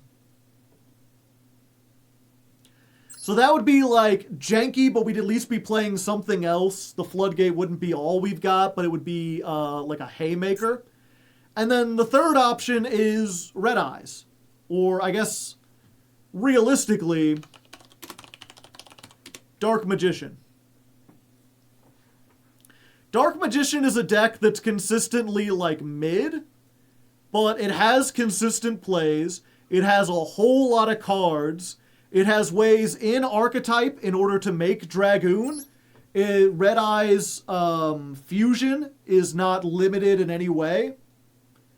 So we can play 3 Red Eye's fusion in a Dark Magician core that has stuff like Timaeus and the other guy, I forget his name, the Dragon Summoner. The thing is, that also does kind of feel like, you know, and then we summon Dragoon, good luck. If your opponent has no way to out it, they have no way to get rid of it. It'll probably get views, as a lot of destruction stuff, yeah. So those are the 3 options I'm thinking. We're going to put up a poll. We're going to ask, which would you like to see? What should I build around? Scythe, Protoss, Dragoon. I'm going to put 5 minutes on the clock because I'm going to go get something to eat. And when I come back, we'll build this. And if you have this, we can test it as well. Consider the 9... I did. I looked through a lot of all the like 100-point cards. These are the ones I thought were the most interesting. There's a couple other ideas where you could make like a magical scientist deck, because that's like 93 points, and have like a couple other things. But searching it is like nigh impossible. You could make a junk speeder and then just make a whole bunch of Stardust cards that like aren't good. Dragoon seems the least oppressive. Any deck that is focused on just one 100-point card will not be very interesting. I don't know, again, I think playing like a weird janky worm deck or playing Dark Magicians in the modern age would be interesting. And if not, then we go into the 90 points, and that's when we really open things up. Either way, I'm going to go make some food real quick. I'll put on some music. Vote on that, let me know, and when I come back, we'll start building. Yeah, we're going to stop it there. If you're curious, though, again, this is Out of Characters, The Art of Bluffing. A very good video. It's one of those things, I forget what episode, but you could tell the episode after I watched this video, because I was suddenly much more aware of, like, toggles and whether or not I was able to bluff stuff. And it has one of those unfortunate things where, like, I'm in Diamond trying to mind games my opponent as if we're playing at the uppermost competitive levels. And it turns out that, well, pardon me, I ate too fast. Skills like toggling and bluffing, while good, are only really useful at the highest levels of, I wouldn't say they're only useful, but they're most relevant at the highest levels. Like, so much of Yu-Gi-Oh! Is trying to determine what your opponent has in their hand and whether or not they'll follow up. And especially at the high levels, you always assume that they're not going to make a misplay. But even as low as Diamond, the amount of misplays made on both sides are so high that assuming your opponent will play optimally is not always an optimal strategy. Like, there's no reason, oftentimes, to try to bait out something, because most likely they'll just activate it at the first chance they get. What's the topic? Toggle bluffing. Just, he goes on to do, like, bluffing in general in Yu-Gi-Oh! You can also miss inherent summon sometimes, yeah. It's like chess level stuff. Okay, so it looks like we're going to try to build around Genesis Dragoon. So I feel like if we're going to do... So here's the question, chat. It didn't do the dash. If we're playing Dragoon, do we play Red Eye's Fusion? Because there's no links in Genesis. Red Eye's Fusion, if you don't know, summon a Red Eyes, or summon a monster that lists Red Eyes as material using cards from your hand, deck, or field. And if you do, its name becomes Red Eyes Black Dragon. You cannot summon other monsters the turn you activate this card. the turn. A lot of people are used to the playing this with Verte, where Verte copies the effect of the spell and not the restriction. So you can do a bunch of stuff, have it get negated, then make Verte send this. Red Eye's Fusion does not work that way. If you summon any other monster, this card is off. Are we playing Subterror? No. How would Subterror use this? Also, I'm pretty sure... Yeah. Hidden City has points on it.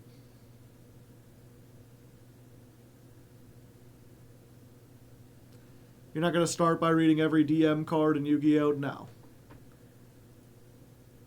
The other ways to summon this...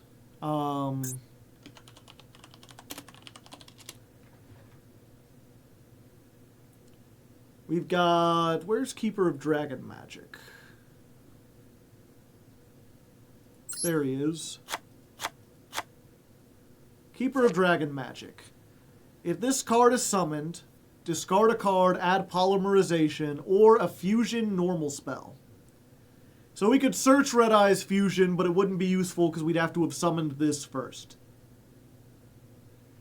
You could reveal one Fusion monster in your extra deck, summon one of the materials from your graveyard face down. You cannot special summon out of the extra deck except for fusions the turn you do this. But yeah, the point is if you play 3 of this and you play one Polymerization, this is like... Because if you forget, Dragoon is Dark Magician plus Red Eyes or a Dragon Effect monster. So this can summon a card, discard something, add Polymerization, then if you have Dark Magician in your graveyard, which we often will, this summons the Dark Magician, and then we've got Dark Magician plus a dragon plus Polymerization. So this, I would say this is a 1-card Dragoon, but it's like a 1 3/4 card Dragoon. It's weird because normally a card like this you would say is a 1.5 card combo if it has to discard. But not only does it have to discard, but you also have to have a Dark Magician in the graveyard.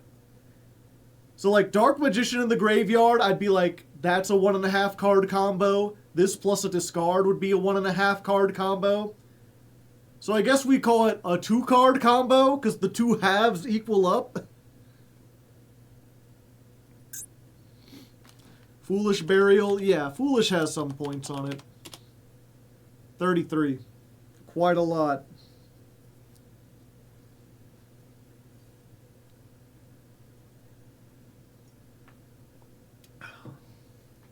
Magicalize Fusion. The thing about Magicalize is that it only summons spellcasters. Oh, this is a spellcaster. By banishing the materials mentioned in it from your field or graveyard. Yeah, so I guess we could add this instead of Polymerization if we were going to play Keeper of Dragon Magic.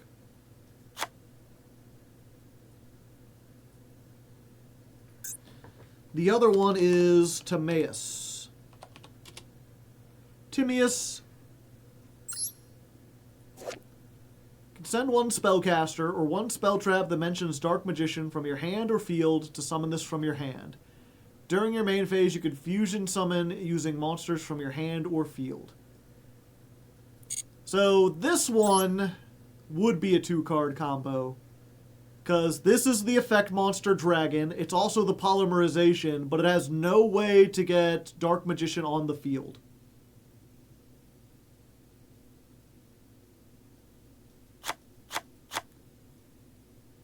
But if we have easy access to Dark Magician, then that might be worth it.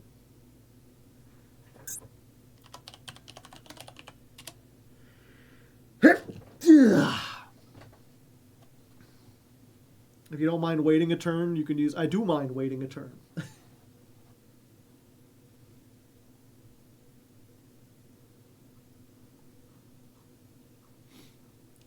Where's OG polymerization?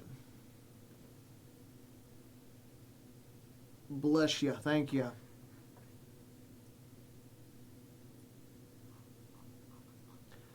What was the other one someone mentioned?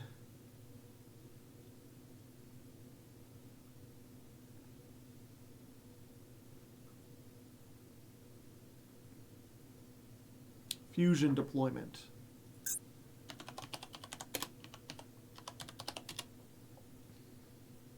Apprentice can get you DM. You'll have to be more specific. Reveal a fusion monster. Special summon one of the materials mentioned. You cannot summon except for fusion. That just gets me Dark Magician on the field.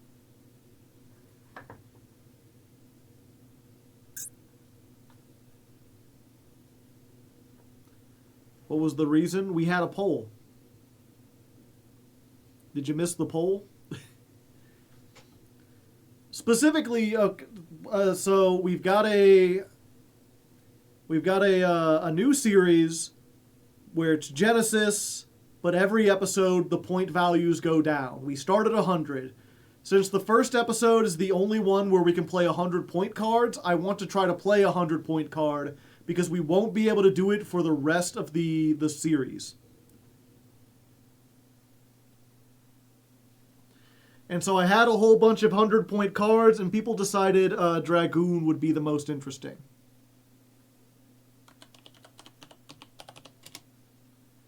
Yep, and Cartesia is 3 points, which is 3 points too many.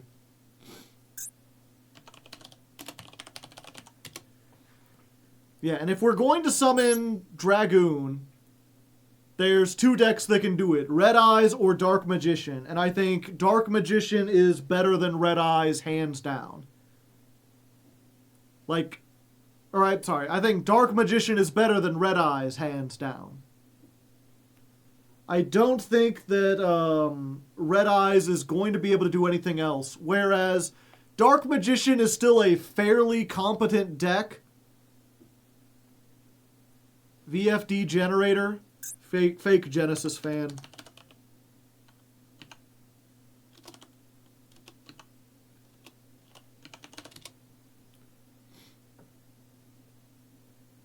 Oh, I thought they hit more stuff. Did they hit QQ? Is that it? Yeah. QQ Enagon is 1 point.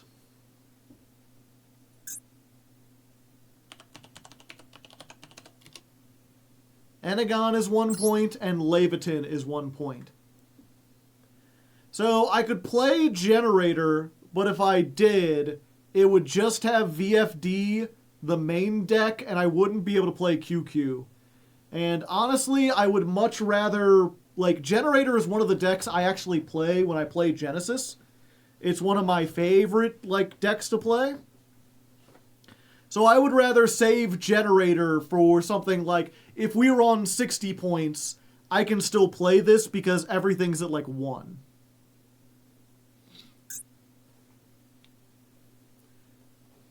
Also, VFD is literally you cannot play. You can still play under Dragoon, it's just harder.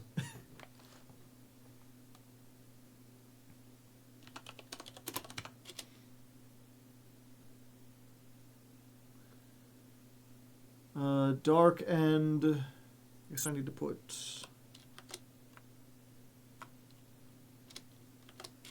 It isn't required for every version.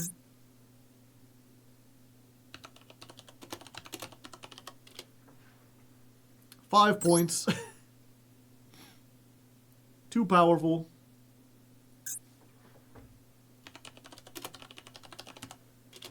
Hey, Hardleg, just so you know, you're the reason I went to the Balatro rabbit hole. You're welcome. It doesn't work anyway, it dragon locks.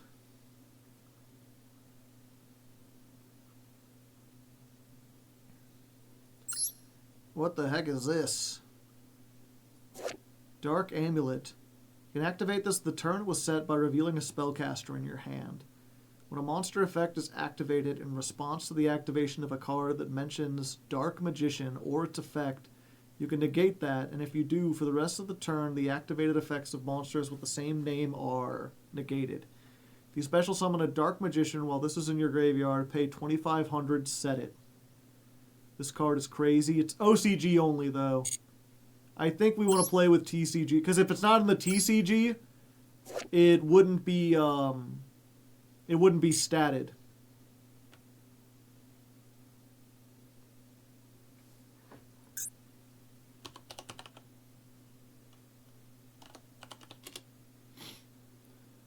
The Gaze of Timaeus. It's another OCG card.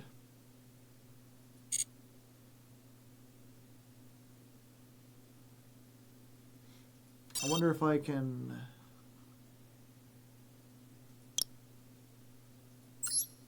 There we go.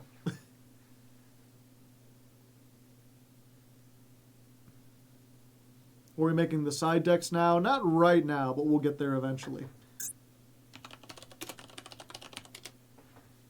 I should probably get some music on here, too. Give me 1 second. Let's get some music rolling, shall we?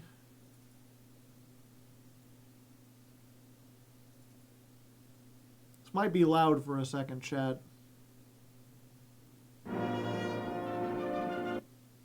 My apologies.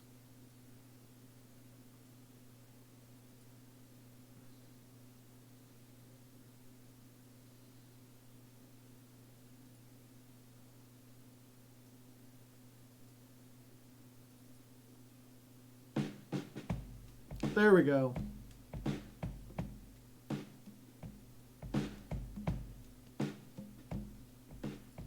How's that sound?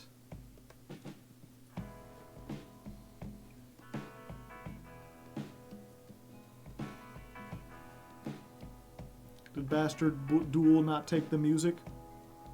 It might, but it doesn't have it on the menus. Maybe I have to turn it on. A little quiet.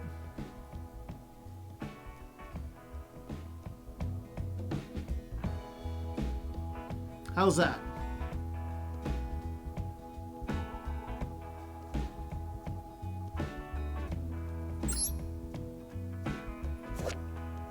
Huh. Always animated. Interesting. We doing a let's build? No, we're building for a show. This is the new one. When this card is activated, you can set Eternal Soul from your deck. If you normal or special a Dark Magician or Dark Magician Girl, target one of those cards, special summon one from the graveyard with a different name. That's old, yeah, but I'm trying to figure out... Very old? Come on. It's like not even 5 years old.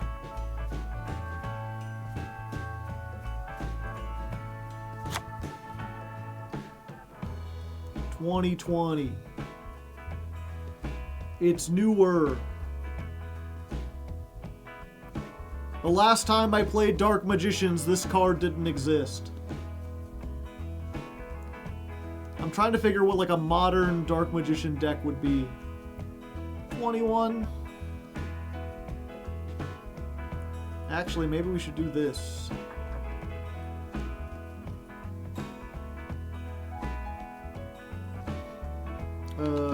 Dark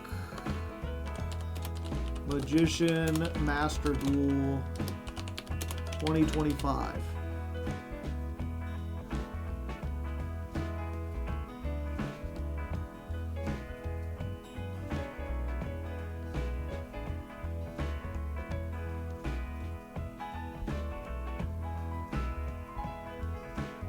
Plays Primite or the Toy Engine. I can play most of Primite.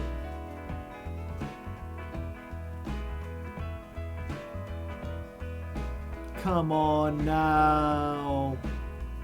Get real.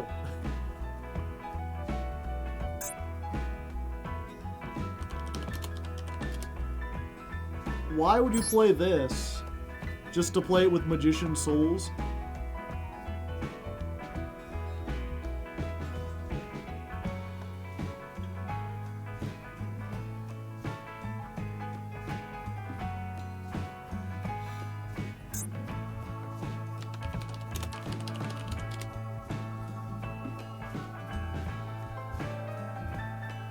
Chronicle Sorceress can dump DM from the deck.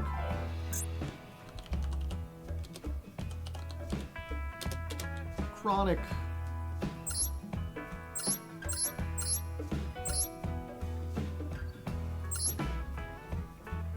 You mean Chronicle Magician?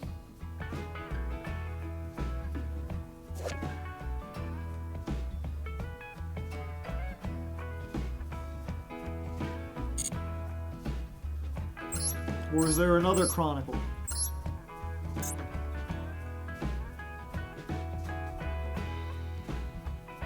Those two Chronicle monsters are OCG.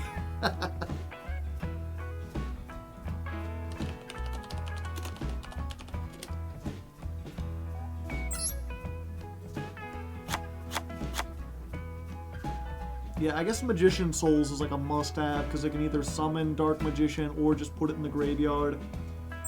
I think we put this, and then we put like one each of these. No, we don't play this.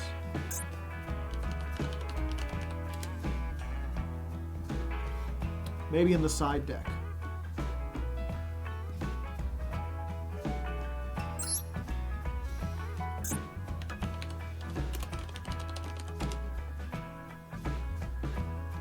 Yeah, we gotta play 3 Dark Magicians.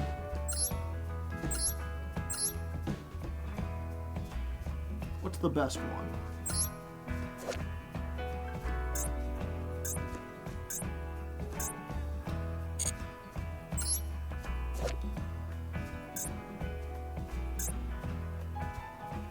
Probably this one. For me. They also have the ritual that searches. Yeah, Illusion of Chaos.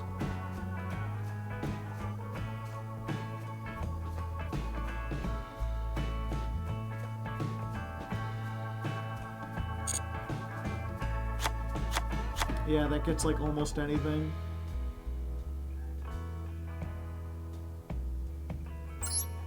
Do we play 3 circle? 3 circle, 3 rod. That gives us 6 normal summons.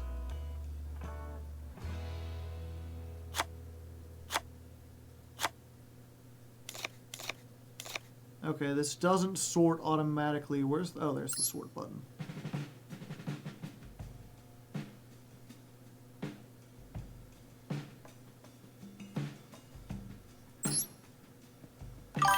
Oh yeah, we should play at least one of these.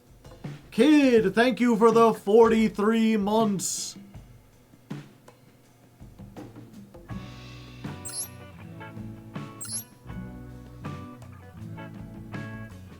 We do still need some, like, hand traps and stuff.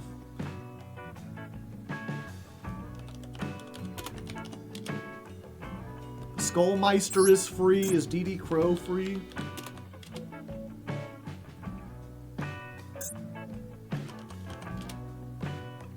Yeah, DD Crow is free.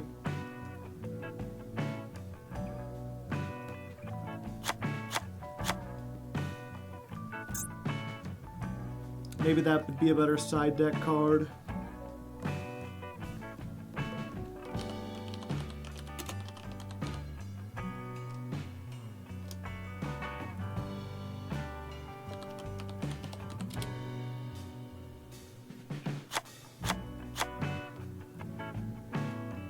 Yeah, maybe we should play 2 and 2 and then just have the other one in the side deck.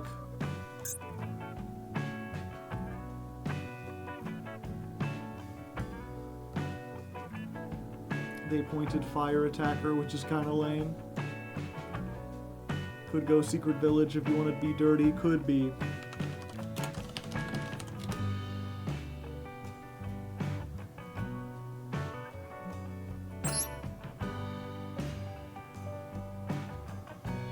Oh yeah, we want the card that, like, does Soul Serpent. There it is.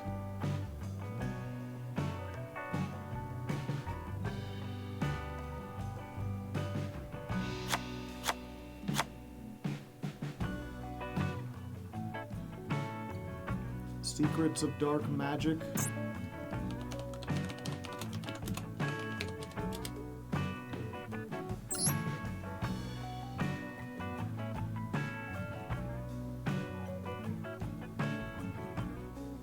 Is Mahad 0 points? Yeah.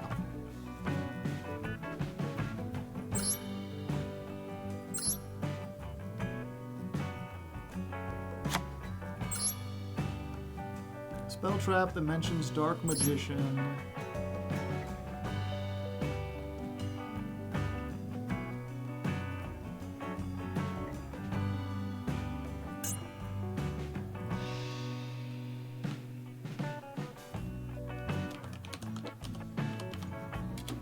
Sarkoph.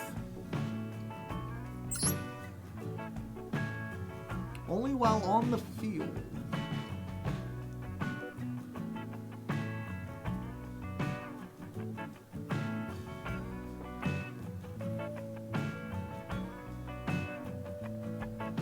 Yeah, I suppose I could just play Shining Sark.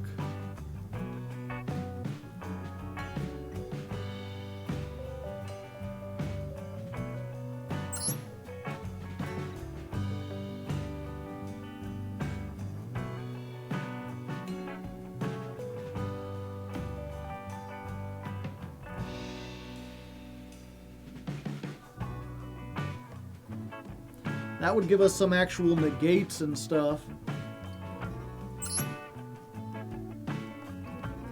But we wouldn't be able to make Dragoon most of the time.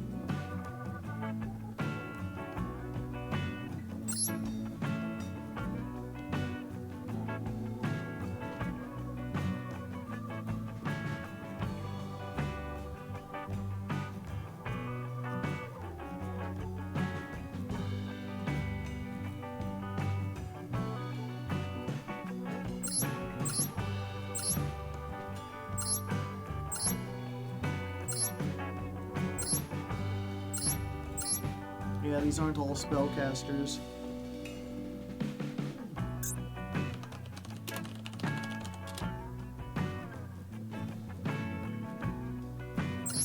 Yeah, I guess we could play one Mahad, put it on top of our deck.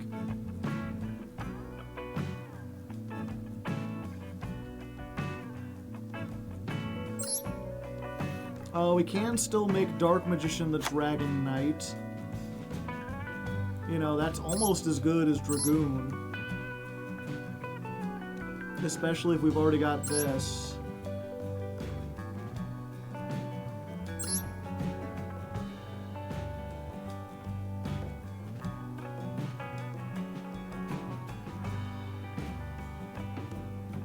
Guess we throw that in, we throw that in. Zwerg Blasty, thank you for the tier 1 sub, I appreciate it.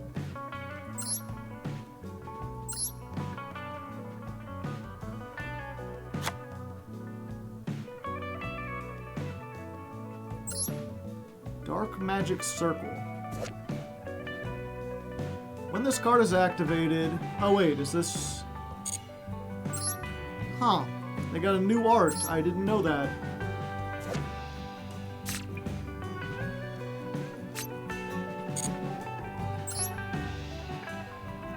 Weird.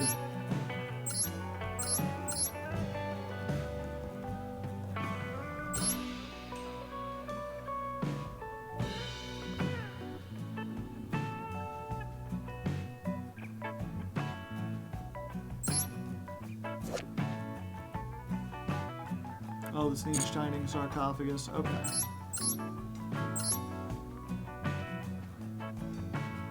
Destined Rivals. Negate the effects of all monsters your opponent currently controls.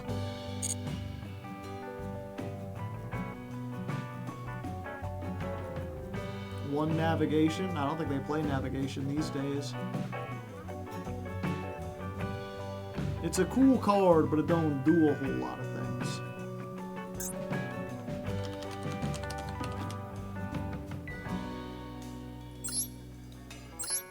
Oh yeah, this one.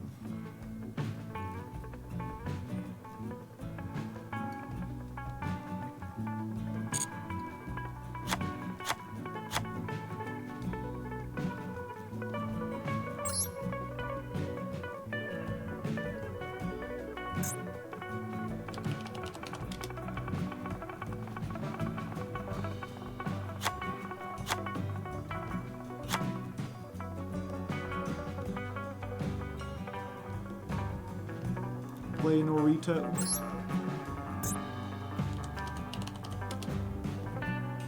Sure, why not?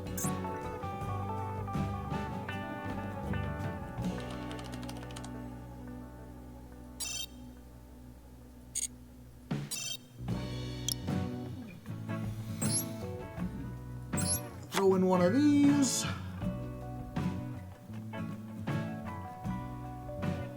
Tamias main deck. I've got it down here. I'm not sure if I want to throw it in. I feel like we need a little bit more non-engine stuff.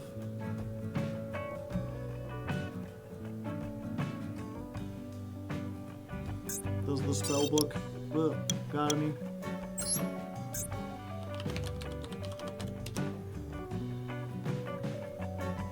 No.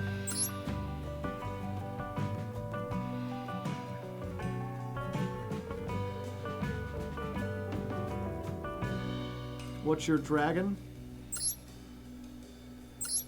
Keeper of Dragon Magic. I guess I could throw this in too. Because, yeah, I have to draw one of them. Do we play 3 Magician's Salvation? Or can we just assume that we'll be able to get to it?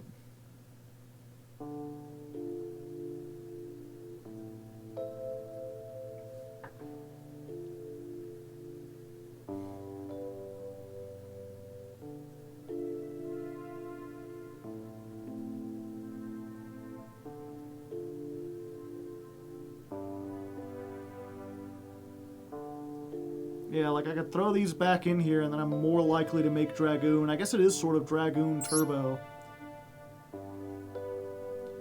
We basically need to open with this or this, plus Magician Souls to get Dark Magician into the graveyard or onto the field.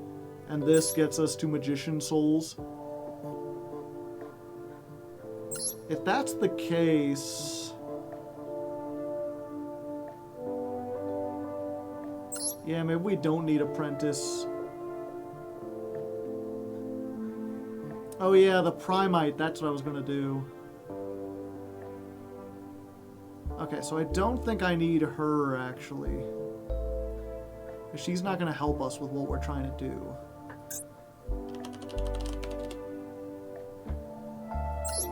I can play 3 Roar.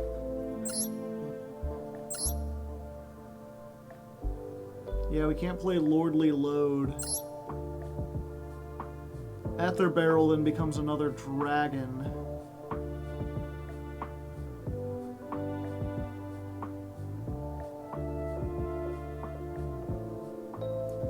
The Dragon Knight is a better way, yeah. The problem with this is that they're both unsearchable. Now, this mentions Dark Magician. Do I have something that's... place 1 card. Okay, so I can search Tamias, kind of. So maybe we could just have 1 Tamias.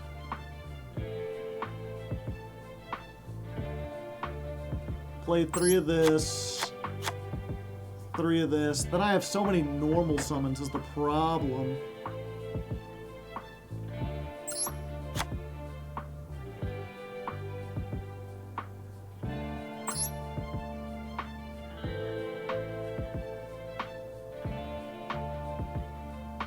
Illusion of Chaos can search Tamias, Apprentice, Souls, and Rod. Gotcha. Magician Souls not as good on its own. What does this take? A Primite monster and a normal monster? Yeah, I could do that. 2600, negate the activated monsters whose levels are rank, and the normal monsters on your field and graveyard. This card is sent to the graveyard. Okay. Yeah, we'll throw it in. Why not? Okay, let's test this out.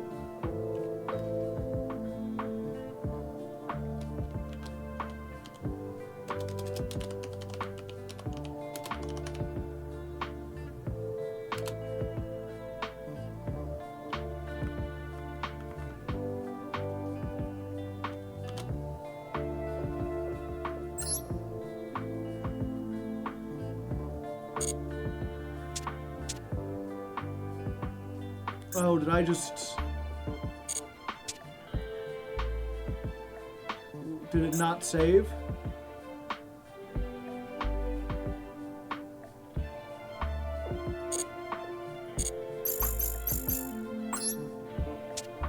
Did I put in the wrong thing?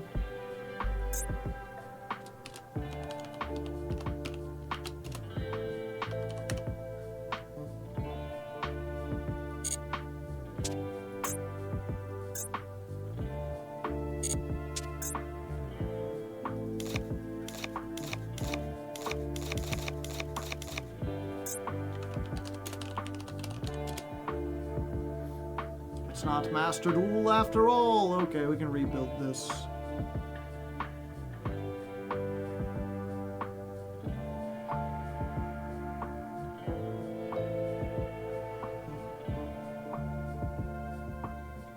Where's the good one? There it is.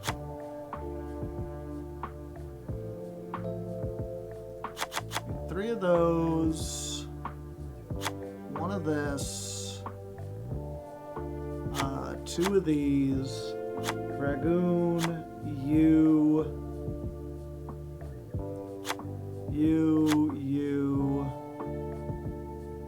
Three of you.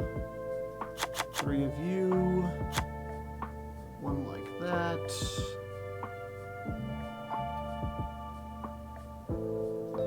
One of those. One of those.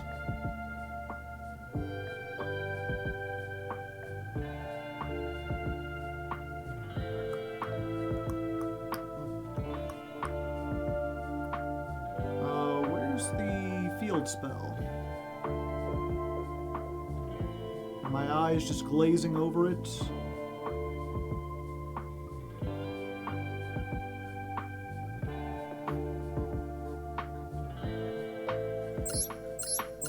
Oh, yeah, there it is. Okay. Dragon magic.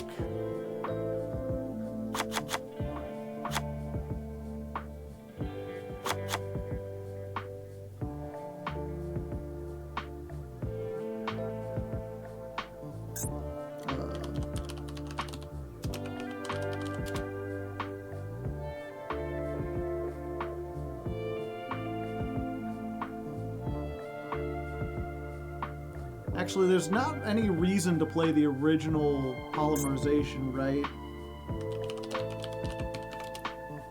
Because magicalized fusion is just polymerization. Oh, we gotta banish the materials. Field or graveyard, you can't use hand. Okay, so... yeah, we go ahead and play one polymerization.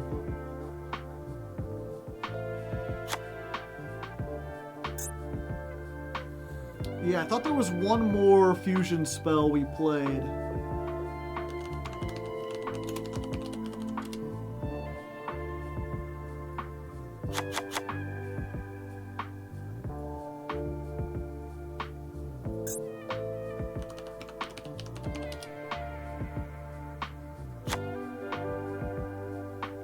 Super Poly has numbers, yeah.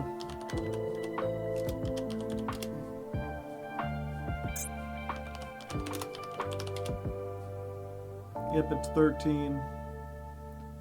Quintet.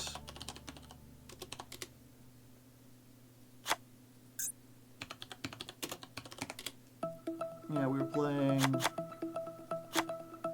3 DD Crow, but one on the thing. 3 Gamma Seal, but one on the side.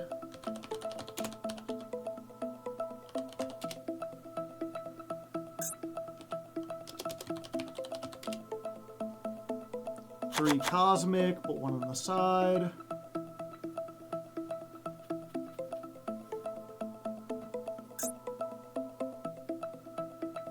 Primite stuff.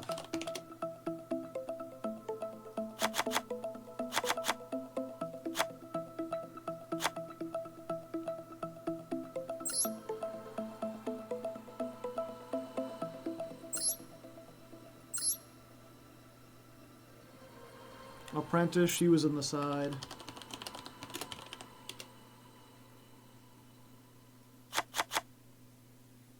there's no way to just drag down into the side deck, unfortunately.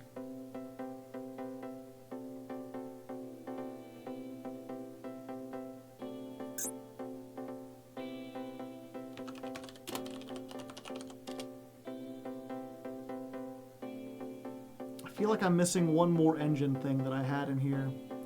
Soul Servant, thank you.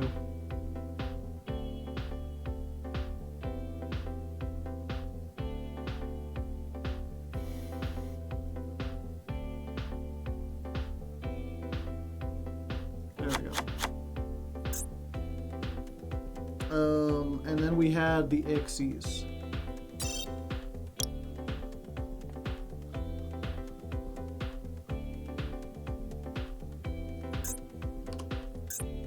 Six, seven. Oh wait, we're not playing her anymore. Oh, I can still put her one in case we side her in.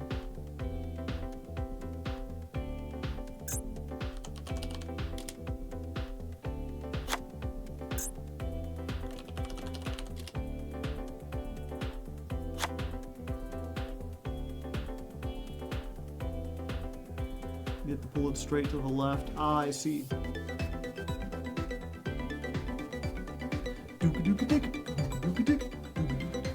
Party is like, I put in Link Spider.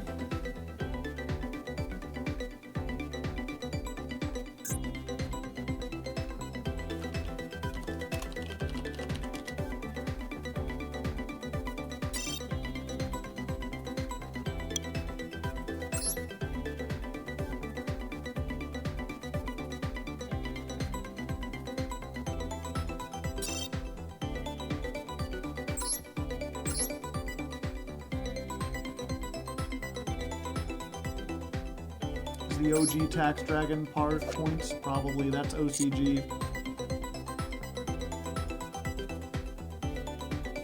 Ultimate Slayer.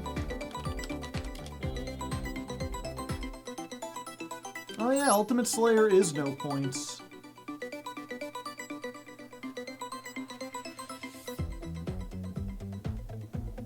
But I feel like all the good points are like Entis is worth points, yeah.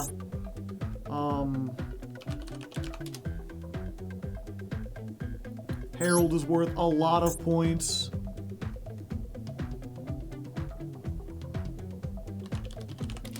Can I play Malong? Yeah, I can play Malong.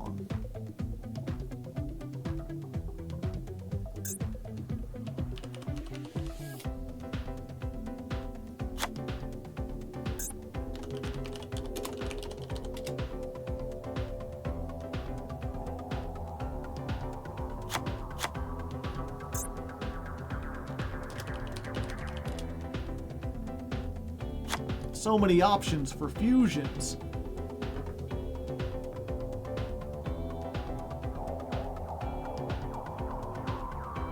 It's for when I know I'm going second.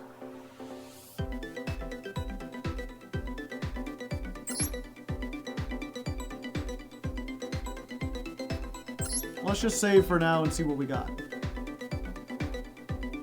Pack Pit was the other sacred. Okay. Made sure I save. Okay. Solo.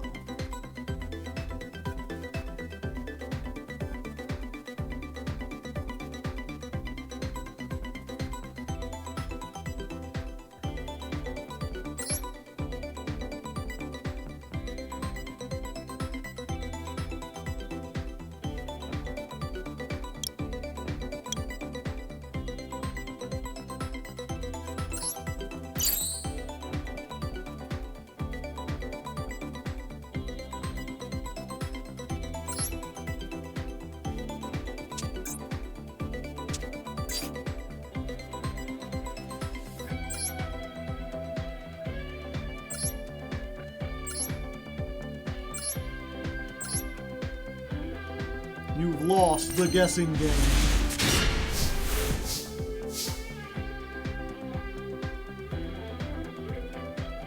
Yep, the animations are all just slightly off.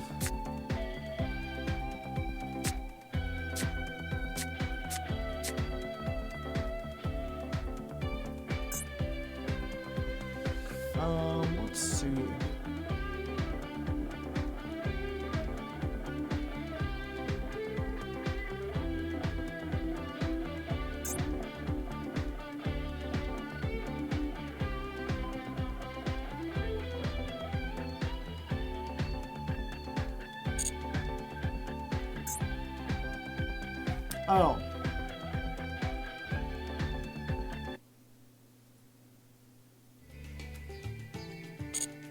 There we go.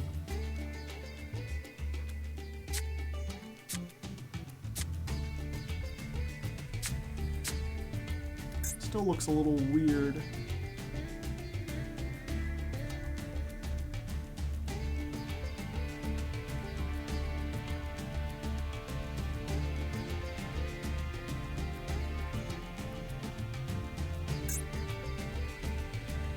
Cannot be changed during a duel.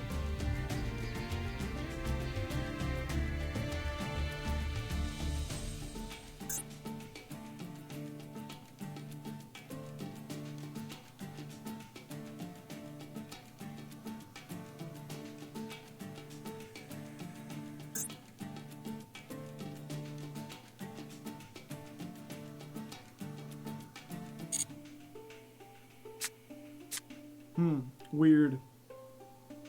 Regenesis is pointed, but the rest is free. I see.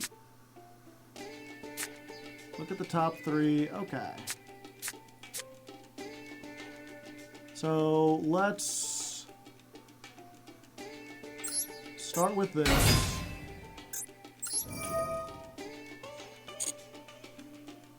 We get... This will get Dark Magician, and then we can search Timaeus, right?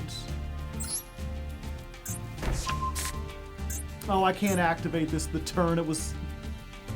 Son of a bitch.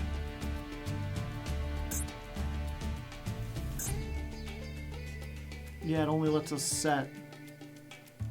Gotcha. Okay, one more thing.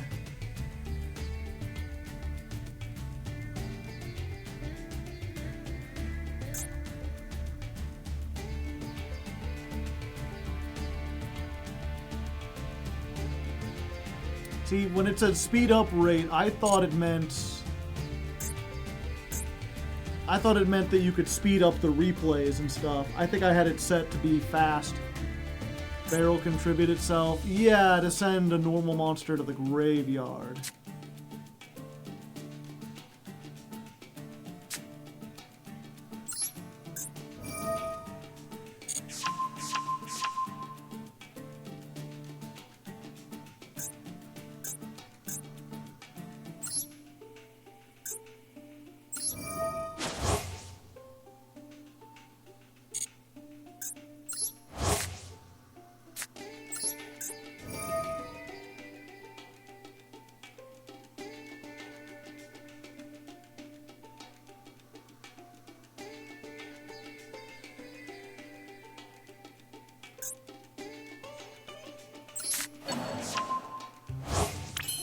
Weird.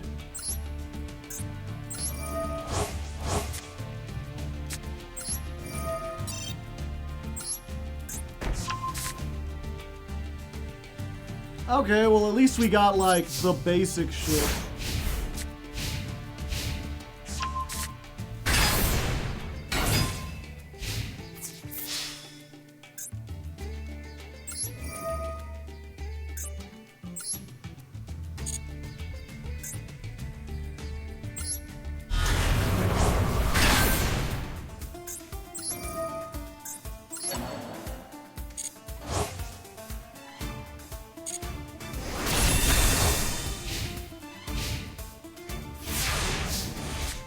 It's a little too fast.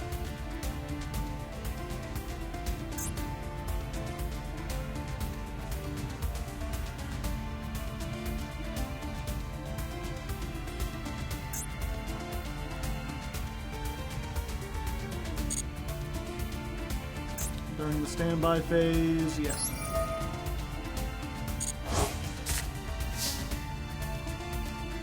Yeah, I wonder if I could slow down. I have to like slow down my computer speed in order to make it work.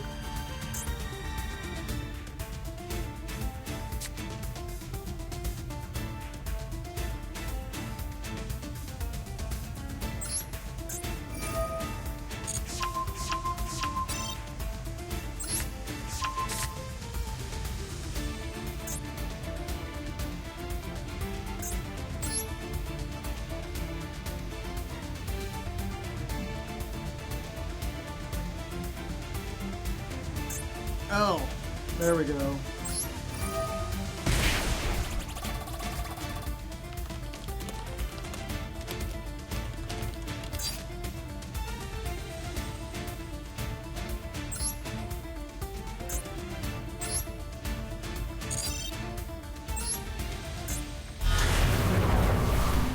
Yeah, right over here.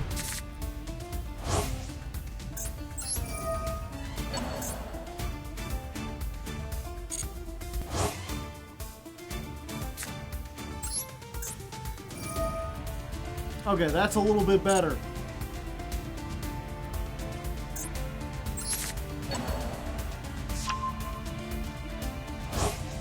Weird how whenever I put something on the deck, it like does that ever so slightly.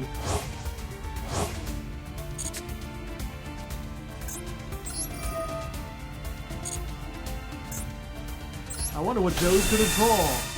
Mahad!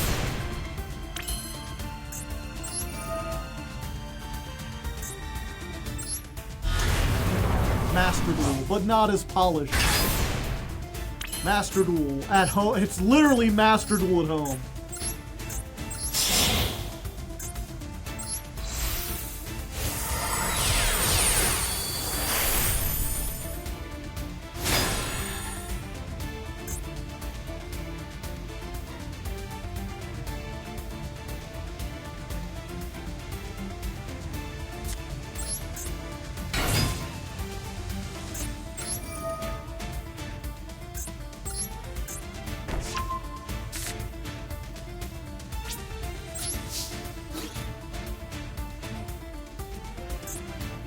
I can't drag forward.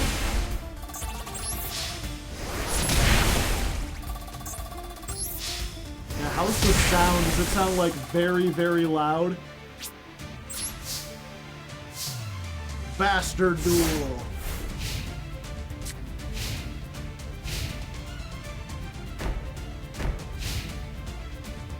I place a monster.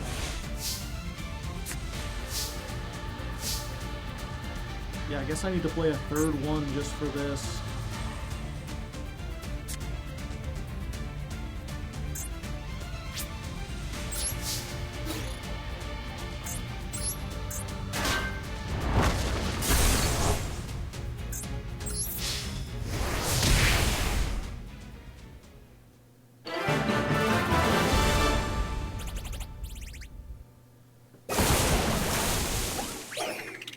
Victory reason, life points reached 0. Okay.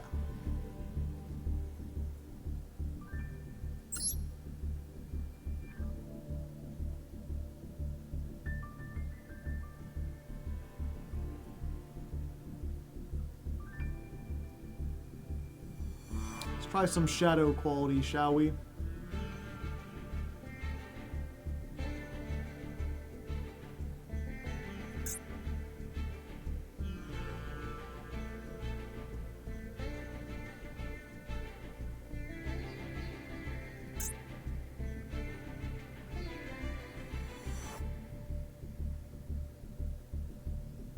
Okay.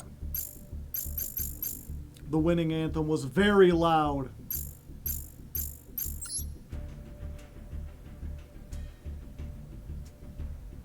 Let's test this again against Ryziel.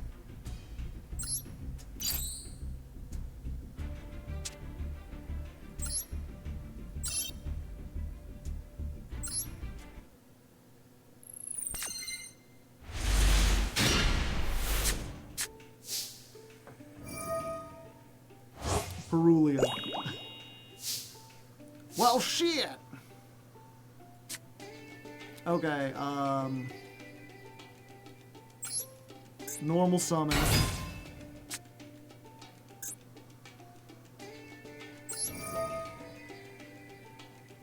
Let's discard a card, yeah. Invert. Well, fuck!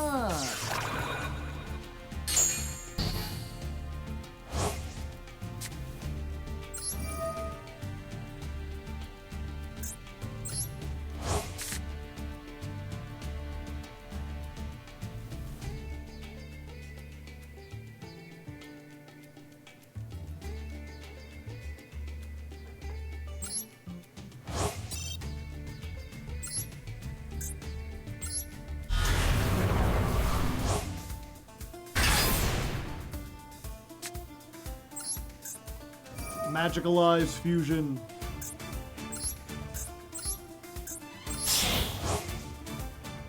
What up, fucker?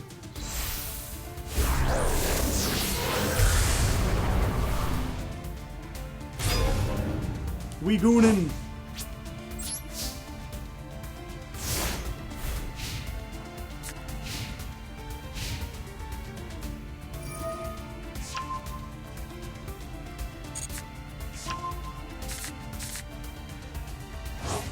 Can I beat Ryzielbot?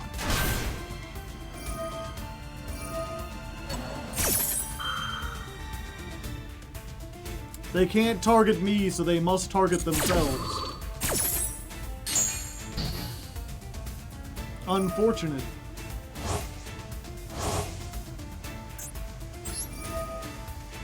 Yeah, we'll just negate that.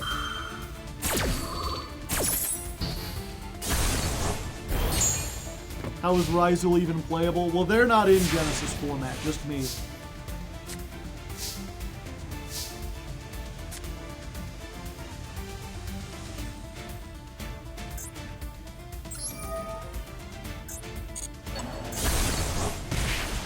$500.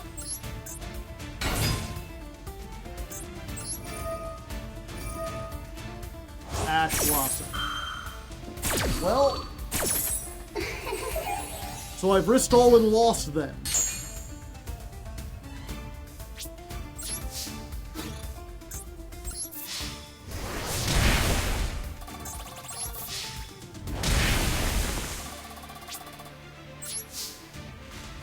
I mean, I still got a 4,000 untargetable, undestructible Bungus.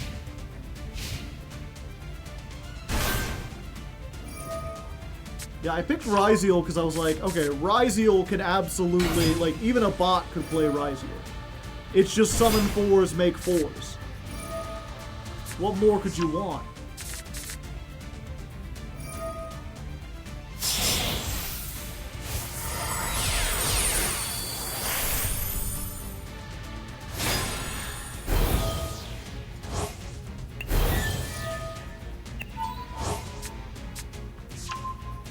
Stop lowering my attack, you coward!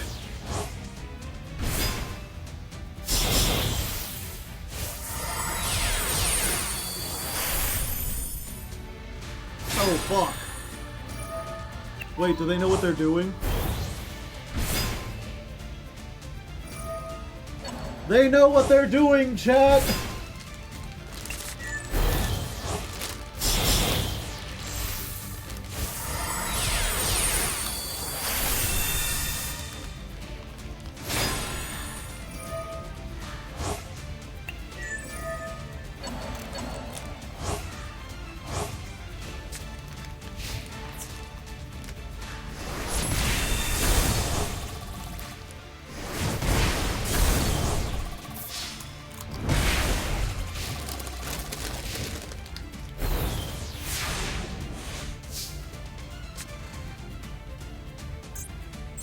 Behold!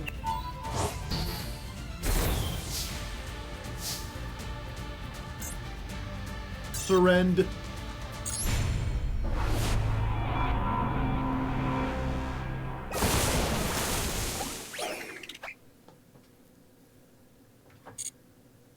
The bot was the better player. Okay, best 2 out of 3.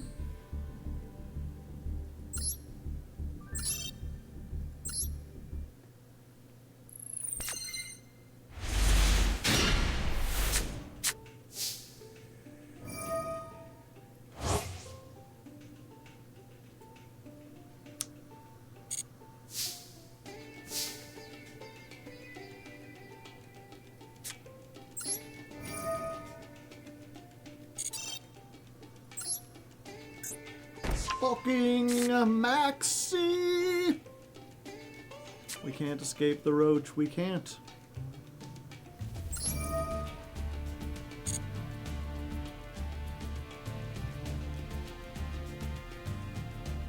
Yeah, I think we just go for this.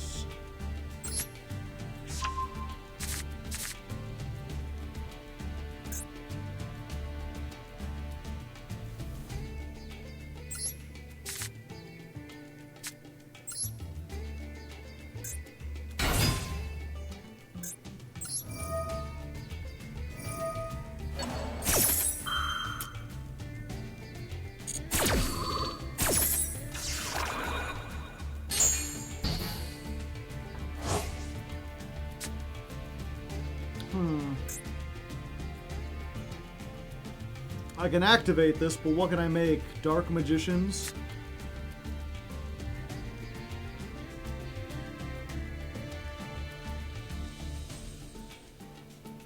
No, that takes a Dark Magician.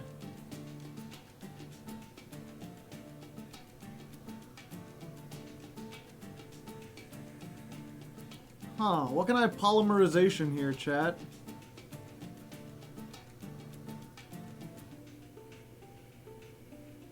Garua? With the same type and attributes, but different names. They're both dark spellcasters.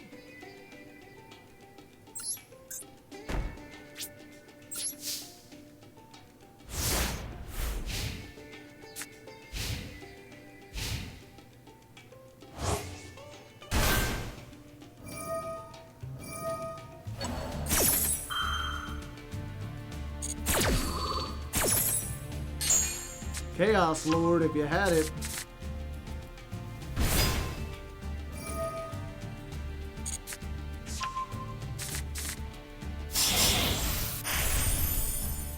Axiton.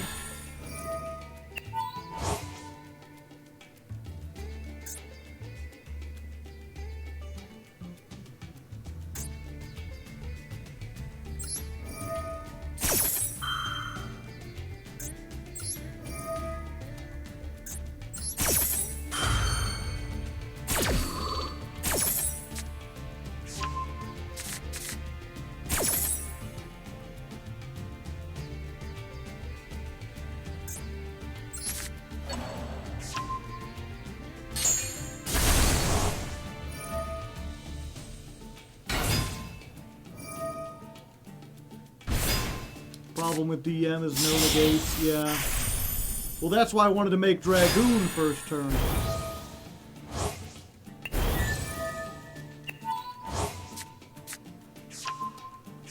I'm so used to playing the solo mode where, like, the bots make really dumb plays. They must have much better bots that they can, like, okay, I realize the situation we're in, and therefore Exiton Knight. Also, for the rest of the turn, your opponent takes no damage. Okay. I saw the explosion sound effect, but I took no damage.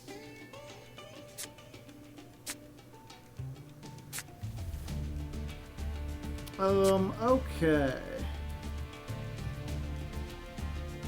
So, we activate this first. They will negate. Let's Magician Circle.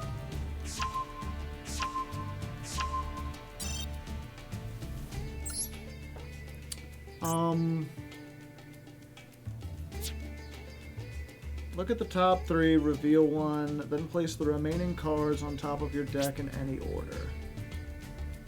Oh, and I'm already activating that, so we just add this, and then we can poly.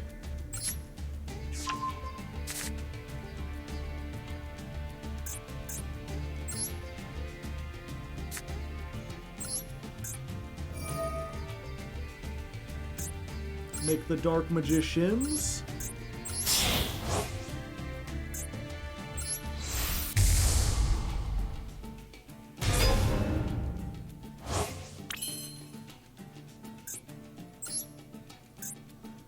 Then I can draw a card.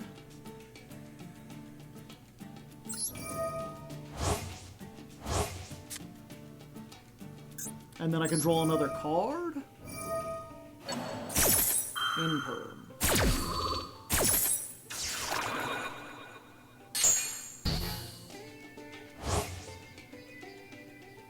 One, two, three, four. 1, 2, 3, 4, 5, 6. Okay.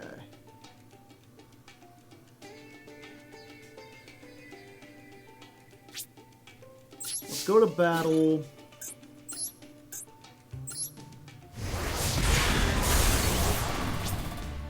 Get rid of that. Then Magician's Rod.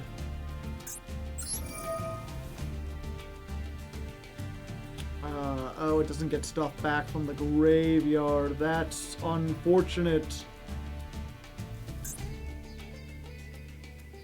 So once these two are gone, they're just gone forever.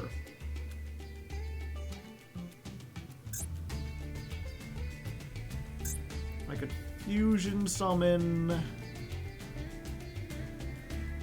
But I don't have anything.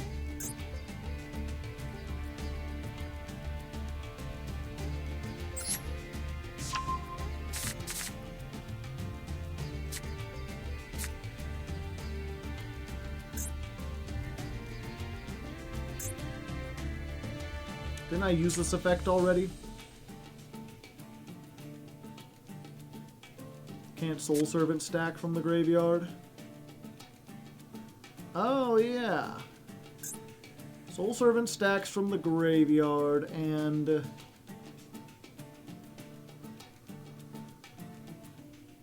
set one from your deck. Okay.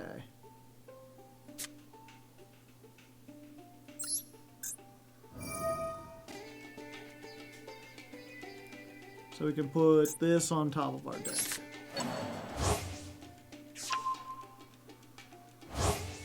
But I've already drawn.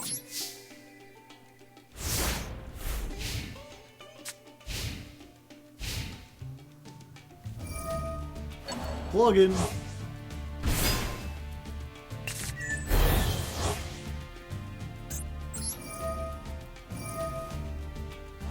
Ghost Ogre.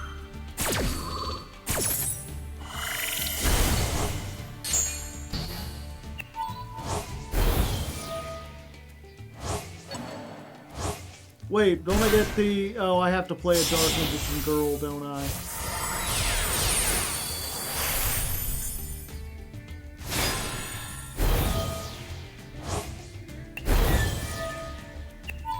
Yeah. I thought I could still summon a Dark Magician from my deck.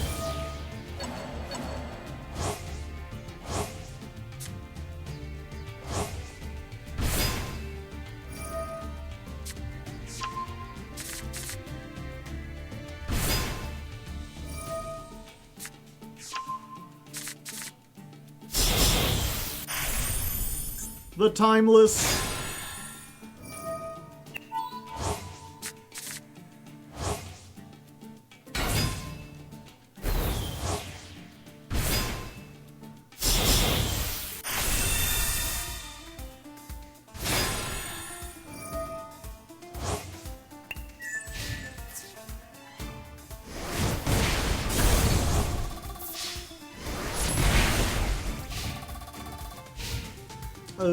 Well, yeah, having that trap isn't going to help me now.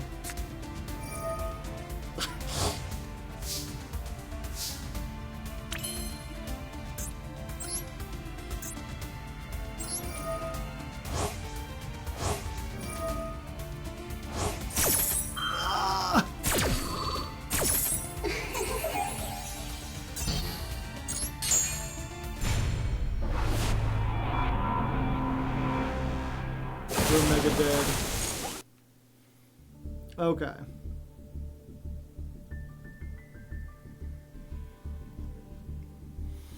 Yeah, to be fair, at least in that case, it's not just like a Ryziel deck, it's like a meta Ryziel deck. Ghost Ogre, Ash, Maxi, and both the Charmies. It's like, I cannot beat such things.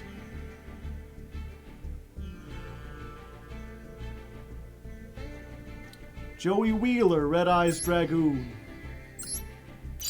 In perm, yeah. I will not have to face such things when I'm playing against my opponent.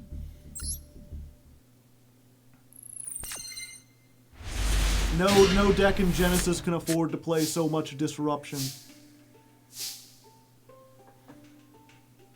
Alright. Right about now, a Funk Show Brother. Check it out now. A Funk Show Brother. Dark Magekin.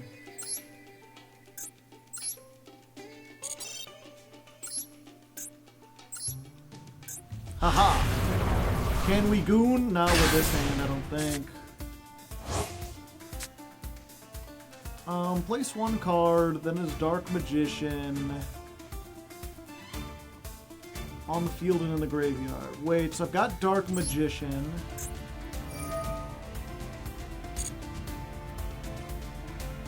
And then I can put Timaeus on the top.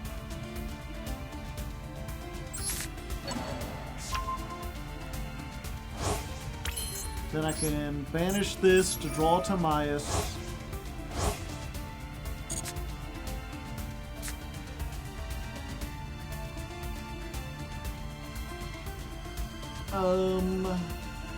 Hand or face up field. Okay, so we activate Salvation.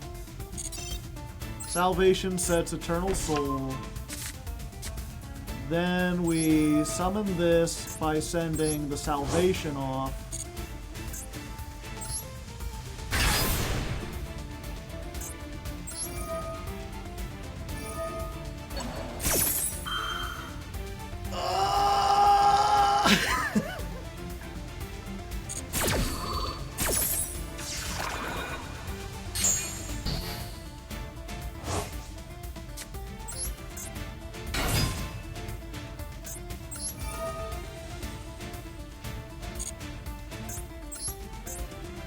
Damn.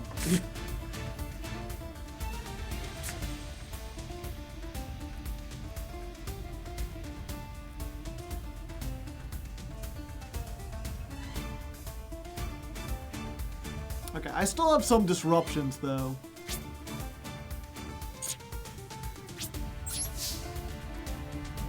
Drill beam and a dream.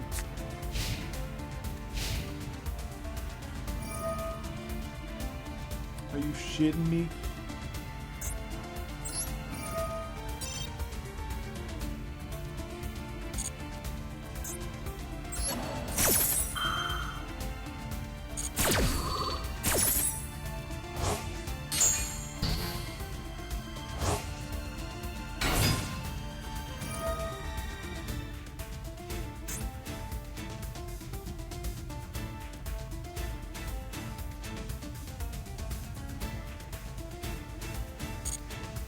Okay.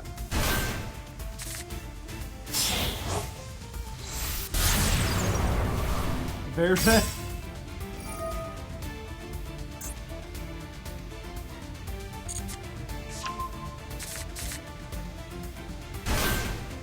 Why can't I? Why couldn't I do it then?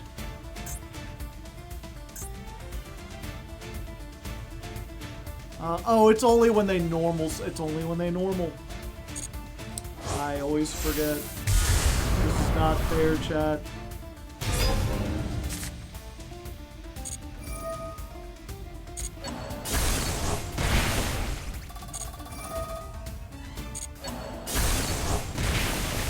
Out dragooned.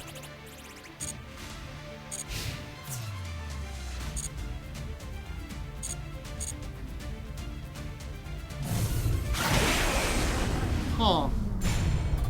Dragoon has its own thing. It's only normal. Yeah, I always forget it's normal. I just assumed it's like if they got a monster on the field. Unfortunately, it wouldn't have mattered because I think they could have summoned. No, I should have used it on the normal. That's a lot of damage.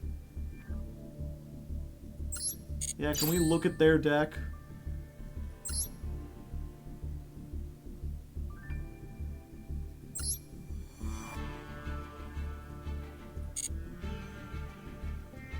No.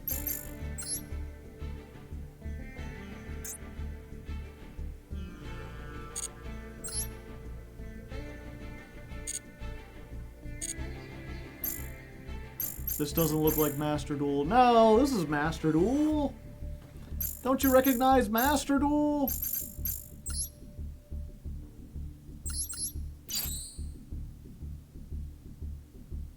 You could search the Dark Magician Fusion because you had Barrel in hand.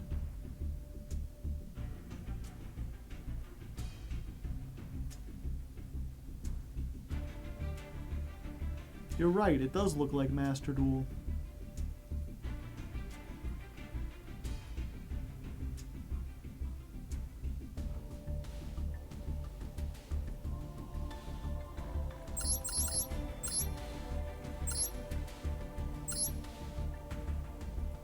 Yeah, there's really no way to just check out what the duel has.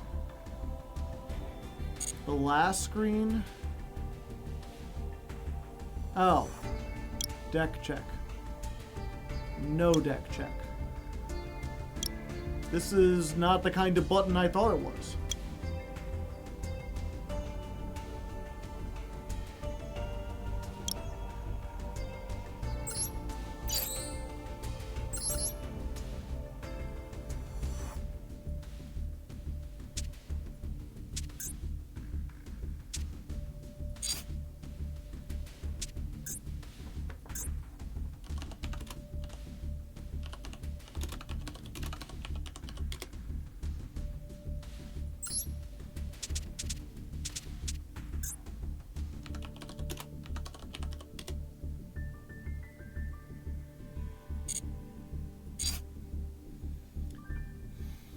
Yeah, it would be nice to know, like, what's in this deck.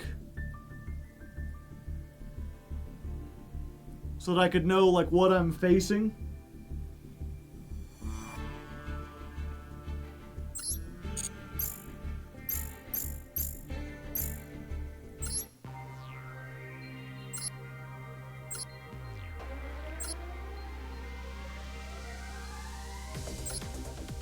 Coming soon.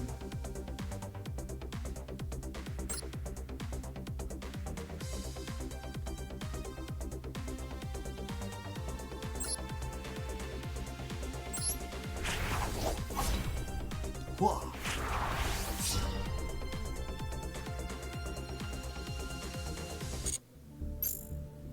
Music!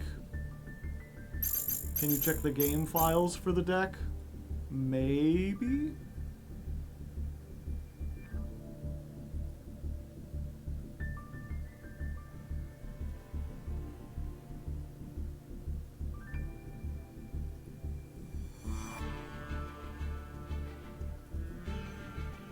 No, it just has my decks in it.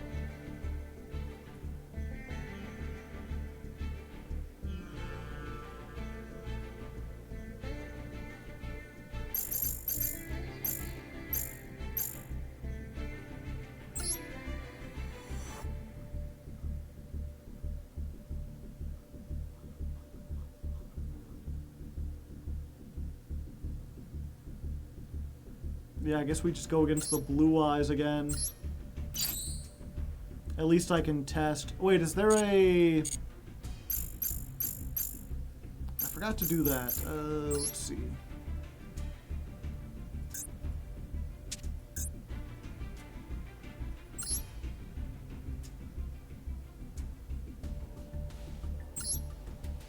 Huh. So this button doesn't appear to do anything.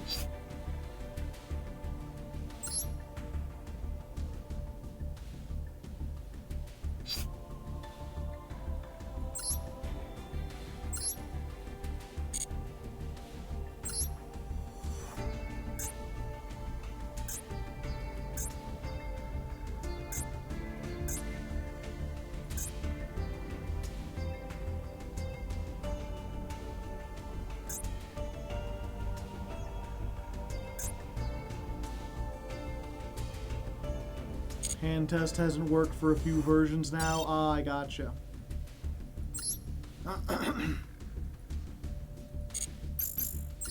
Yeah, so the only way to test it is to go into this solo mode.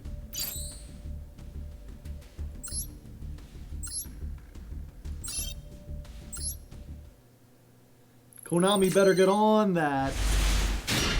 Konami hasn't even had a test hand feature.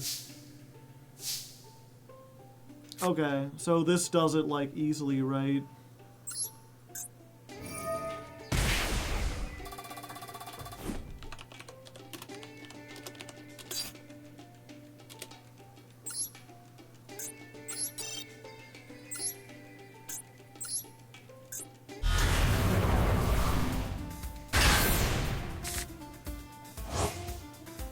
Don't forget to add a Dark Magician. I already have a Dark Magician.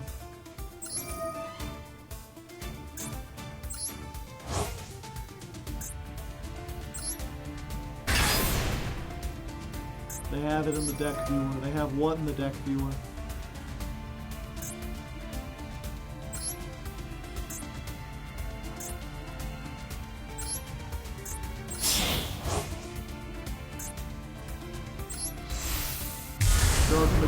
girl. Ah, I see.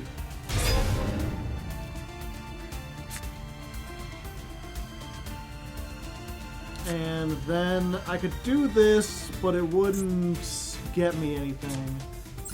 I think we're better to do this.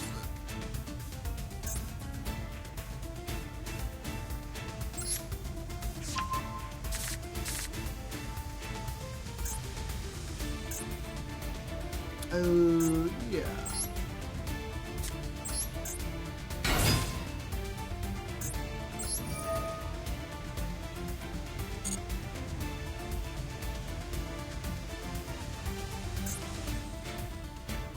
This could be Dark Magician, but this could be anything. It could even be Dark Magician. I think we get this.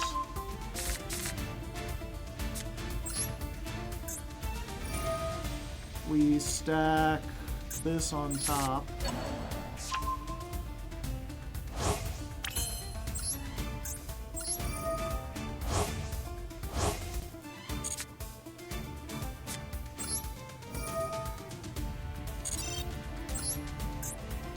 Eternal Soul.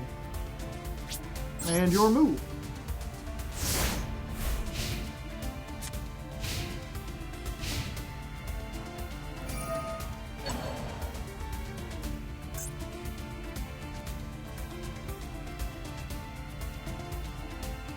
Has to be face up. Okay. Well, so much for that. Yeah, unless there's another, I clicked on the test hand button in the dual mode and it didn't do anything. And I clicked on the button in the like 3 dots menu.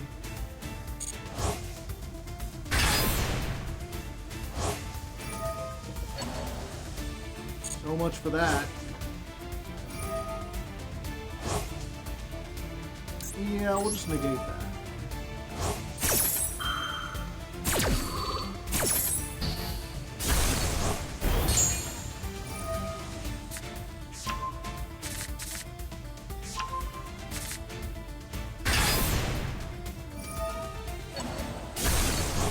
Uh-oh. Oh no. Ah!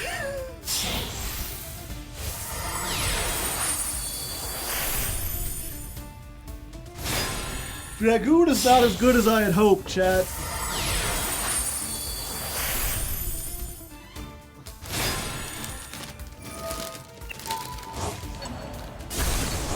Never mind, the bot is dumb.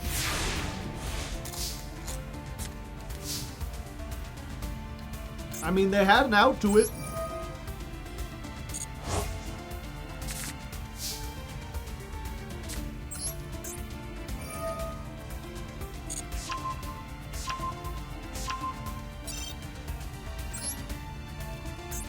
Yep, give me this one.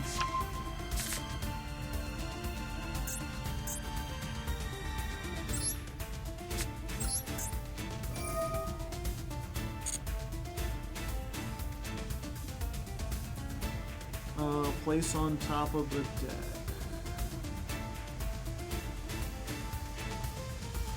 None of these really do much of anything, do they? Not at this point. Although we can get this back. It's so weird how it just kind of like leans down slightly to show it off. I'm really confused why it's a 100-point card. I mean, if nothing else, the thing I've realized is, like, being able to discard this is great, because then it just comes back every turn. As long as I've got Dark Magician in the graveyard.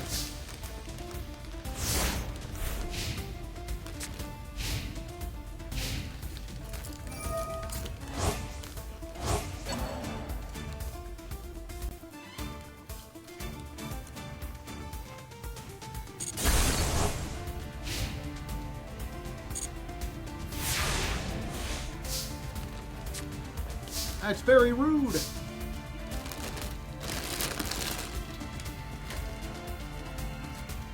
Yeah, the other problem I'm seeing is I can make Dragoon, but it takes like my entire hand. And then I don't have very many cards to discard for Dragon. Also, the deck does nothing else. I mean, if I can get Dark Magical Circle and Eternal Soul online, then I get to banish a card every turn, although without links, that's a bit more tricky to do.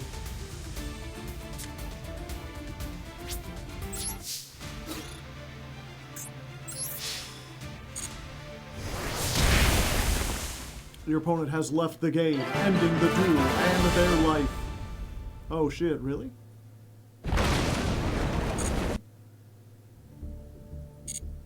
Okay, let's try the other idea we had real quick.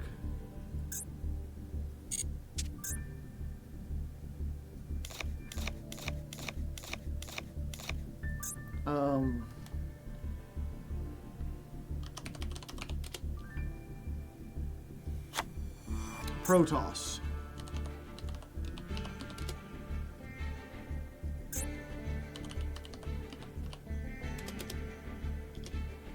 Nemi.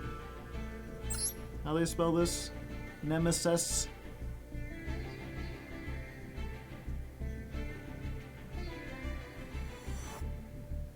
Target one banish, shuffle it if you do.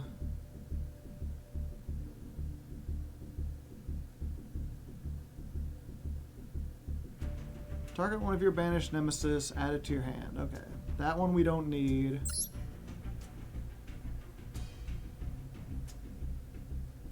Target one nemesis in the graveyard, add it to your hand.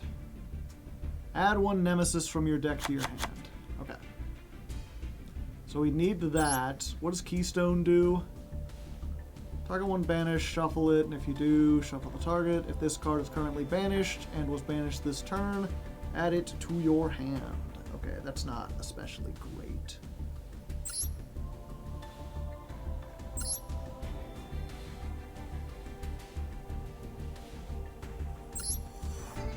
Target one of your nemesis monsters that is banished from your graveyard, special summon it.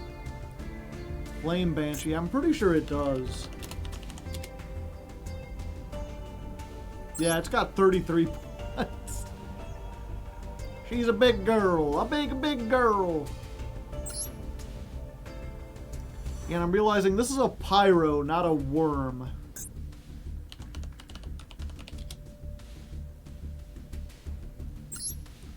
I thought there was something that searches this, but it doesn't really.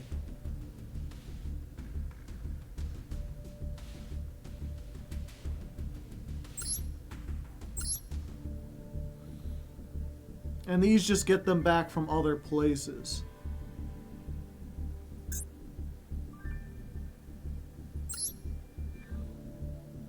How do you get Protoss?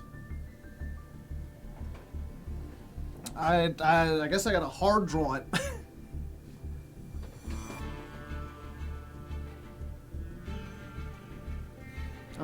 What's the other?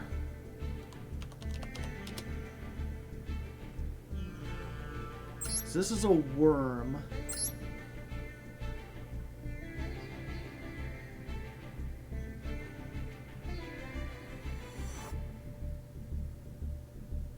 That don't do it. Bonfire? I'm pretty sure Bonfire has points.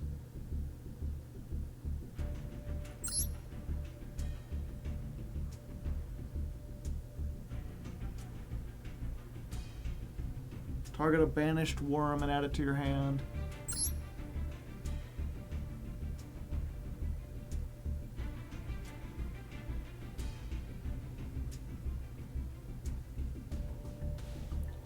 Special summon a Tenyi from the deck. Gotcha. Isn't there a Nemesis Searcher? Yeah, it's Flag.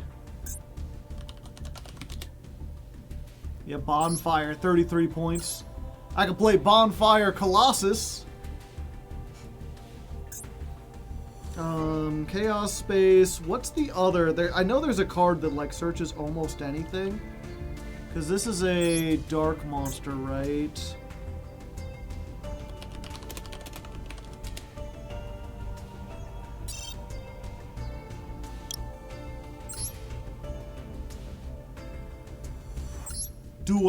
It's 10. Small World? I suppose I could do Small World.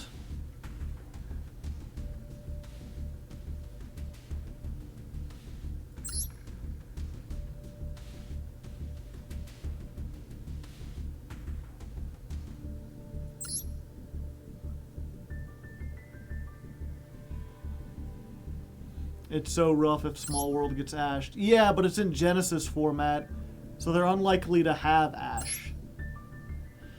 At a level 5 monster, light or dark, pyro or aqua.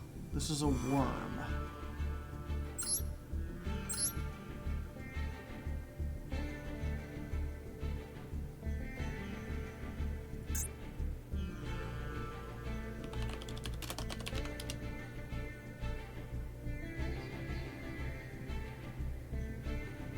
We gave up on gooning, at least for now.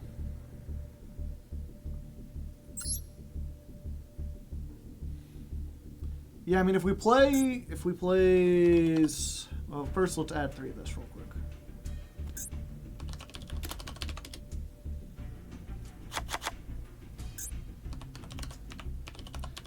Unfortunately, we can only play, like, 1 Sword Soul card, right?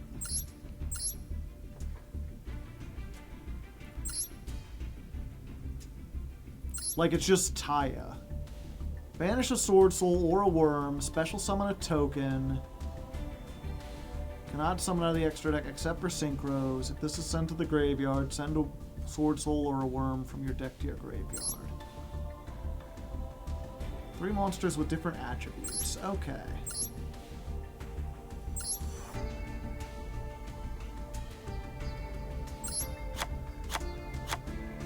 But this is like a Worm, Wind, 1850, level 4. Dark Worm. So almost anything go, like, if we play a whole bunch of Tenyis and Sword Souls, like, we can't use Vashuda because it's a Dark Worm.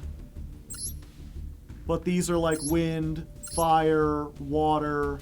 They're all different attribute. Oh, these are all level 4s. Adhara. This card is Synchro summoned, and 2 or more worm monsters are in the graveyard or banished. You can add 1 field spell from your deck to your hand. While a non-effect monster is on the field, this card gains the effects. Can't be destroyed by opponent's card effects. Your opponent cannot target it. Can make a second attack. That's not especially good. I mean, Draco Berserker's alright. Like this, we play regardless. What does this want to do again? If you control a worm or a non-effect monster, special summon it, and it's a level 4 tuner. And then I can't use that effect because I don't have links. But it is still just like a free summon. And it's a light worm. What does this do again? Send a worm from your deck to the graveyard. Then if you control a non-effect, you can add from your deck to your hand a Tenyi with a different name.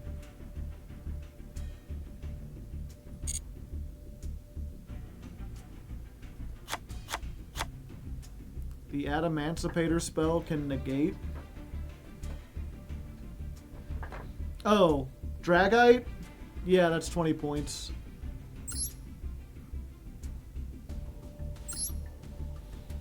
Tribute a worm, add a worm, or if you tributed a non-effect, you could special summon it instead. That's a maybe, that's a maybe. Okay, let's, what's it called?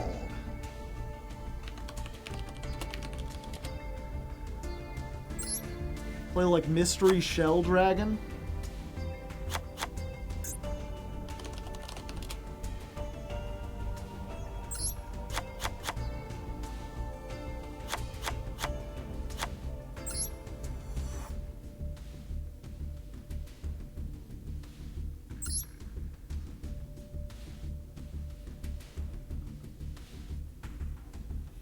Yeah, without Lordly Load, things are a little tricky.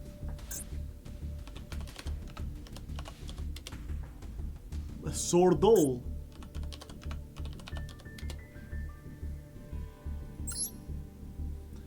monster whose effects are negated is on the field. If your opponent summons a monster...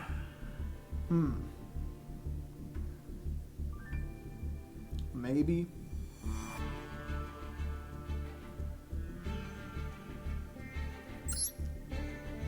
Let's see. Before damage calculation, if your worm battles an opponent's monster that was summoned from the extra deck, you can destroy that opponent's monster and this card. During the main phase, tribute one monster, special summon this from your hand. If this card is sent to the graveyard as synchro material, you could target one card in either field or banish it.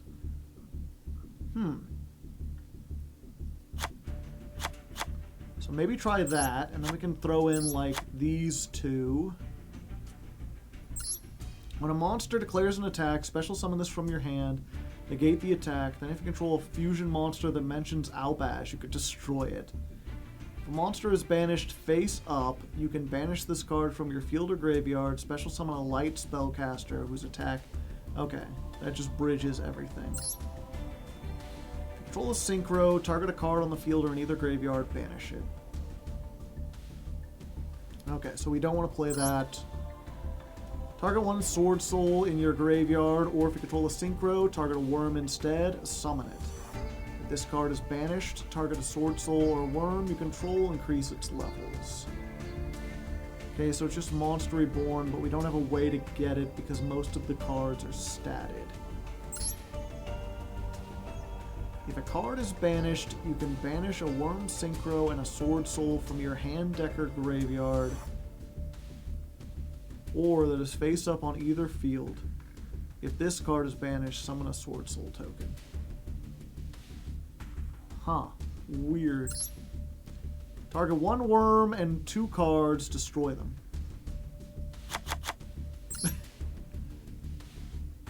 Deck's all worms! Target one monster you control, banish up to 5 Sword Soul cards and or worm cards from your graveyard. That monster gains 300 for each banished. If this card is banished, summon a token. Sword Soul Assessment. Oh, I assessed it all right.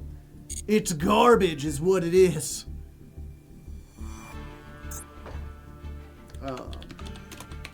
This one we absolutely want to play 3DD Crow in the main, and we probably want to play Cosmic still.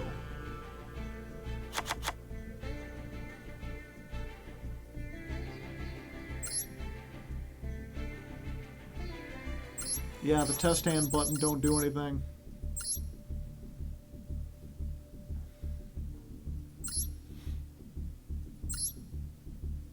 Okay, we got a 7, 8, 9, 10, 11. Are there any good level 11 synchros that don't have stats?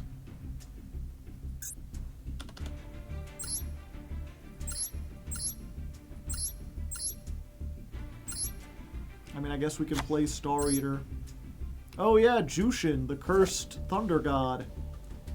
Each time your opponent activates a card or effect, gain 300. It's a reverse tax dragon. During your opponent's turn, pay 1,500, tribute this card, destroy all face-up monsters, destroy all face-up spells. I mean, that's pretty good.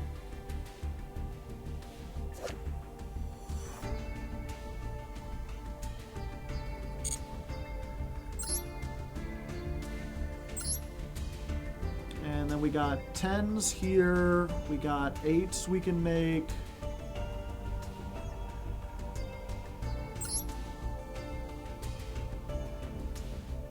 Let's just see how this works real quick.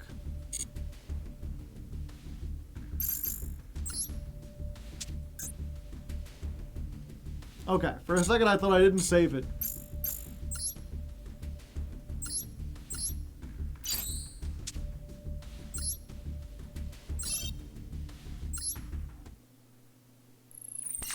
Yang Zing, we could maybe play Yang Zings.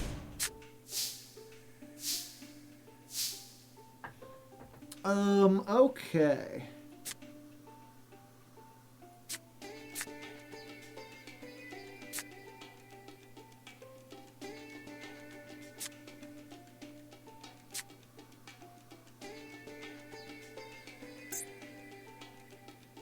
There's no way to check my deck.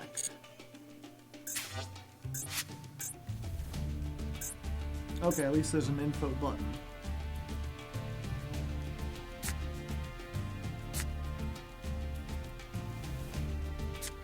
I need to get a worm in the graveyard.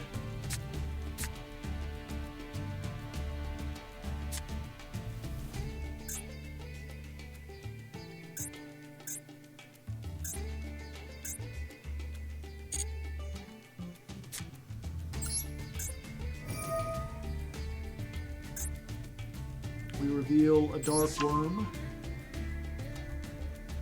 Oh.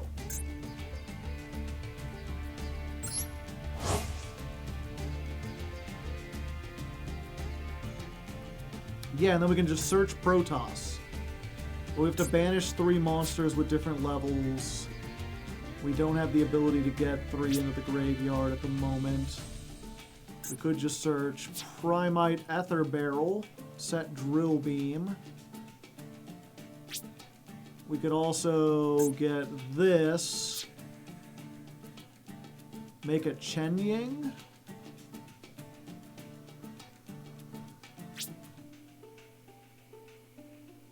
Chenying would also set us up for the thing.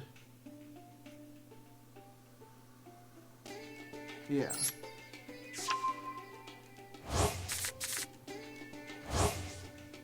So we like normal summon the mystery shell. We activate this.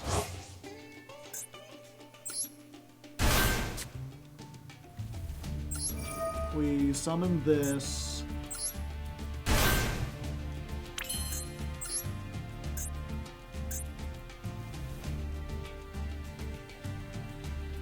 Yeah, we don't have any way to trigger this, so I think the Sovereign is actually a better selection here. Huh. You have a summon animation. This card is sent to the graveyard as synchro. You can target 1 card on the field or in either graveyard and banish it.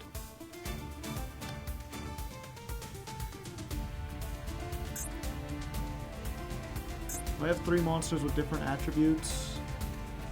Yeah. So no, we're good.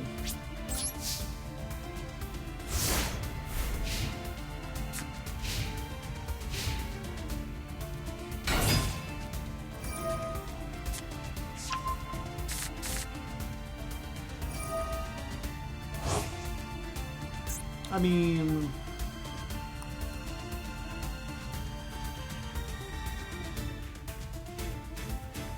you can use each effect. Sure, we'll just do inflict 1200.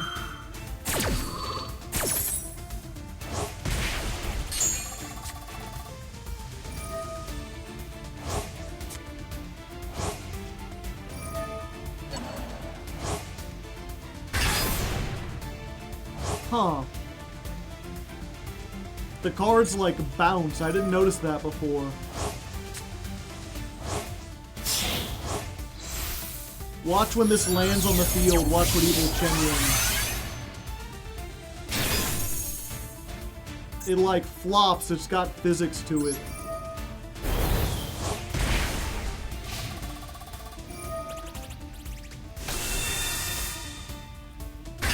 Yeah, this is like old school Blue Eyes. 2 of them things. That is bigger than me. That's about as good as it gets, baby. So we normal summon this. We activate the effect. We banish the mystery shell. Summon the token. Then we summon Draco Berserker.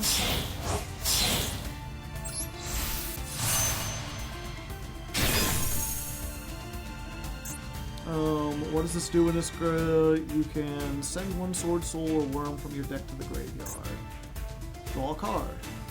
Yeah, I like to draw a card.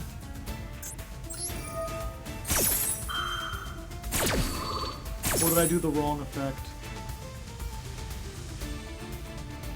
Oh yeah, we could just send the shooter to the graveyard. No, it's draw a card. Activate flag. We shuffle that back. We summon. Then we can use this to get Protoss. Summon Protoss by banishing these three.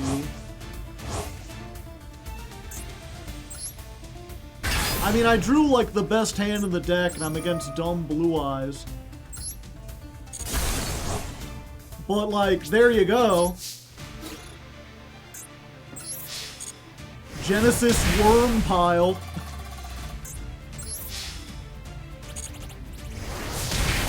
Wouldn't you want to practice Super Quant? So I just play it in the actual thing. I'm still in silver, there's no stakes.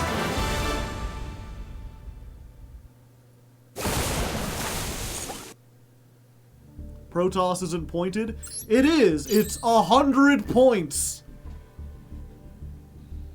So it's the only pointed card I have. If you missed, I'm starting a new show called Genesis Apocalypse, where it's like it's an 11 episode series. The first episode we start with the standard 100 points, and then every episode we drop it by 10. Since the first episode is the only one where we'll have access to 100 points, I want to play a deck that uses an 100-point card.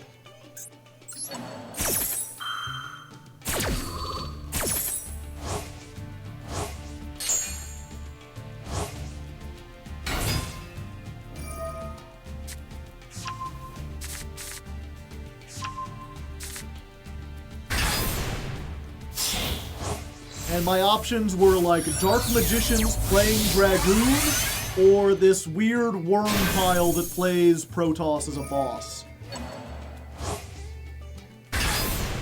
My opponent has made a significantly better board than last time.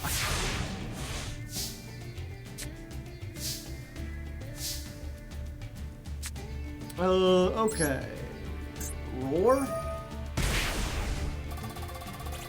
Shell Dragon.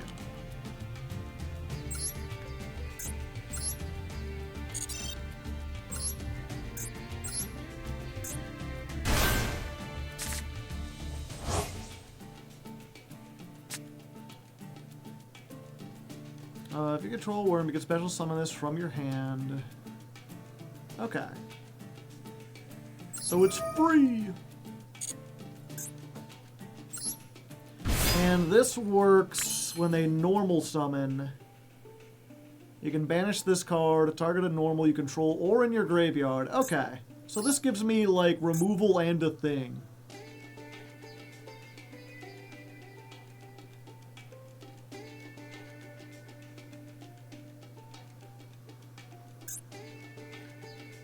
Alternatively,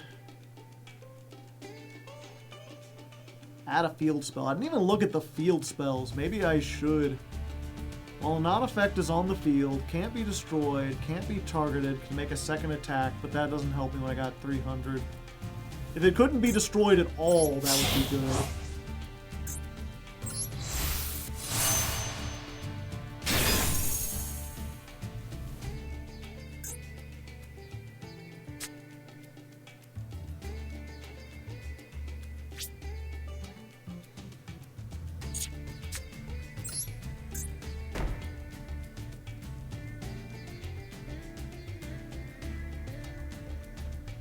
Okay, I have to control no monsters for that to work. Gotcha.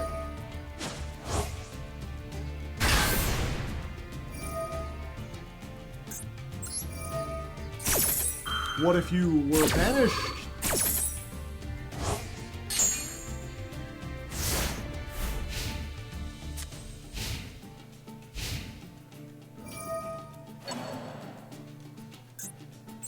What if you were banished?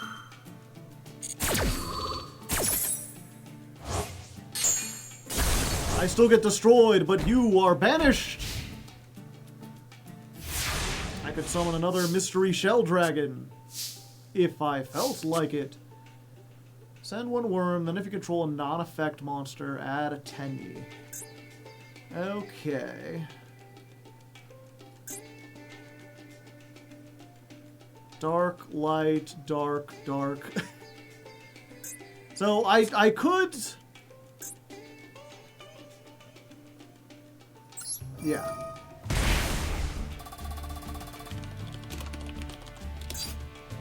Oops, I keep forgetting enter doesn't do that.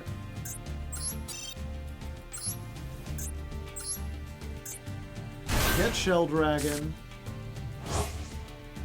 Now I control a non-effect monster.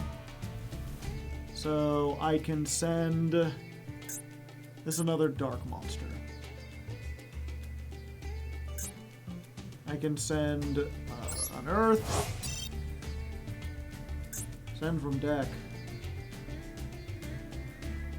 Then if you control a face-up non-effect, you can add. Yeah.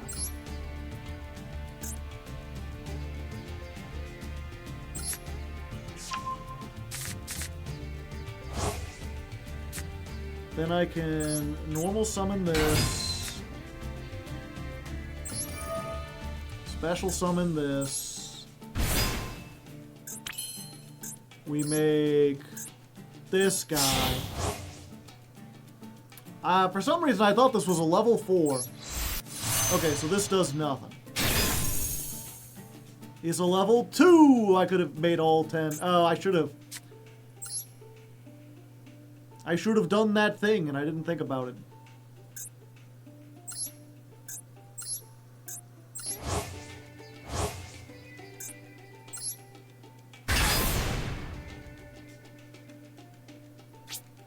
Battle phase. Hey.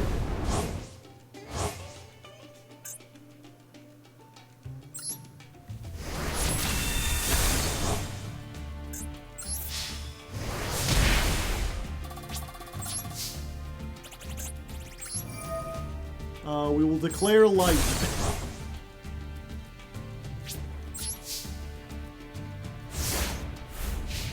Have a good one, Bundy. Got me working on a scythe deck. Posted in the Genesis section. Feels crammed in there.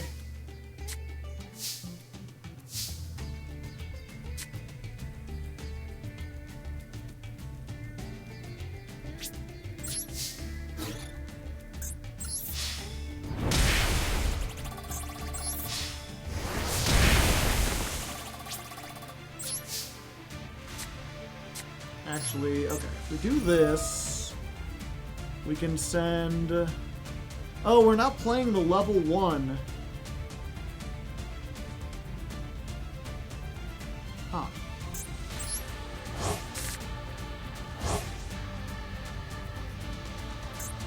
I have to control no monsters anyway.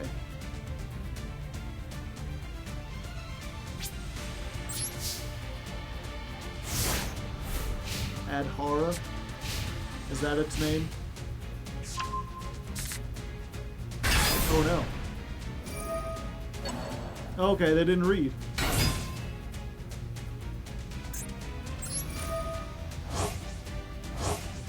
I learned.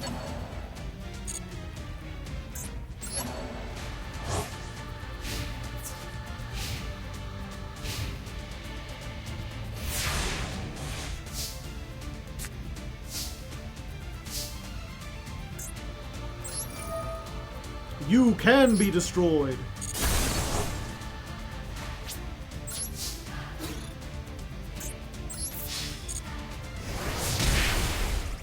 Your opponent has left the game, ending the duel.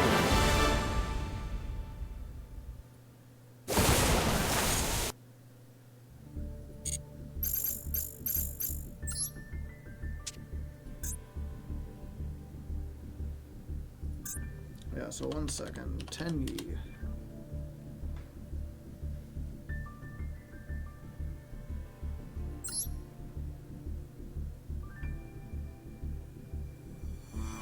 Hey, I didn't put in any Tenyis hardly. I probably should.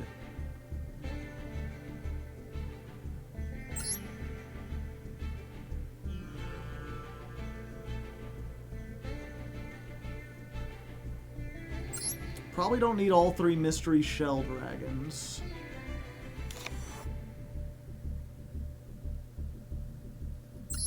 And yeah, this is I have to control a non-effect monster, though. Maybe I do want all three.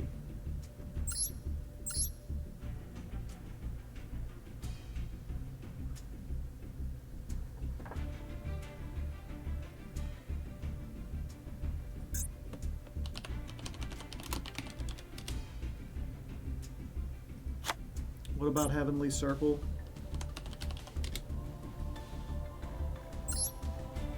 Tribute a worm, add a worm, or if you tributed a non-effect, you can special summon it instead.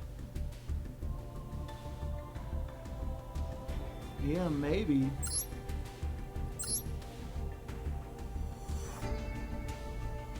Yeah, this is maybe go down to 1 or 2. This is just good board breaker stuff. This is just an extender. I maybe don't want this many normal summons. I would like to be able to just play Tenyi stuff. Our Small World bridges work? Yeah.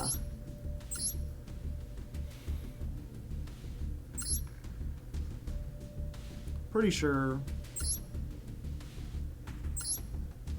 No, wait. All the worms. Yeah, it goes through Vishuddha every time. No, it doesn't go through Vishuddha. Huh. Oh, we can Vishuddha through DD Crow into this, or vice versa. We can also... Oh, Ether Barrel is a dragon. So we can Ether Barrel through this, which is a worm, which gets us into this. So Ether Barrel or DD Crow gets it. This is a worm. Yeah, this thing really just pulls everything together. Because any one of these... All these worms are like level 4s. But they're different attributes and stat lines and stuff. So we can basically, like, any worm through this thing, which is also a worm, and then go into this, which is also a worm, but different attributes. Do you want to add the field spell? When this card is activated, you can add 1 Vessel for the Dragon Cycle or Heavenly Dragon Circle from your deck to your hand. You can tribute a worm. Target 1 monster on the field to destroy it. You can only use each effect once per turn. During your end phase, you can send this, and if you do, place 1 Flawless Protection.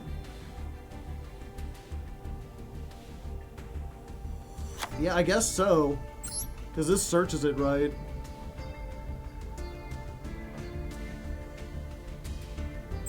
But I don't think we really want Flawless Protection. Unless we're just going in hard.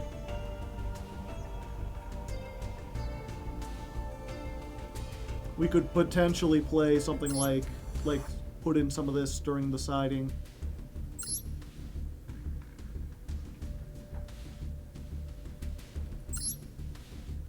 The 2500. Iris Sword Soul is also a good bridge. Although we would have to have a light monster.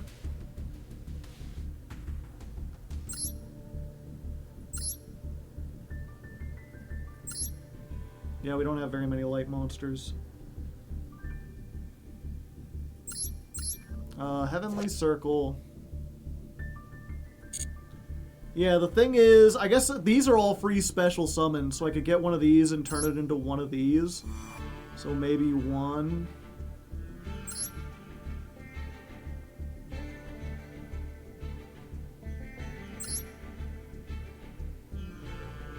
Target one of your banished worms, add it to your hand. Yeah, so I can banish this for Protoss, and then if I have a way to get Mystery Shell Dragon back,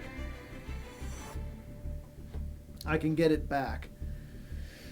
But I'm realizing how much the Primite engine loses without Lordly Load being able to summon stuff back from the graveyard.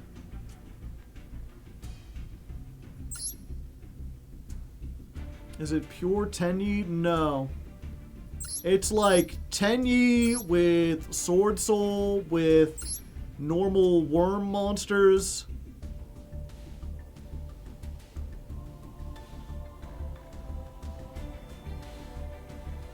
Roar clashes with the Tenyies.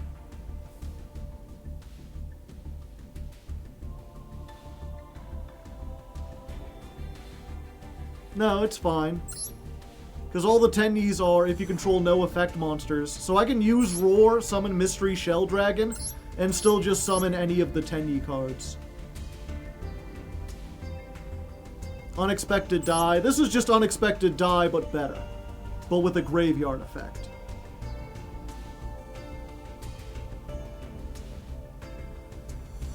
Maybe we just put this on the side for now.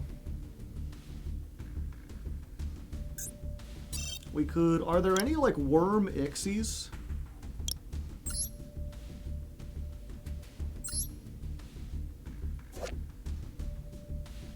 Oh, that takes level 9s.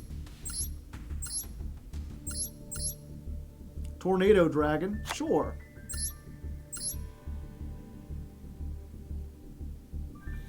Yeah, it's not hard for me to get 2 level 4s on the field.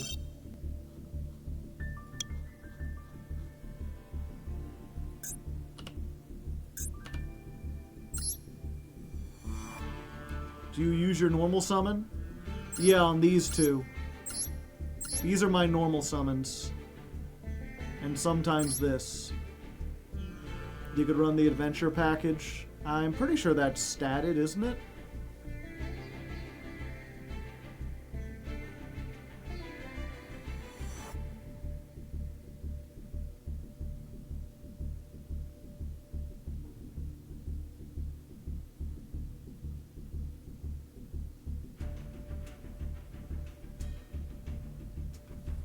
Is...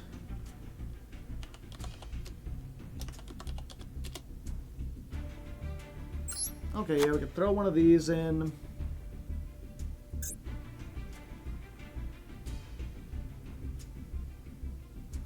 Redoer's not pointed. Yeah, but I don't think I'd want to make Redoer.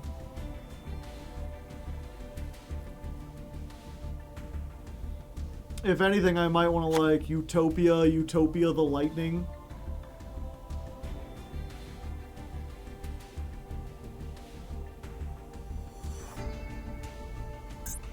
We've learned the power of Dugaris. Dugaris is pointed.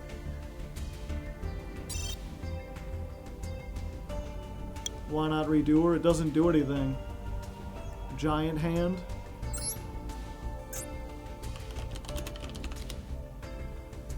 Yeah, that is a negate. It's like a slow negate.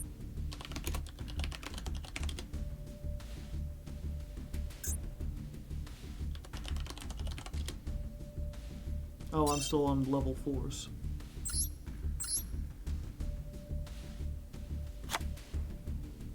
We also probably want more Ixie, or more Synchros. 6 through 10.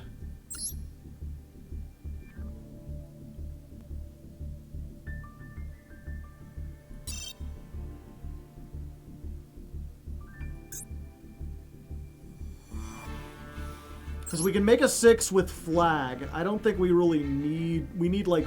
It'd be nice to have, like, a level 6 if we get something we want.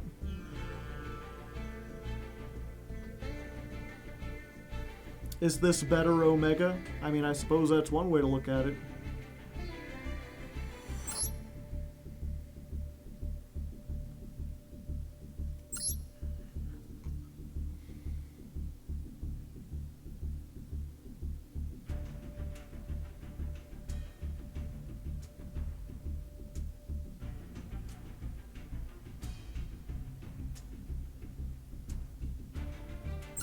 Fuck, do we just put Red Wyvern because it's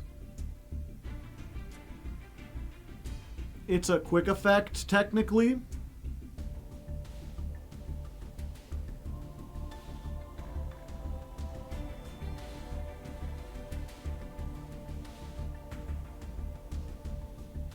I think I'd rather just have like a Coral Dragon, honestly.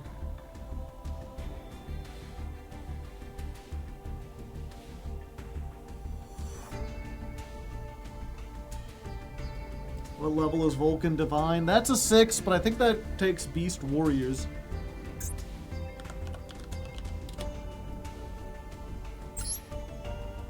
No, it is a Beast Warrior.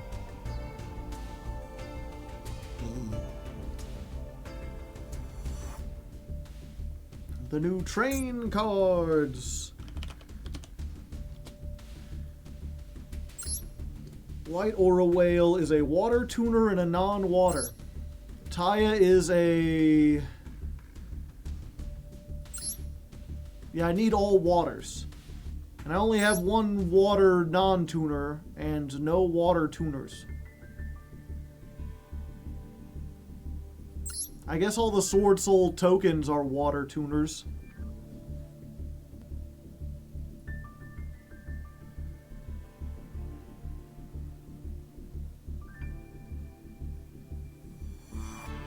I mean, realistically, we've already got 2 10s, and we're not making very many 10s. Probably looking more for 8s.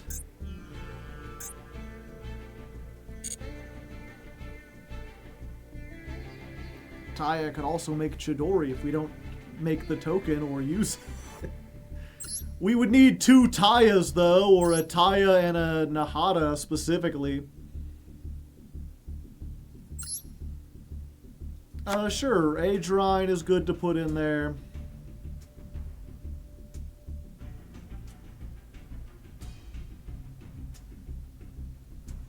And then these are level 9s. Then we get to the 8s.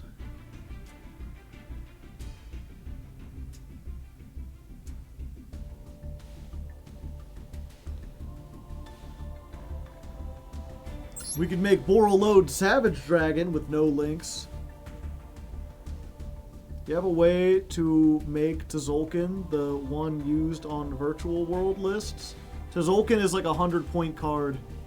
So if we'd made that, we'd have to take out Arch Nemesis Protoss. Pack Bit. Target one monster in your graveyard or a monster your opponent controls, discard a card, place it in its owner's spell trap as a continuous trap. Pack Bit's a good bit of removal.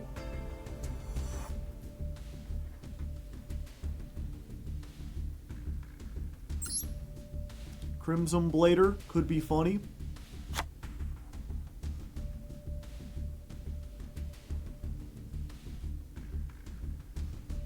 Unfortunately, we can't play Chi Chow because it's 33 points.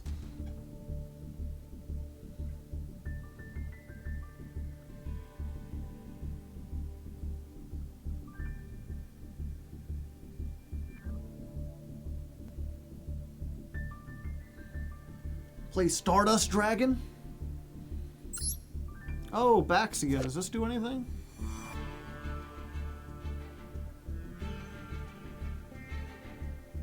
Yeah? Target cards up to the number of different attributes of worms used for the synchro. Yeah, that just lets me shuffle 2 worms or 2 cards in. Hell yeah.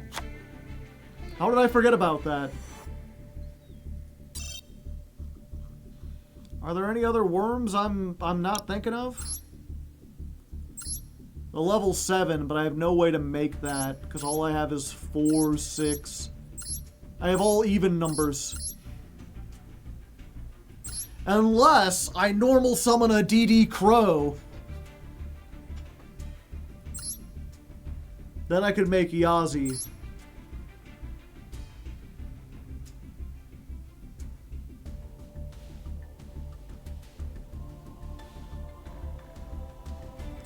This might be better than Coral Dragon, because I might make it with a normal monster. Then I get to negate something while being unaffected. It's not really all that good, though. Chow Fang is points, yeah.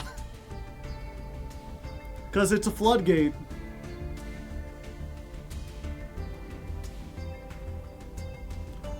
While this card is on the field, your opponent cannot activate monsters. The effects of monsters with the same attribute as the Yang Zings used for its synchro. Floodgates always get pointed. Let's throw this down here. Okay. I might test this out again tomorrow or something.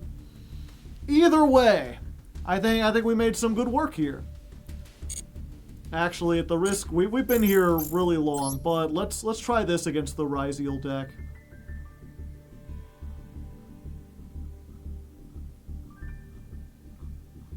Where to go? These are not in alphabetical order. I'm sure we get stomped as well, but I've lost the guessing game.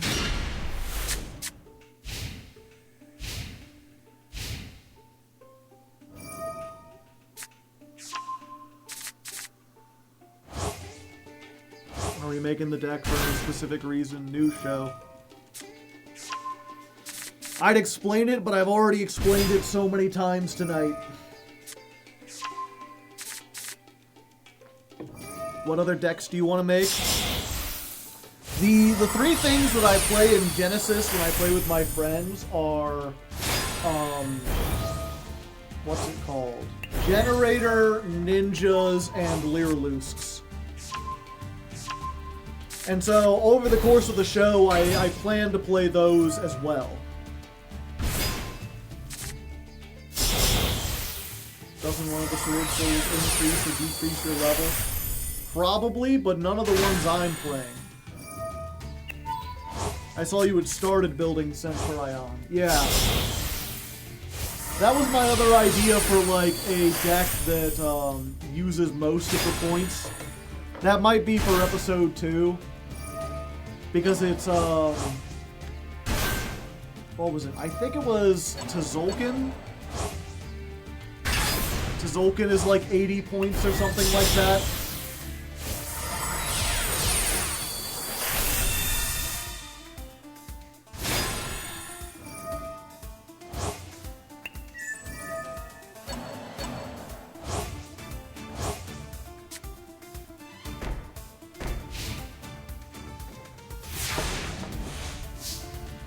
Okay.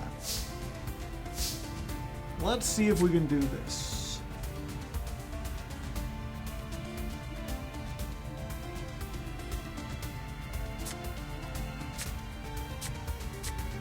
Let's try this first. Yeah. Okay, they get that with the cross. Then we can activate this. Summon it. Does this activate? Yes. So we need to normal summon this if we don't want to get popped.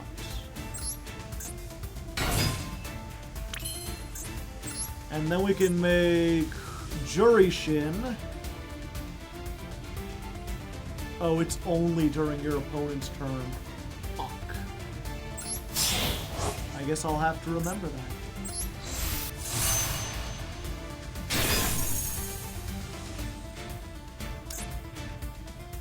Let's go to battle.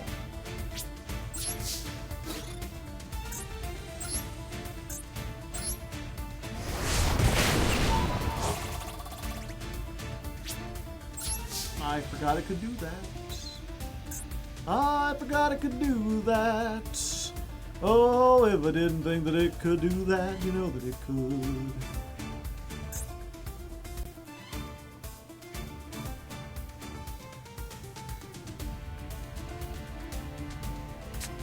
Yeah, we just gotta try it. At least I know Jurishin does that.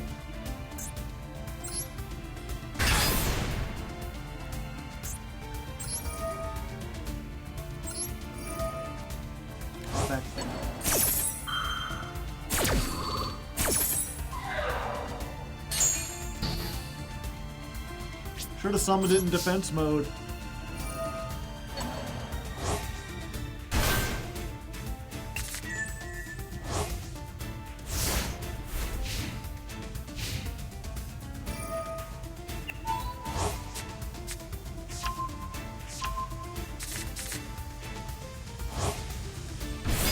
Oh, it wouldn't have mattered.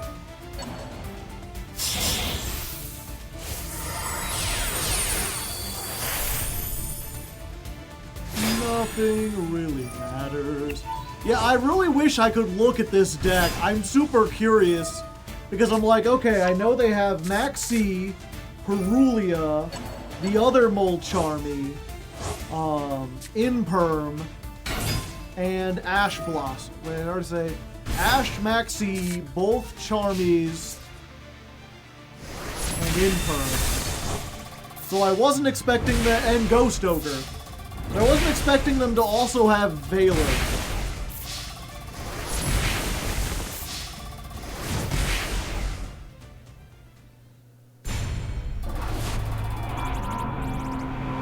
It feels like it's more than half hand traps. But check deck doesn't, it's just a thing that turns stuff off. As far as I know, there's no way to actually look at it. You can look in the games folder. I'm pretty sure I tried that.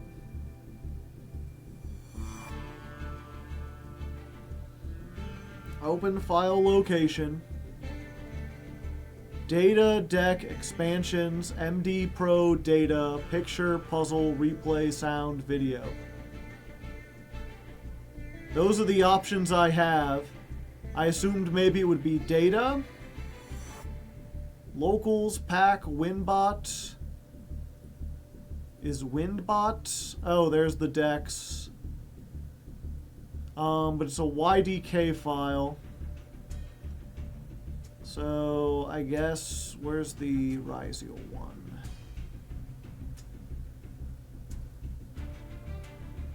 If I copy this and then place it in, and then paste it here into my deck, AI Ryziel.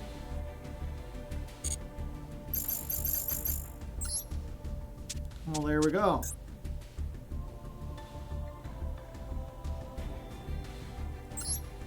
Ah, okay. They've got one Charmy, one Meowls. 2, 2, 2, 1, 3. Okay.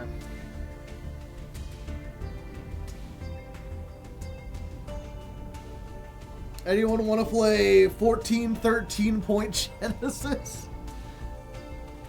To be fair, let's take out everything out of the side deck. The actual deck they're playing is only 944.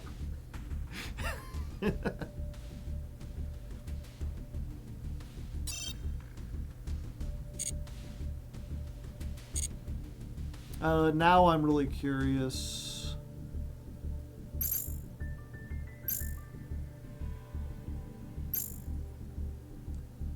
Windbot.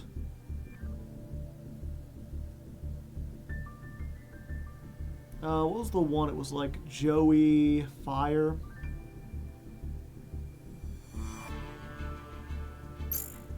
Or was it Red Eyes Joey?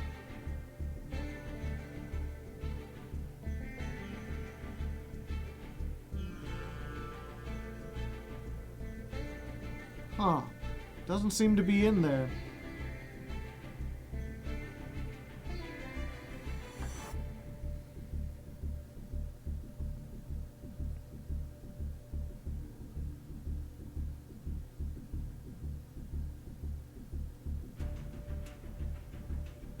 Rank 5 Ryziel, those are the only two R's. There's no J's. Is it not a Windbot deck? This is Dialogue.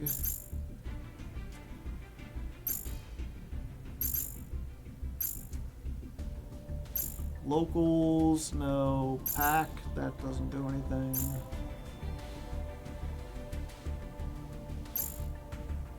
One second.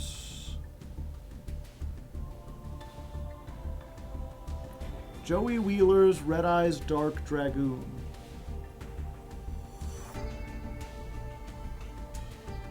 Yeah, it's not in here. Weird.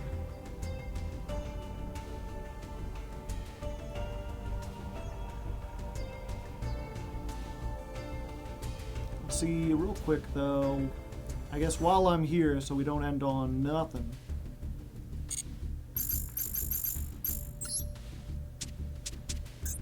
The other deck we're playing. What do you mean this deck is 325 points?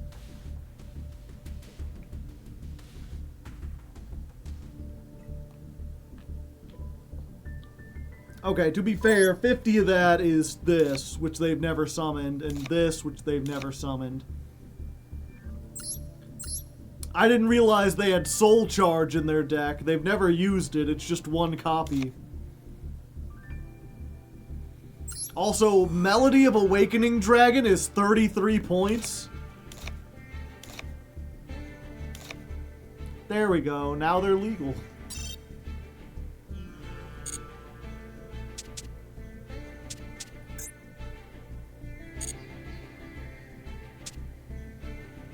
Dark Matter, yeah.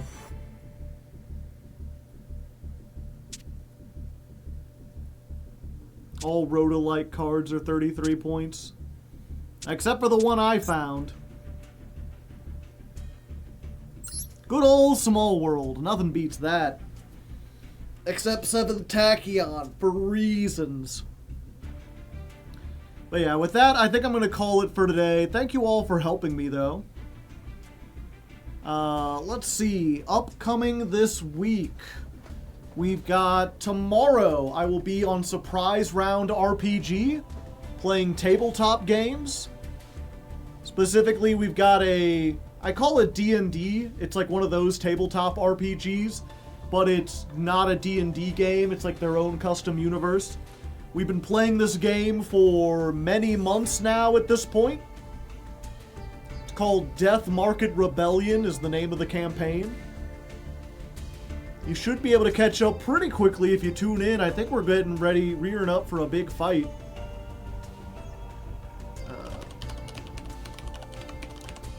But if you want to try to catch up, let me see if I can get you the link to the YouTube. I think all the episodes up until now are up on the YouTube. So if you want to check that out, there you go. The Twitch is like the same thing, just Surprise Round RPG. They got a bunch of games and stuff. Then this Thursday, I'll be back at it again with Jankmas. We'll be doing more of the Super Quant ladder climb. And the new show should be recorded by then, so unless I'm exhausted from doing like recording and then going into stream, we should finally play Blueprints on Thursday. That's what we planned to do today, but I realized I really needed to build this deck, and I wanted some of your input. Friday, we are playing Master Duel Masochists, so you have that to look forward to. And again, once we finish, maybe doing some generic stuff. This Saturday, an episode of Mirror Masters is coming out on the main channel. And I think that's just about it. As always, there's lots of Hardleg content for people who want it. And, you know, if you still haven't checked it out, go ahead and take this time. My book, The Legend of Lefty. Part 2 was released. A lot of people missed it because it was around October, around Halloween time. But you can go listen to the first 2 parts up there. The third part is slowly being worked on. Hopefully I can start releasing chapters for that again. And part 3 looking like it'll probably be the last part. I wasn't sure if it would be too long and I'd have to split it into a part 3 and 4. But if you're at all interested in seeing what kind of book I would write, this is the stuff I'm super passionate about. The thing I would love to do if my YouTube ever got big enough that, like, I didn't have to edit anymore. I have a whole bunch of book and story ideas I would like to work on, and The Legend of Lefty is just the first one. Otherwise, I'm getting headed out. Let's go find someone to raid, shall we? I am the... Oh wow, I'm not in the top 4. We've lost some people. Granted, it's pretty late.